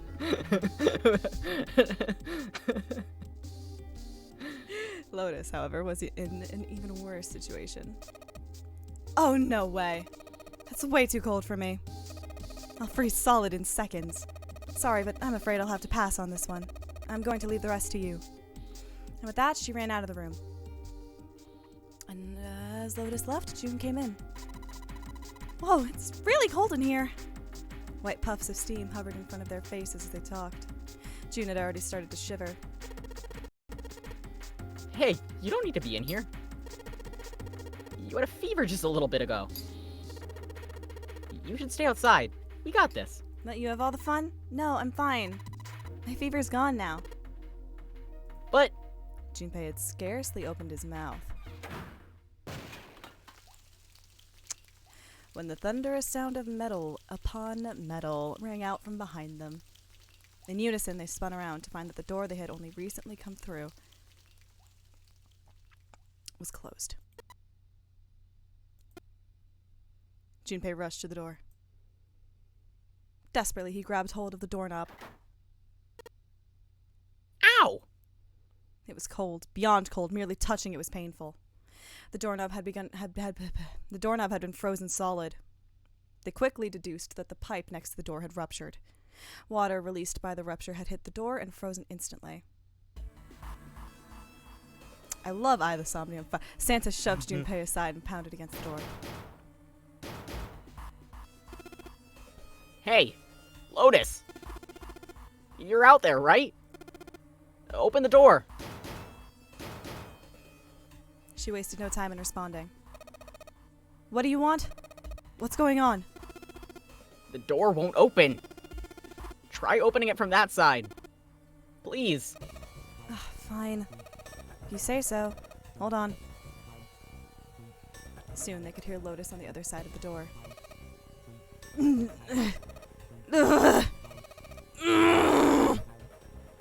Then the grunting ceased, and they could hear light panting as if from exertion. It's no use. It won't budge. You've got more people in there. You figure it out.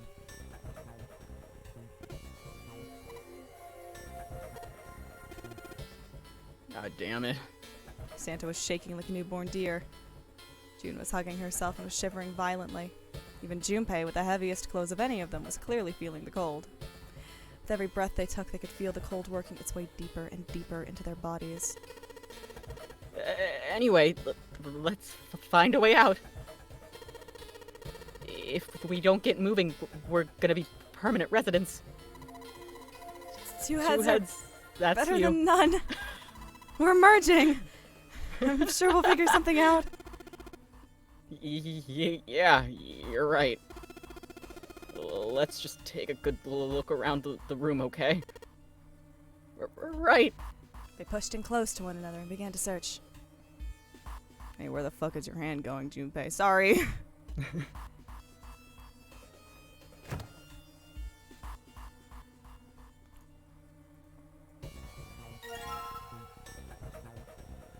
Okay. Sick. Ice. Junpei picked up the dry ice with his sleeve so as to avoid burning himself. Here, hold this. Dry ice is just frozen carbon dioxide, right? Yeah, that's me. It is. I wonder how warm it has to get for it to turn. Sorry, we started talking the same there for a little bit. For it to turn back into gas again. Hell if I know. How's that gonna help us anyway? I don't know. It's Are a you fucking... monologuing again? Yeah. Well, I figured we might be able to use it to get out of here. You sly dog, you got me monologuing. They were about to move on when June spoke up. Carbon dioxide sublimation point is negative 109 degrees. Why did I say it like that? Any warmer than that and it'll turn into gas. Any lower and it becomes a solid. Junpei looked at her dumbfounded. My god, she bested us both. She's the one monologuing. How do you know that? Despite my looks, I'm the queen. The queen of random knowledge. Looks bad to mess up when you're showing off. Oh, Oh, you're so cold your mouth's going numb? yes. Wait. You're just doing that on purpose, aren't you? June giggled and did her best to hide her guilt. At least she was still feeling good enough to joke around, Junpei told himself. Come on, guys. Don't you think that's kind of weird? You're kind of weird. I wonder why it doesn't turn into a liquid first. I'm not even gonna entertain that comment. I'm gonna dignify it. I'm too Santa. fucking cold. Santo was now shivering at an astounding rate, but his curiosity seemed unaffected. Junpei, however, was not in a mood to discuss science.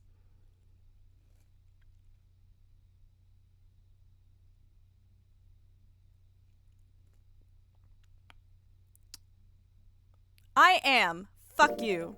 It did seem rather odd to Junpei, and he couldn't help but think about it. June answered.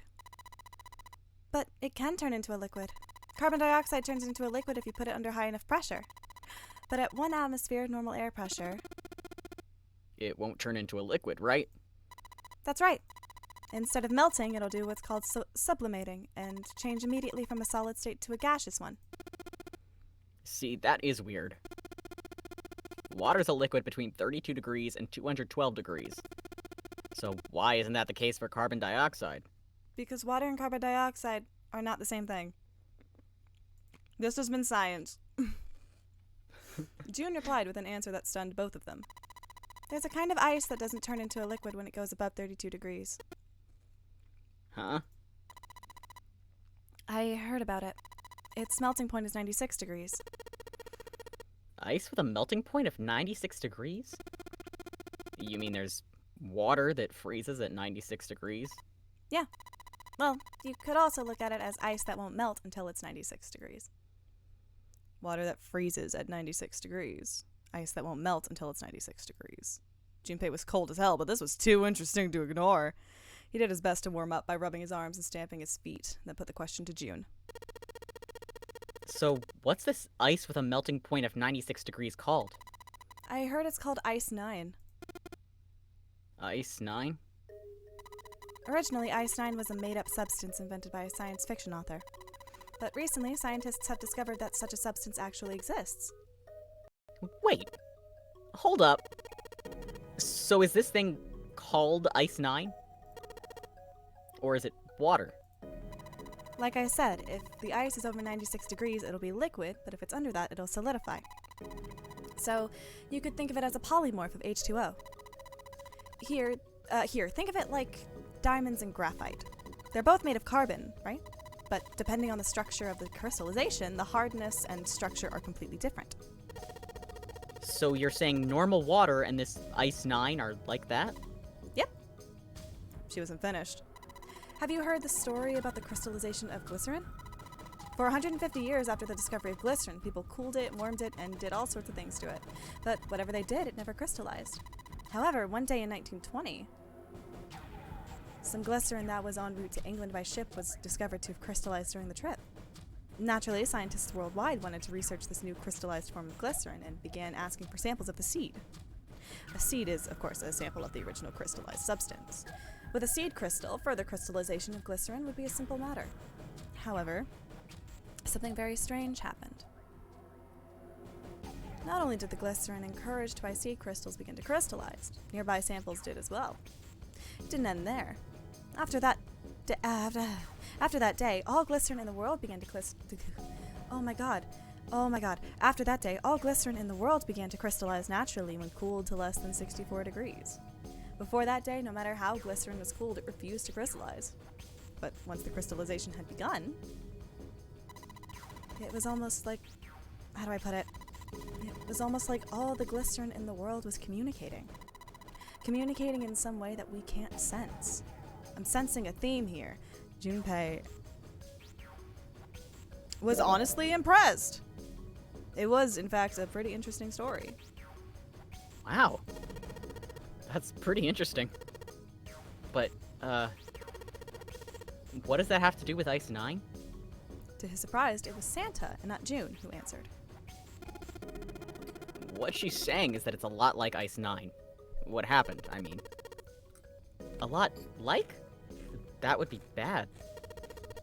If water everywhere started freezing at 96 degrees. Man. It'd be the end of the world.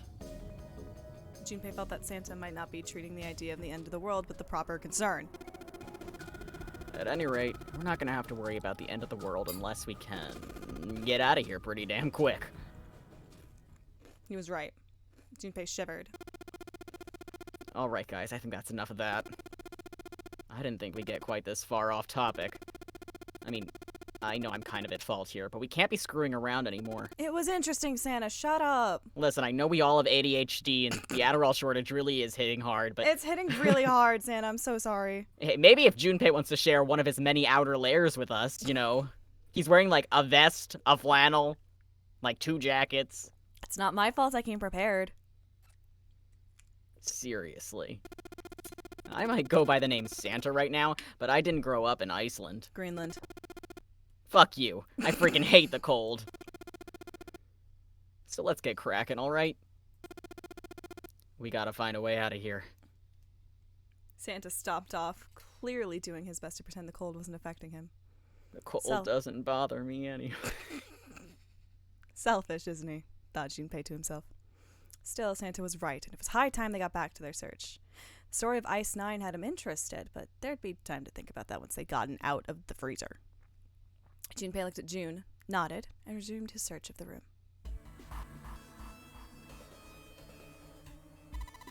There's water dripping from this pipe. It looks like when the pipe burst, the water hit the doorknob and froze it in place. This water actually seems almost warm. Hey, Junpei. Didn't you find some dry ice earlier? Yeah? There's warm water coming out of that pipe. Warm water and dry ice. What do you think would happen if we put that stuff in a sealed container together? Science. This thing is covering something.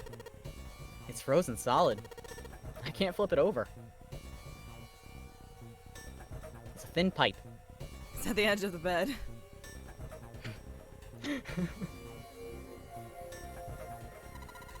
There's some frozen meat up there. Looks like pork. Huh? What's this? It looks like a tag or something? Meat! Meat on the bone. Can I look at the fucking tag? Jumpy, is there a slip of paper in that meat? I think there's something written on here, but I can't read it like this.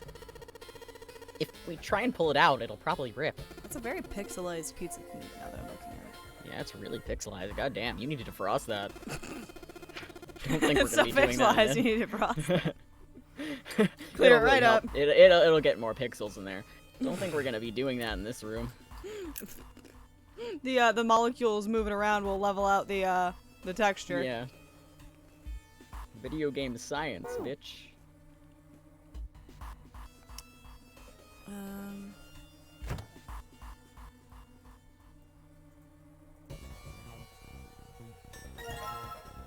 Oh my god, why is there so much fucking meat? Chimkin. Chimkin. Yo, is that fucking Chimkin? How the fuck did you get in here? Whoa!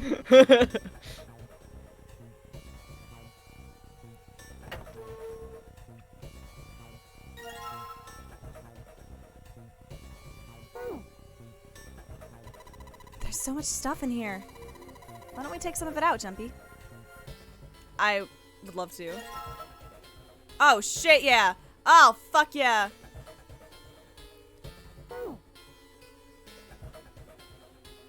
There isn't anything else here that looks... Alright, suck my dick, Junpei.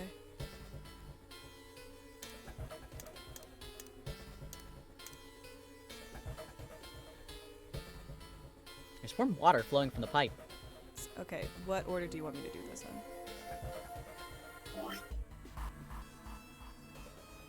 in? No.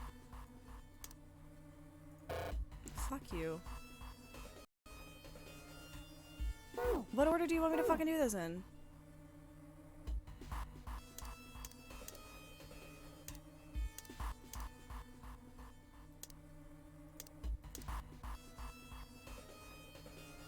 There's warm water flowing from the pipe. Yeah, I get it. I tried. Is there warm water flowing from the There's fucking warm pipe? water.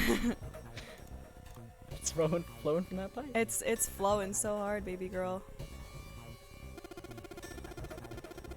Oh! Sure. But the dry ice is too big. Well, you gotta figure out a way to make it smaller then, don't you, genius? Alright, thank you, Santa. You're welcome, bitch. Bitch. That's not my name.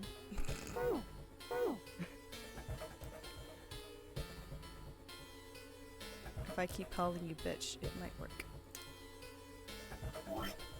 Hey, what's that supposed to mean?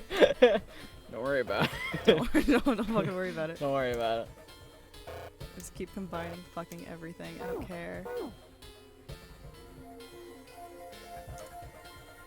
Why is it not the thing that I think it is? That's rude. That's frankly fucking rude. I'm gonna make you do things in such a specific order. I hate Everything's it! frozen in here. It doesn't look like there's anything else interesting. Shelves are covered with frozen food. Nothing special about that. I'm gonna start biting here in a minute. Like, straight up. It sure looks useful. Oh, God. I get to define what is and is not useful! What if we tried combining the dry ice with something in our inventory? I fucking tried that! But something we haven't tried.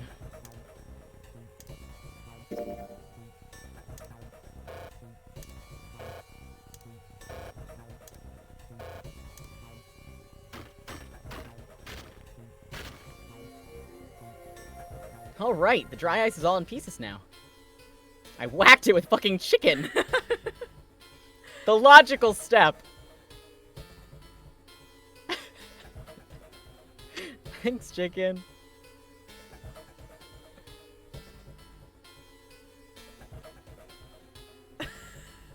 Okay. Fuck me. Fuck it. I'm not asking. Okay. Don't worry about it. I'm gonna put these pieces of dry ice into the water bottle. Once I broke with a piece of fucking chicken. And then discarded from my inventory. Okay, I guess the logic is like the chicken had the thing that was closest to a handle, and you could That's just start true. going to fucking town.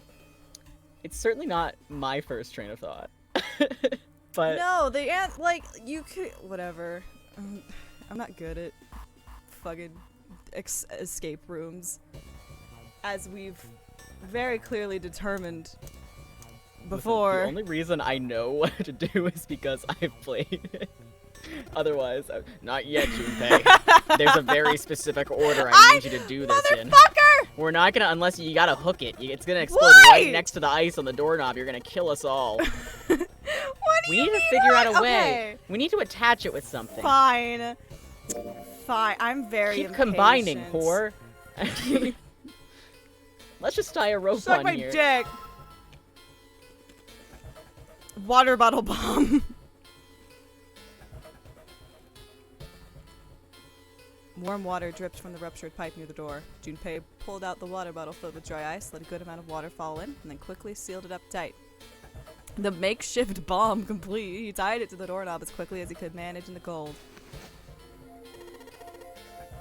All right, that's set. So, what do we do now? We just need to give it a little, tap. The bottle's already about to pop. If we just throw a rock or something at it, it'll go off all on its own. A small rock. A small rock. Junpei looked down at the floor.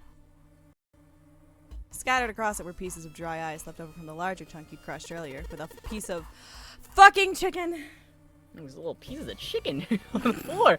Alright, this ought to do the trick. Don't fucking eat that. Pulled his sleeve down over his hand to keep from getting burned and grabbed the chunk of dry ice. That guy's raw dogging dry ice. It was pretty good size. About as big as a pool ball. He figured it would be just about the right size. Alright, guys, stand back. I started to sound like Santa there for a second. Okay. Whoa. Actually, we should probably hide somewhere. Both Santa and June looked at him with new concern. Where exactly do you expect us to hide, genius?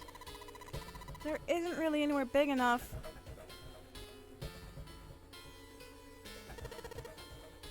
Yeah, there is. Look, right here. We can hide in there. Junpei pulled open the door to the small cellar. Come on. Get inside, quick. Santa and June nodded and jumped down into the hole. Junpei quickly followed. In his hand, he could feel the chill of the frozen carbon dioxide even through his sleeve. Yeah! That's not thick enough to protect yourself from fucking... This is the proper way to handle dry ice. He tightened his grip, took aim, and prepared to throw. Alright, here it goes. 3, 4, 5. You're counting the wrong way! Oh, fuck. Oops. Hey, that's my line. This is a really sad excuse for a joke, man. Sorry, dude. Alright, for real this time. For real? You guys ready? Yes. Whenever you're ready. Just throw the damn thing. Alright, here I go. 3, 2, 1. Junpei... Motherfucker. Thought there was gonna be a cutscene. Shit. Sorry, guys, you guys want any more of this Chex Mix? It's a little cold now, but It's so good. it's real good. It turns out putting it in the freezer actually adds a certain, like, je ne sais quoi to it. Yeah, Junpei. I'm gonna start freezing. Sorry. It adds a little bit extra crunch. Junpei threw the chunk of dry ice as hard as he could. With the same motion, he ducked down into the cellar with Santa and June, just as...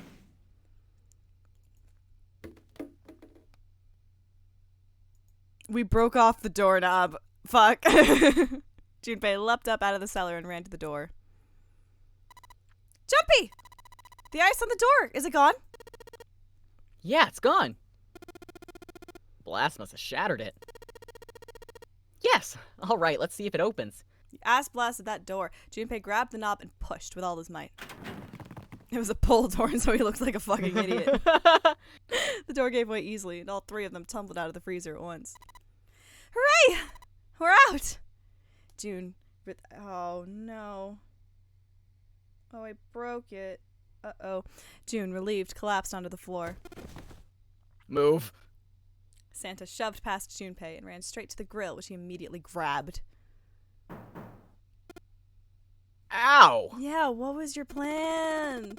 God damn it. Hot, hot, hot, hot, hot, hot. Fuck. He proceeded to kick the grill in a futile but amusing fit of rage. But where was Lotus? It took Junpei only a moment to find her. She was sitting on the counter, idly scratching her chest. Ah! Welcome back. I was starting to get tired of waiting for you guys. With a great yawn, Lotus lowered herself off of the counter. Junpei clenched his teeth and walked toward her. What were you doing? What do you mean, what was I doing? I was waiting. We were gonna die! Oh, yeah? But you didn't, so everything worked out alright, didn't it? But you didn't. But you didn't! What the hell? Just kidding. It might not look like it, but I was really worried. Don't give me that crap. I'm telling the truth. I mean, if you died, then I'd be in trouble too. If you died, then I'd be stuck here, and I'd die too. See? I did all I could. I even looked around to see if there was anything I could use to pry open the door, but I couldn't find anything. So all I could do was wait. I mean, what else did you want me to do? Call the cops? It was true that there wasn't much she could have done, but something about her tone. Junpei gritted his teeth. Fucking hiccups. Fine. But there's one thing I have to ask you. What's that? You didn't close the door, did you? What? You think I closed the door on you? Why would I do something like that? It closed on its own. I told you before, if you die, then I die too. She was right, and Junpei knew it. Without them, she'd be in very serious trouble. It seemed that an accident was the only explanation for the door's closure. If Lotus had really wanted to kill them, all she would have had to do was bar the door from the outside.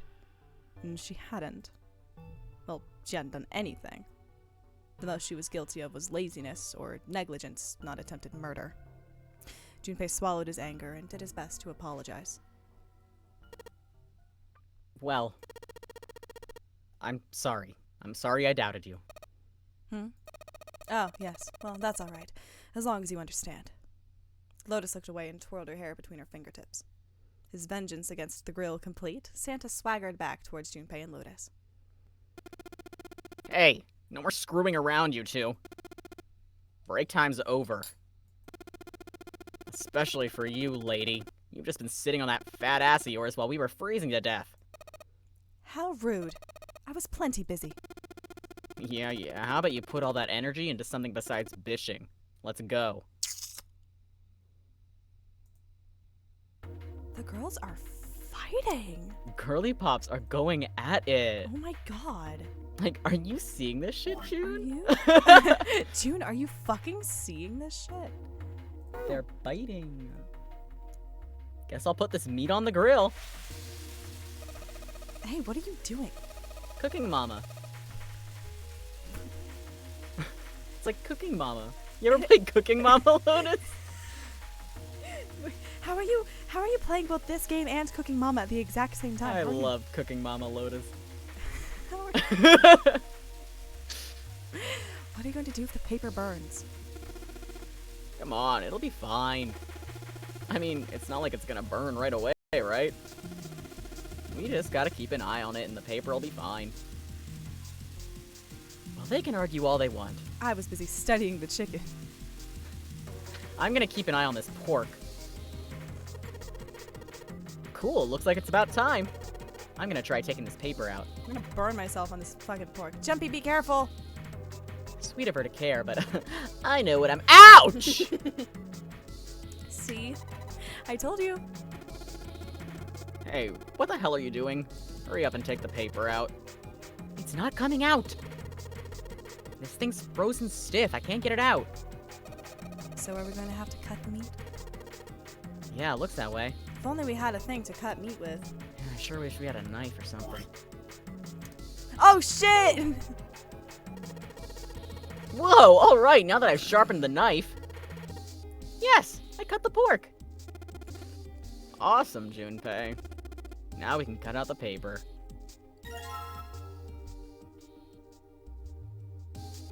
Oh, goodness gracious. Okay.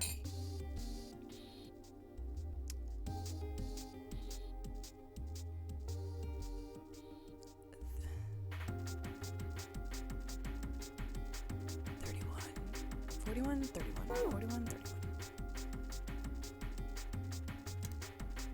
Yeah, let me look at the fucking pork note. Fuck you. Hold on.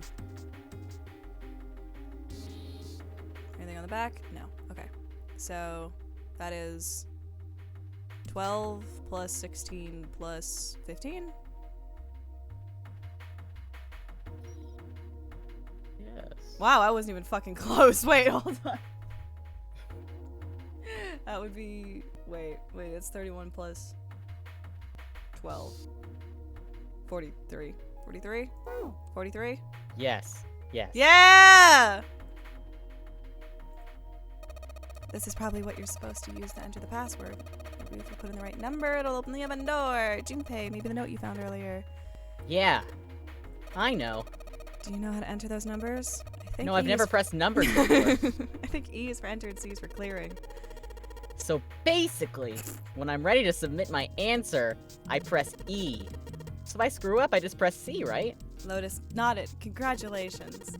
Alright, let's give it a shot.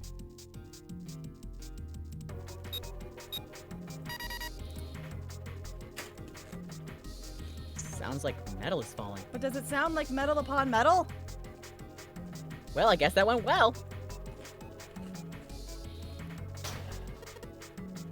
Yeah. The door opened. Good job, Jumpy. Ooh!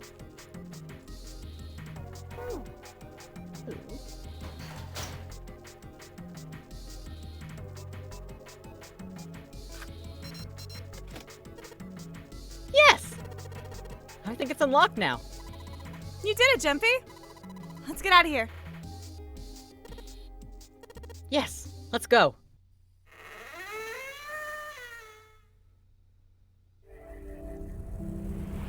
You Found it!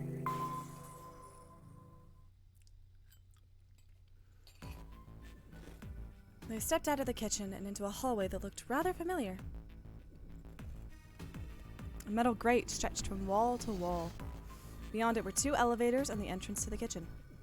They had entered the kitchen from one door and come out the other. That meant their map of the ship's interior was accurate.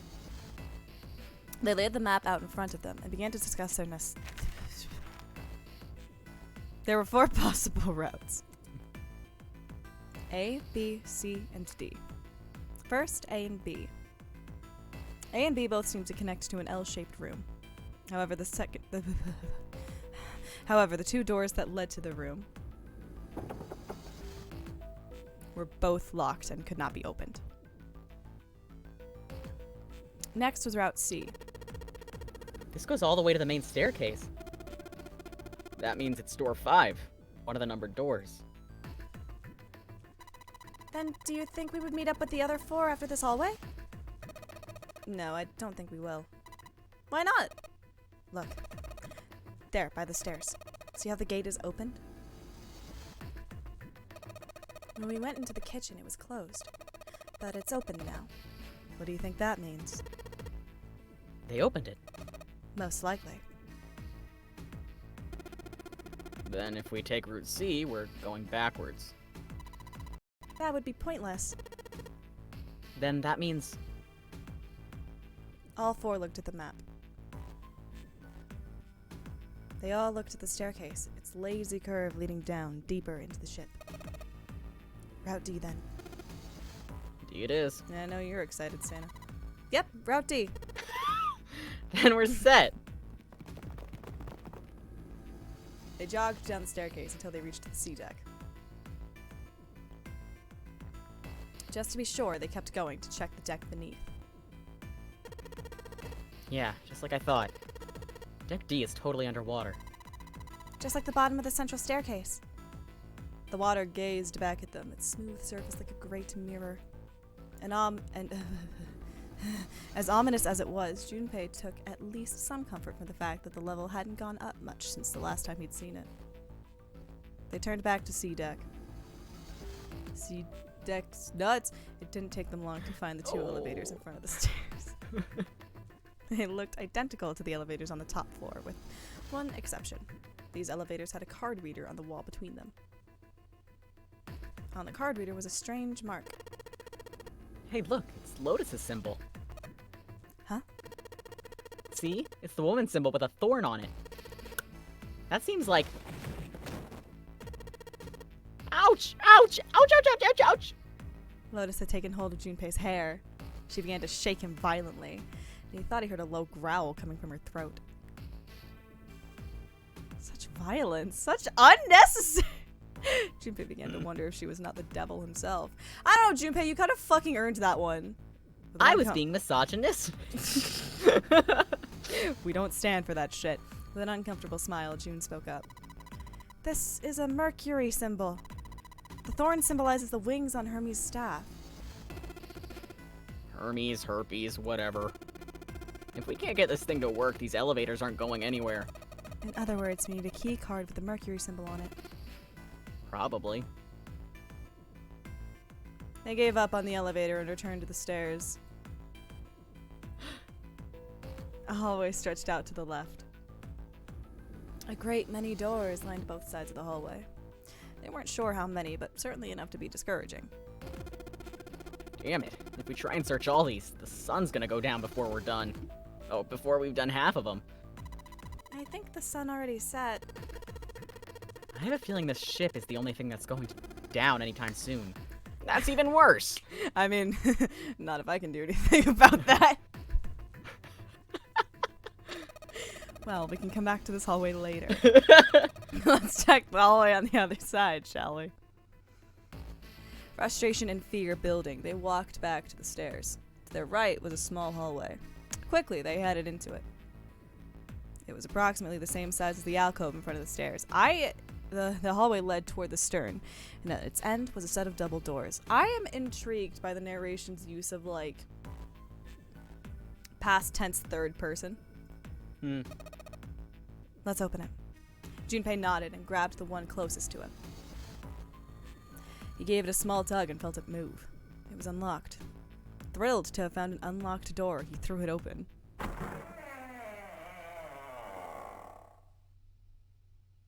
Junpei didn't know what to make of what he saw.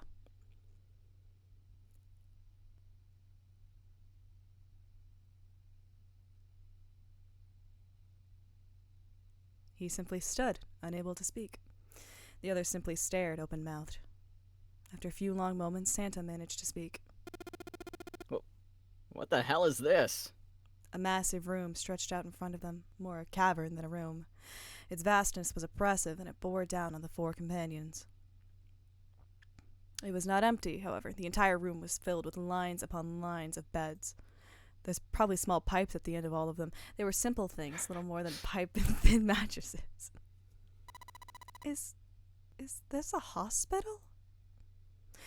He had at last been able to put a name to the harsh scent that pervaded the room.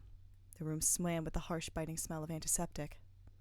In the center of the room were shelves stacked with medicine and a number of medical devices, the function of which Junpei did not know. More importantly, however, on the back wall of the room were 4 doors. 3 of them were emblazoned with large single-digit numbers made with thick red paint. The door on the left was labeled 3. The second door from the left had no number, but the third had been given a 7. And the rightmost door had an 8. There could be no doubt they were numbered doors. Yeah, what the fuck? Yeah, what? What? The doors with numbers on them. Surely they were numbered doors. Junpei, you're doing great. You're doing I'm so so well. good at numbers. You are. You're really good at numbers, Junpei. It did strike Junpei as strange, however, that the door between 3 and 7 should be blank. What, he wondered, could it mean? Let's take a look at the doors. Yes, sounds like a good plan. Junpei headed toward the doors, weaving his way between the beds. He started with door 3 on the left and moved to the right until he reached door 8. Only had to say 8.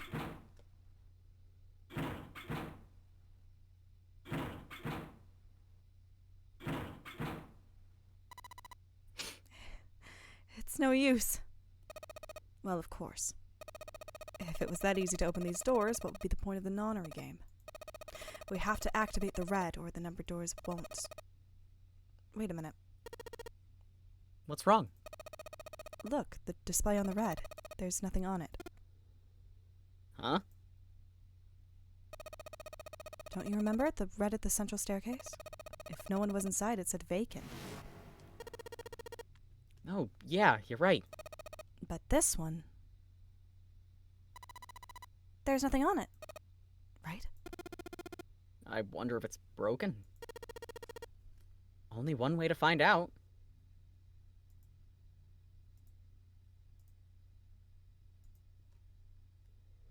It didn't respond. All 4 took turns placing their hands over the red, but it refused to respond. They pulled at the lever, and still it did nothing. As they soon discovered, it wasn't the only red for... It wasn't only the red for door 8 that was behaving strangely. The red on door 7 also refused to respond, and door 3 was similarly silent. None of them would respond. What did it mean? I knew it. They're broken. Zero sure sucks at maintenance. No, that's impossible.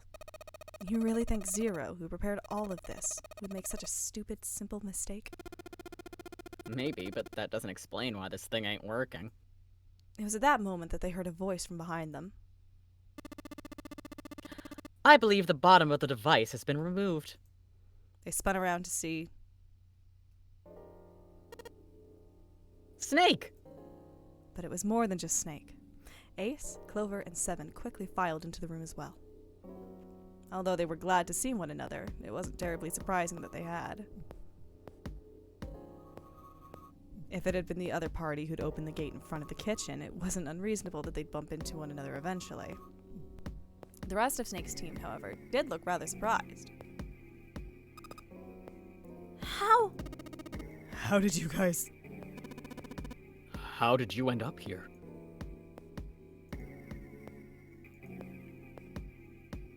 After a moment of silence and surprise, everyone suddenly began to talk, desperate to exchange information. They talked about the rooms they'd been through and how they'd ended up in the same place. Of course, none of it was very useful information, but that hardly mattered. They were happy to simply see one another again. Although the level of cheer varied greatly from person to person, each one of them was wearing some manner of smile. Almost as though they had already forgotten about the death of the ninth man. No, thought Junpei, perhaps that wasn't it. Perhaps thoughts of his death were what drove them to smile at one another. Not in a morbid or hateful way, no. The ninth man had died, but they were still alive, and that was something to be happy about. Sort of simple, uncomplicated joy, Junpei thought. The joy of being alive. Still alive. This was a triumph. He felt sorry for the ninth man, but more than anything, Junpei was just happy to be alive.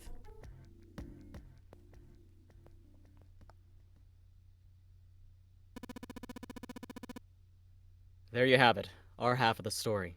His part finished, Ace fell silent. For a moment, Junpei was silent, in thought. Then he spoke. Okay, let me see if I've got all this straight. No comment. When you guys got here, the bases for the Reds were already gone. And you looked all over this room, but you couldn't find anything. So you figured that there might be something in the hallway with all the doors. So you went and had a look? Yeah. And while you were looking around you, you heard voices? Uh-huh. So you followed the voices and came back here? Indeed. And that was how we found you. Junpei examined the three Reds again, just in case. On the bottom of each was a long, thin gap. It looked like a slot for something, probably something electronic. Well, this isn't good. If the red isn't active, we can't keep going. Well, what about that hallway over there? Isn't there anywhere else we can go? No, there isn't. There are plenty more hospital rooms, but nothing else. Hospital rooms? That's what's behind all those doors? Yes. There are a number of individual rooms in addition to this large one. There was a door at the end of the hallway, but it was locked. There was an astrological symbol engraved near the keyhole, however. I was able to get a good, feel of it. I believe it was the symbol of Jupiter. Not again. Those goddamn things are everywhere. Yeah, it's probably fucking symbolic, Santa, if you would just let the narrative catch up. I wonder what they all mean. For a moment, everyone was silent, deep in thought. While we're asking what things mean, what's the deal with this room? I mean, I thought this was a cruise ship, but I can't imagine a cruise ship would have a hospital like this. Of all people, it was Seven who answered, and with calm confidence. Well, I figure it's probably a hospital ship. Chances are it's the Gigantic. The Gigantic? Junpei looked confused. So did everyone else. What is this Gigantic? Seven knit his brows for a moment, then began to explain and monologue in a voice Kate can definitely maintain. The Gigantic. He explained that she'd been a sister ship to the Titanic, built in the early 20th century. The Titanic had two sister ships, who were identical to one another in nearly every aspect. The Gigantic was said to be one of them. She was initially intended to be a passenger liner, like the Titanic, but soon after the ship was launched, the First World War began, and she was pressed into duty by the British Navy as a hospital ship. Sometime later, the Gigantic was damaged by a German mine in the Aegean Sea. She managed to run aground after the incident and consequently was not sunk. What then happened to the Gigantic after her fateful encounter in the Aegean Sea? One theory ran that a man named Lord Gourdin purchased her. Lord Gourdin, it seemed, had been one of the few survivors of the Titanic tragedy, and that trauma had turned him into an obsessive collector of all things related to the Titanic. Look, man, trauma does fun stuff to your brain, I get it. After his obsession deepened, he began to desire the Titanic itself. He was gonna fuck that ship. That, of course, was impossible. The Titanic lay at the bottom of the Atlantic Ocean. The Gigantic, however, had not suffered such a dire fate, and she was identical to her sister ship. And as she was identical to her sister ship, she caught Lord Gourdin's eye. You can't have the original date the twin. It's all good. So, you're saying this Lord Gourdin bought this ship? Yeah. At least I think I am. That's impossible. No way we're in some boat that's almost 100 years old. How is that less likely to you than the whole death game thing that we're in? How? What is that math, Santa? Run that Play math a lot of by me. video games. Pipe down. Just pay attention. What, that's it? Well, have you got any proof? Proof? Proof that this ship is really the Gigantic. Well, the ship's got stuff that's like the Titanic and a hospital ship. So I just figured... Oh, for goodness. Don't tell me that's your only reason. No, I got more. Like? Well, I mean... Seven looked around desperately, doing anything to avoid meeting Lotus's piercing stare. He scratched his head for a moment, then gave up. Finally, he opened his mouth. I don't know. Lotus sighed and shook her head. I guess your memory isn't back yet, is it? Yeah, sorry about that. Hey. That's... Why'd I take that? It's my inner monologue. Hey! Memory isn't back? Junpei was. He felt legitimately shocked by what seemed to be new and very important information. Everyone else, however, seemed unimpressed. In fact, they all looked at Junpei as though he'd said something very strange. He decided to revise his attitude for the next question. Wait, was I the only one that didn't know? Everyone nodded. Why? Oh. Yeah, I guess I didn't tell you, huh? I told the rest of them before we ran into you all on the stairs. I told him I couldn't remember a damn thing from before I woke up. What? Yeah, that would, make something about my character too easy and not as intriguing. Then, almost as if to save Junpei from further embarrassment,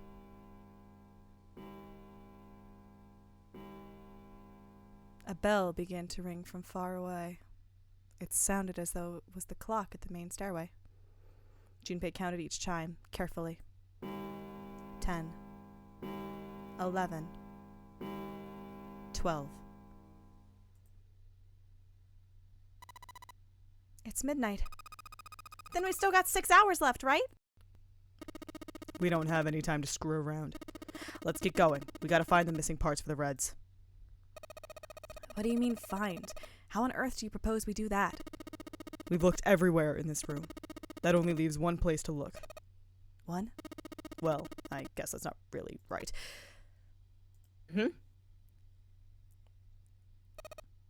Wait. Don't tell me you mean we Don't tell me you mean we need to search all of the other rooms. Don't freak out. We already searched 4 of them. 4 rooms. We just have to split up the rest between the 8 of us. If each person does 6 rooms, that'll be 48 rooms, right? So there are 48 rooms left? Her earlier experiences had apparently not encouraged Lotus to trust Seven. Seven scratched his head awkwardly. Oh. After a little more discussion, they split up and headed toward the rooms to begin searching them. Junpei was chosen to search the rooms on the starboard side, moving from fore to aft. They also determined when they would return to report their findings. the next time the clock sounded the chime. When it did, they would meet back in the large central room full of beds. If, during their search, any one of them were to locate the missing components, they were to yell for the others. If this strategy failed, they'd return to discuss their options later. The details decided, they left to begin searching. Out into the hallway they went, each to the rooms they'd been assigned. However,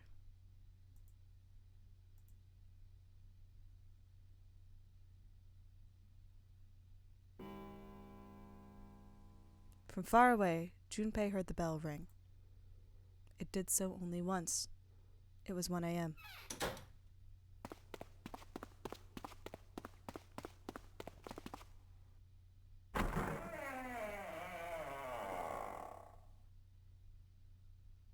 He jogged through the entrance of the large hospital room to find 6 of the others already there.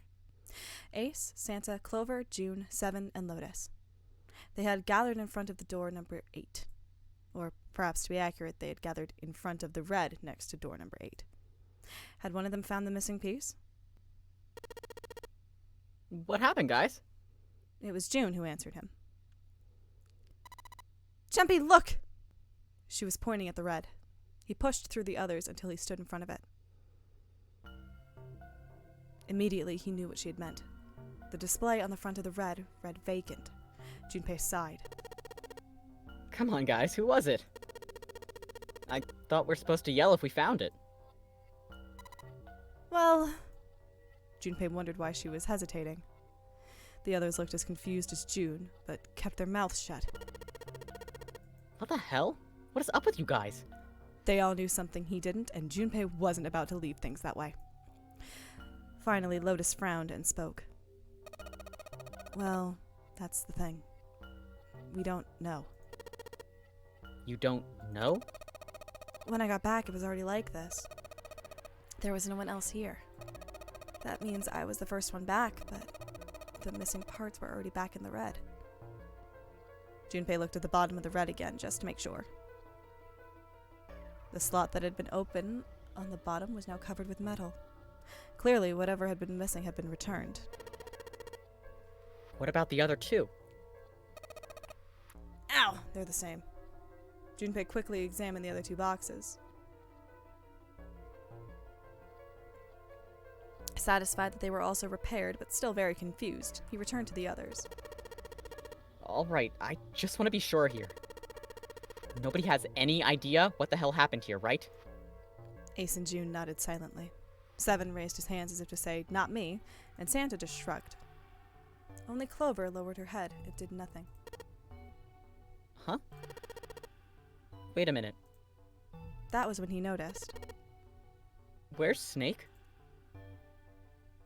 Junpei swept his eyes across the room a second time, but Snake was nowhere to be seen. Does that mean that he found them? I have no idea. There's nothing to suggest it, but nothing to suggest he didn't either. I don't suppose we'll know until we can ask him in person. Well, whatever he did or didn't do, he's pretty damn late. He's pretty damn dead is probably what happened. What the hell is he up to? Maybe he's lost. Yeah, well, that seems likely. Dude can't see. I don't know how he gets around in the first place. Clover raised her head. No, that's impossible! Suddenly she was shouting.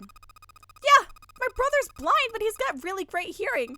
He can get around as well as anyone who can see. So he couldn't get lost. That's impossible.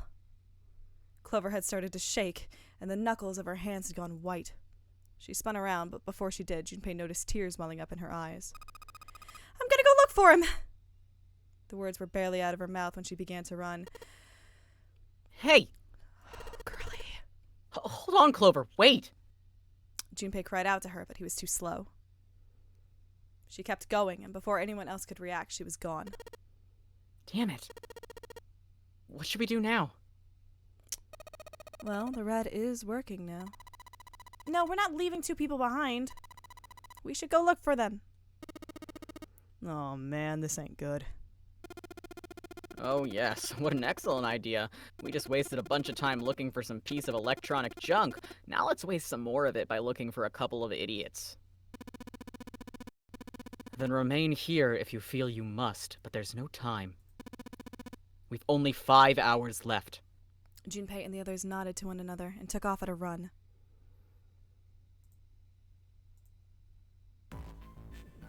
In front of the stairs that led to B deck, they decided to split up.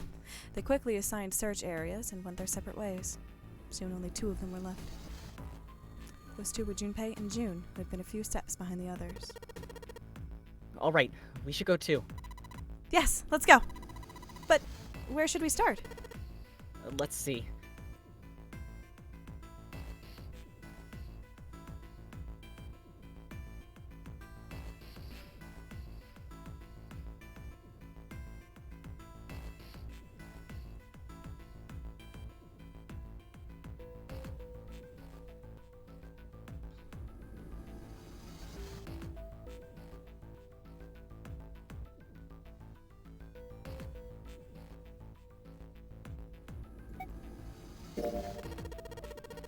What about the first-class cabin on B deck? All right, sounds good. They took off up the stairs at a run. Outside the first-class cabin, they found Clover. She was standing in front of the wall. She was staring at a meaningless point on the wall, her eyes blank.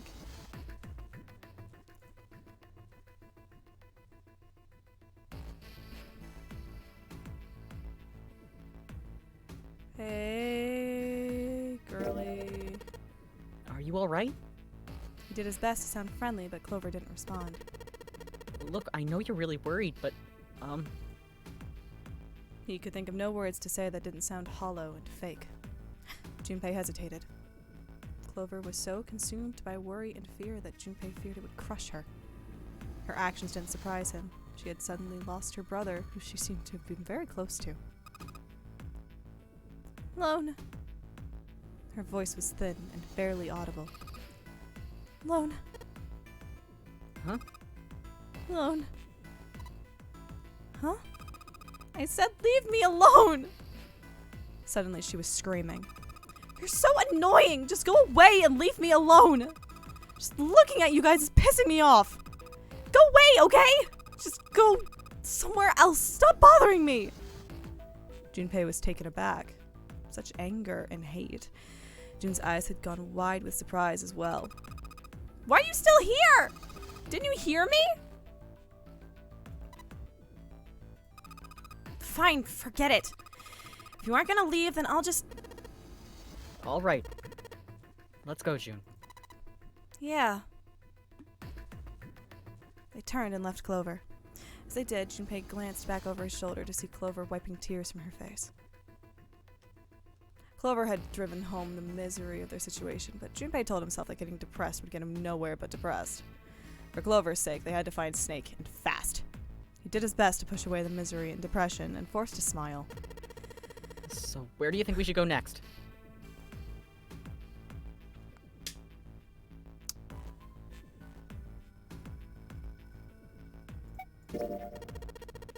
Hey, why don't we go back to C deck? We can take a look at that hallway with all the rooms. Okay, let's get going then. Together, they ran down the stairs.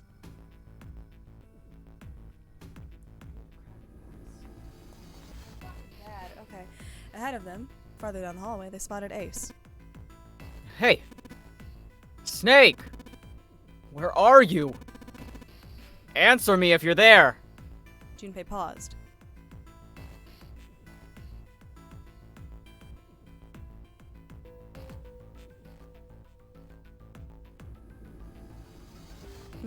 You know what?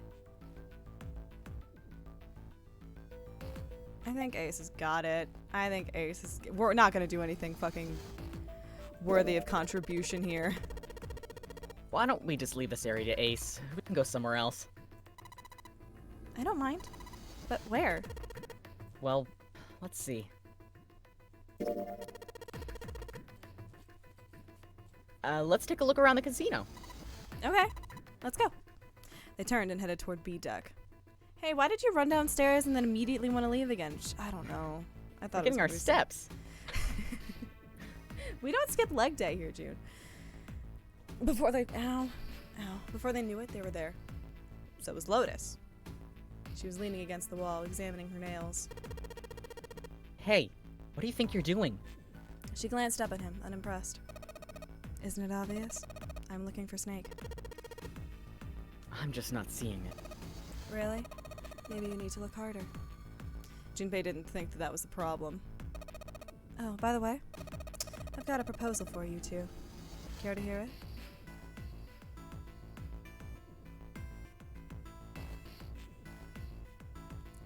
What's up? What is it? Well, I don't like to beat around the bush, so I'll get right to it. Why don't we team up? Team up? Yeah. What, you need me to explain it to you? I'm saying, why don't we go through a numbered door? Even if we wanted to, that's impossible. Why? Junpei's bracelet number is 5 minus 6 and yours is 8. Our digital root would be 1. 5 plus 6 plus 8 equals 19. 1 plus 9 is 10. 10 plus 0 is 1. 10 plus 0. Yep, 1 plus 0 is 1. But there's no number 1 door in the large hospital room. The only doors there are 3, 7, and 8. And we add another person. Huh?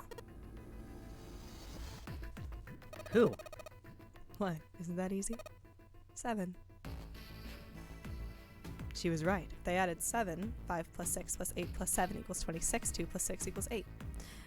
Then the 4 of them could go through the number 8 door. But Whoa, hold on a sec. What about the other 4?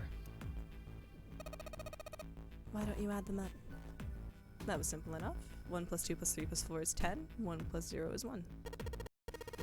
The digital root for those 4 would be 1. That's right. And you know the number 1 door isn't in the big hospital room, right? Of course I know that. No! Are you saying you'd leave them behind? Of course not. What kind of a woman do you think I am? Once we get off the ship, we could come back and rescue them, couldn't we? Then we wouldn't really be leaving them behind.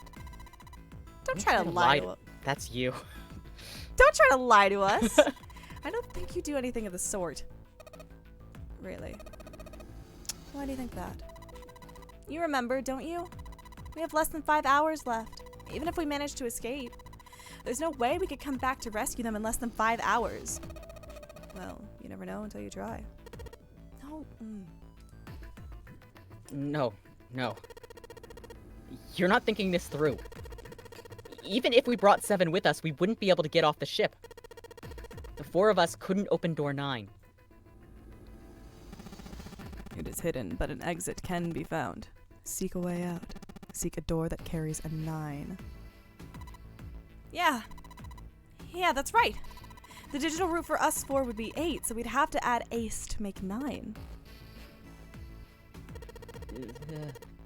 Unless we bring Ace too, we'll be stuck. Lotus scratched the back of her ear. Oh. Well, that's unfortunate. She didn't sound particularly bothered by what Junpei said.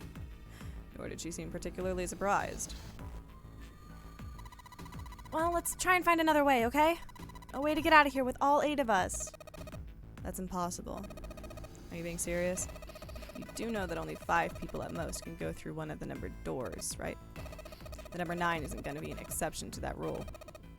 Regardless, at least 3 people will get left behind. You're right. That is true. The moment he said it, Junpei felt a chill run down his spine. It was true. How Lotus could remain cavalier about so terrifying a prospect was beyond him. When they found the number 9, they would have to choose which 3 of them would die. Lotus's forehead furrowed. Do you think I could have a moment alone? There are some things I need to think about.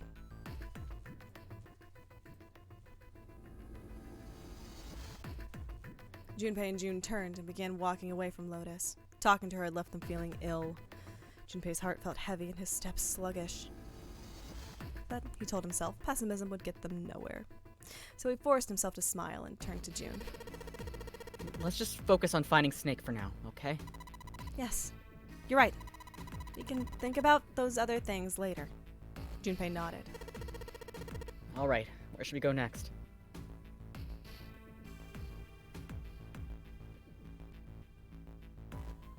Yes, back. Hey, why don't we go back to the big hospital room? Sure, let's go. They took off at a run down the stairs. That's very dangerous. You shouldn't run downstairs. You're gonna trip and fall and hurt yourself. On Where'd their way you to the large... downstairs, bro. Trip downstairs, bro. On their way to the large hospital room, June and Junpei noticed Santa standing next to the number 3 door. Junpei paused.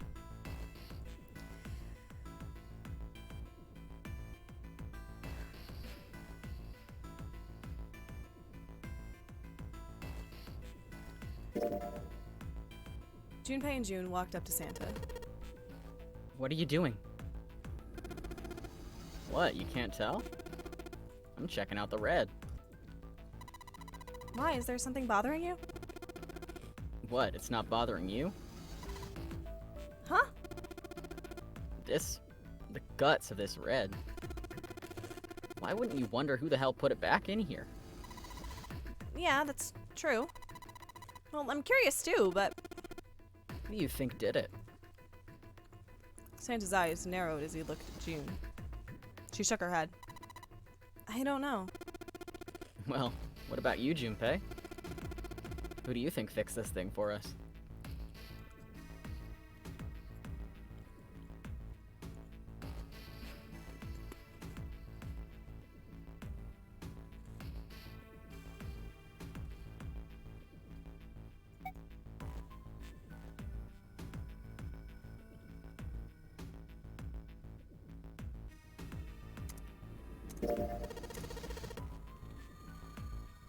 I think it was probably Zero. Why? Isn't that obvious? He's the guy who set this whole thing up. You don't think that should mean the opposite? Seems to me that, that means he didn't do it. I mean, who do you think took that stuff out in the first place?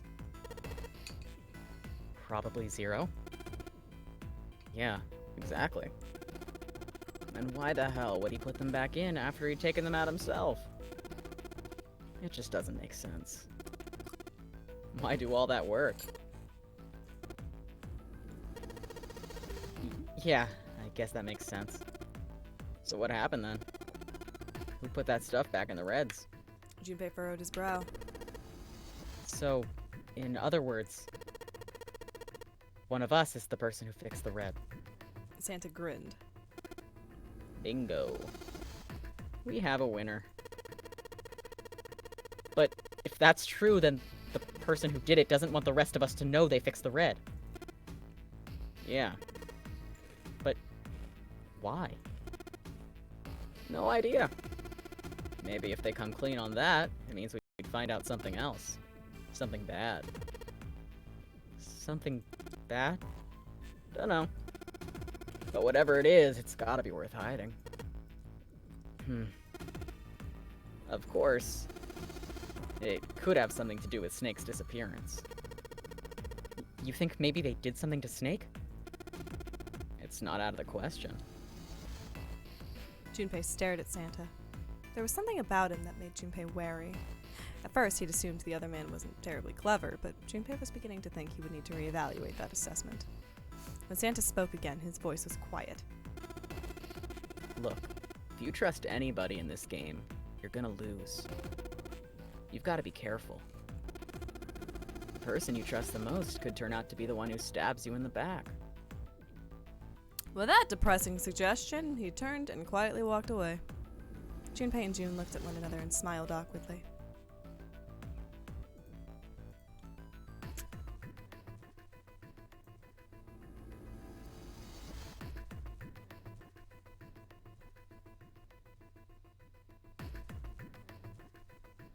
Is it gonna give me anything new if I go back to places? Yes, you can still go back to where Ace was to talk with him, and we haven't... Have we gone to the first class cabin? That was where we found. That was where we went. That's Clover. where that was the first place. You know what? Yeah, let's go talk to Ace. I'll go wherever you do. Hell yeah. There was no sign of anyone. Snake, of course, was nowhere to be found. They would have to look somewhere else. Oh, never mind. You fucking lied to me. I'm sorry. It's been many years. Why would you do this to me?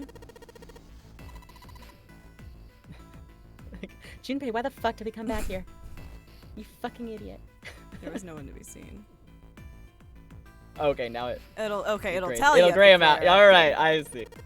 I'm a liar. Why don't we go check out the first class All cabin? right. Why are we running around so much? It feels like the smell of Snake's corpse should be like wafting somewhere.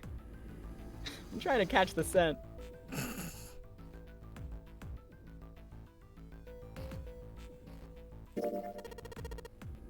How about the casino? Sure. See if Hope you in. brought running shoes. They had no choice. Junpei and June turned around, headed to a different location. All right. What the fuck? Wait. Why don't we go back to the big hospital room? Why is it like half grade? Whatever. I don't care. I'm just gonna say finish searching and we're done. I don't. We're fucking done. Yeah, we can be. I don't know what it wants from me anymore. They looked everywhere they could think of, but Snake was nowhere to be found. Lotus looked around at 6 frustrated faces and spoke. We can't keep looking for Snake. Wherever he is, it's not here. We need to get moving. Junpei couldn't disagree with what she was saying. Snake seemed to have completely disappeared.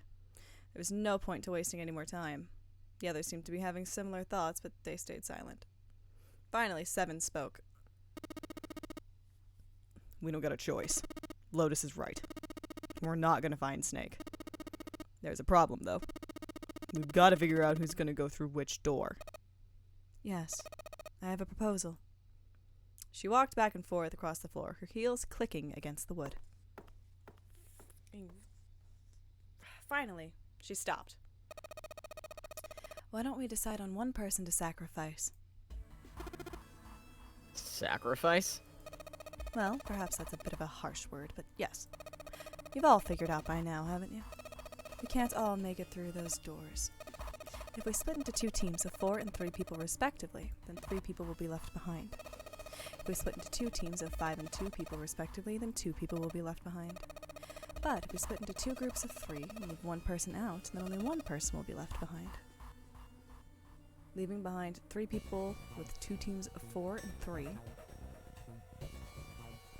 No. What? No. What? Well, no. Hold on. Well... Oh, for fuck's sake. I'm not good at chess. Hang on. Hang on.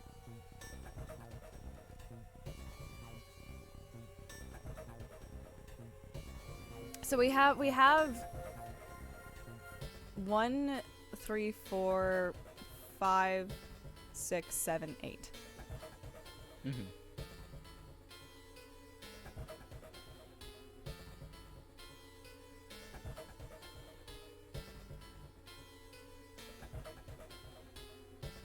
I said that like I was gonna do any kind of math and figure that out.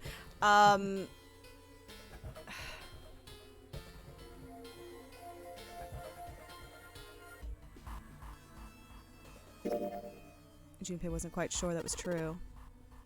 Wait a minute. Hmm?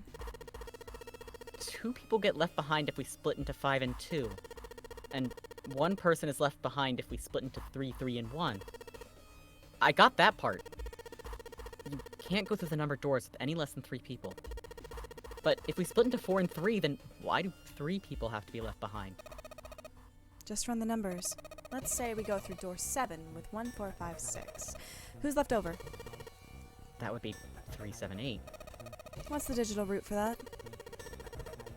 3 plus 7 plus 8 equals 18, so add 1 and 8, 9. Exactly. But door 9 isn't here, right? That means 378 won't be going anywhere. That was just an example, of course. There are a lot of different combinations, but the results will always be the same. Doesn't matter which 4 it is, the 3 that are left over can't go through any of the doors. Go ahead and calculate it if you have the time. You'll see. Anyway, that's how it is.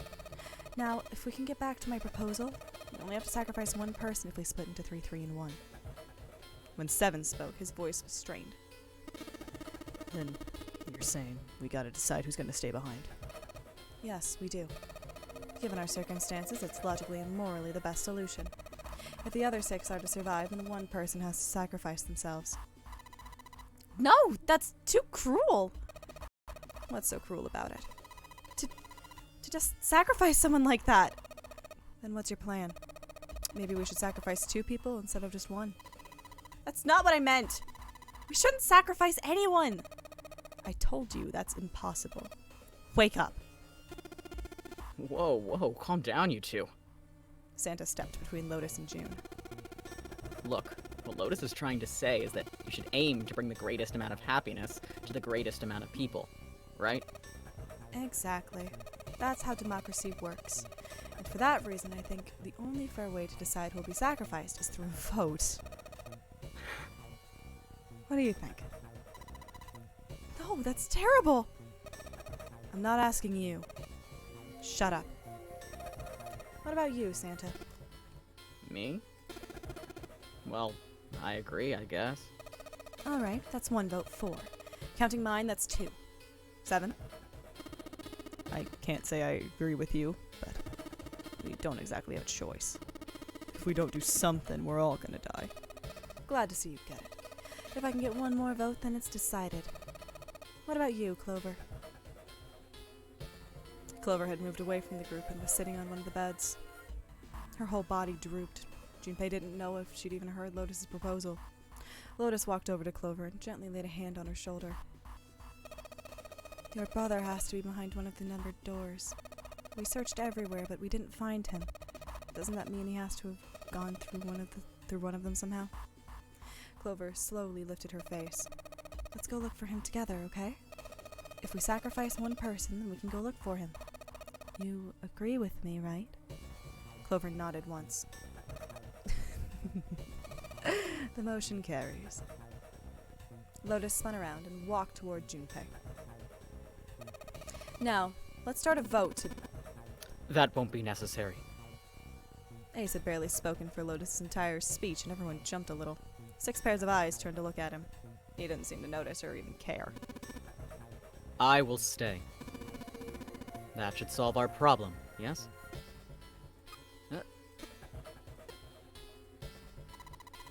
Ace, what are you saying? No, you can't do that. That won't solve anything. June's voice shook, and she looked around desperately for someone to agree with her. Ace simply looked at her. June, I'm afraid you may have misunderstood me. I said I would stay, but I never said I would sacrifice myself. Huh? I trust you, each and every one of you. I believe you'll come back for me. Whoa, whoa, whoa. There's optimistic and then there's just nuts. Those doors only go one way. You go in, you don't come out. If we go through them... You won't be able to return, correct? Yeah.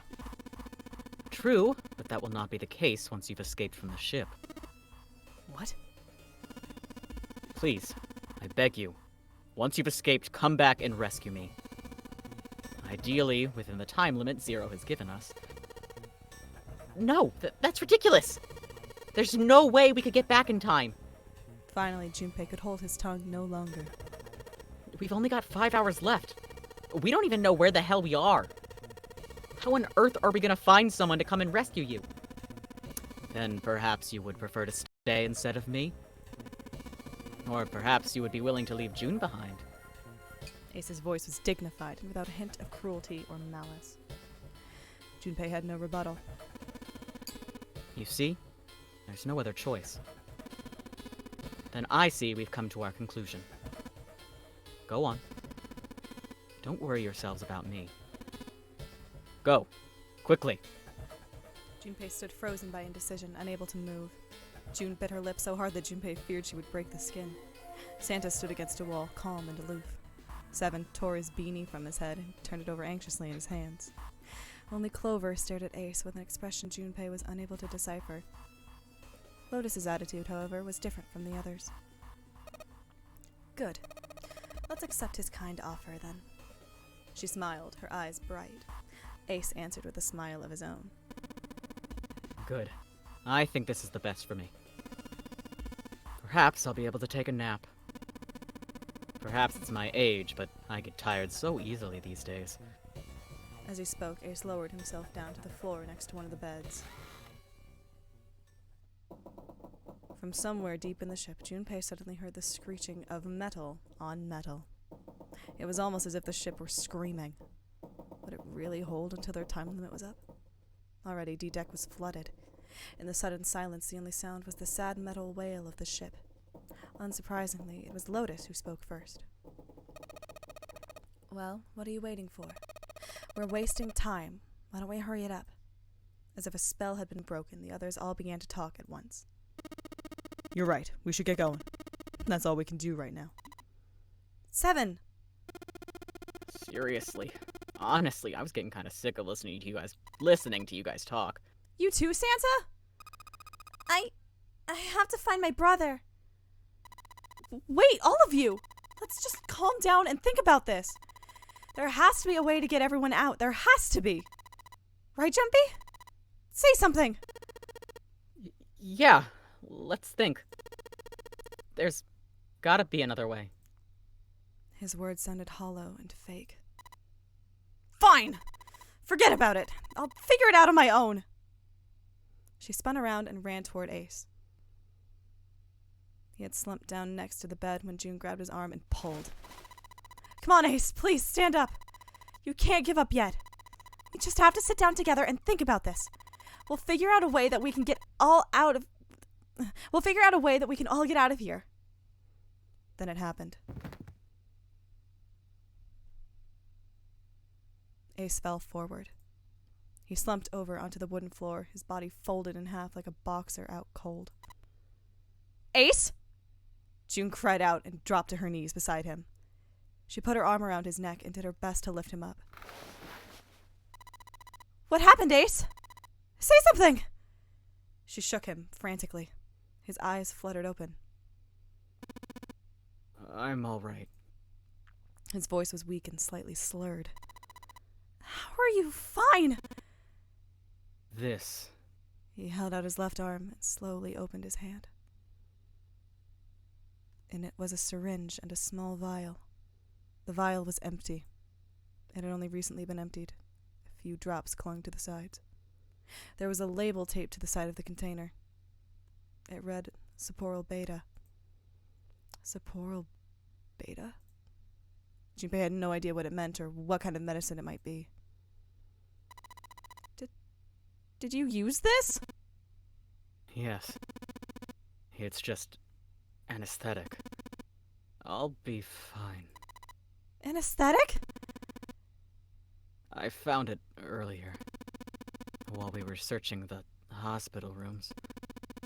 I thought it might be useful later. I didn't think I'd be using it on myself. Why did you do this? Didn't I tell you? I'd like to take a nap. I really am very tired. Junpei knew that wasn't why he'd done it. Ace had injected himself with an anesthetic to forestall Junpei and June's attempts to bring him along. If he couldn't move, there was nothing they could do. He'd injected himself so that they would be forced to leave him behind. Ace! Is there something you want to say? I'd just like to sleep a little. Could you keep it down? No! Don't, Ace! Don't fall asleep! You feel warm. So comfortable. I think I'll have a nice dream. Ace's eyelids drooped further and further, almost as though he were dying. Ace! Ace! She shook his shoulder again and again, but this time he didn't respond. Only the gentle rising and falling of his chest told him he was alive. Junpei was relieved to see he was, in fact, still breathing. He lifted Ace up off the floor and laid him on the bed he'd been leaning against. When Junpei turned around, Lotus gave him a look of pity. Well, we really don't have a choice now. We can't let a sacrifice go to waste. Right? She wasn't feeling any remorse. Junpei was sure of that. Still, he held no grounds upon which to oppose her. It felt wrong, but he had to agree. Then suddenly Santa spoke. Yeah, but we're not done choosing yet, are we? Huh? What do you mean? Well, we haven't decided who's going in what door. Ah, yes. Yes, that's true. Well, enough of screwing around. Let's decide. You first, Lotus. Which door do you want? I want door number 8. It's the same number as my bracelet number. Got it. You're 8. You're next, 7. Which one do you want? I'll take 7. I can't get along with that old lady. What? What did you just say? Her face distorted by rage, Lotus took a step towards 7. He threw up his hands and made a face like a child caught with his hand in the cookie jar. Ugh. You're going to get it next time. She shot him a glare that would have melted steel, then turned and stalked off. Alright, who's next? Santa's gaze moved across the 3 people left. Finally, they stopped on Junpei. Junpei. Which door do you want? At last. Junpei's mind was already made up. Was it? Why are you giving me an option if you... So, do we want to pause on the choice or make the choice and then pause before we go through the door? That is a good stopping point. I think, if we can, I would like to pause before the choice. Alright. Well, I can't, actually. You fucking lied to me, you nerd. Well, I'm using a... There we go! Okay. Menu. Yes, please. Yes, please. I would like to go. Save all game. Maria.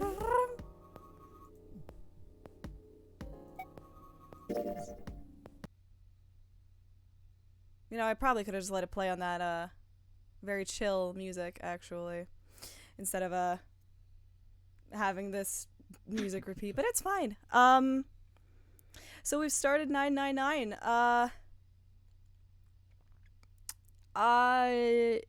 Next week we continue and make a decision, I guess. Oh no, it's gonna start autoplaying.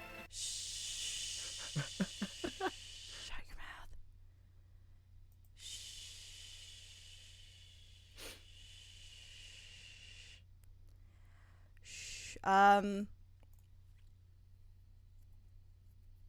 So, yeah, next time we're gonna make a decision on where we're gonna go. Shut. And, and we will continue from there.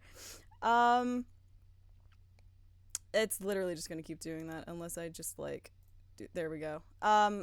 So while I get some stuff set up over here, yeah, next week we make a decision and we keep her rolling. Other than that, if we have nothing else to plug, I hope you're having a wonderful morning, afternoon, evening, night, wherever you are. And until next time.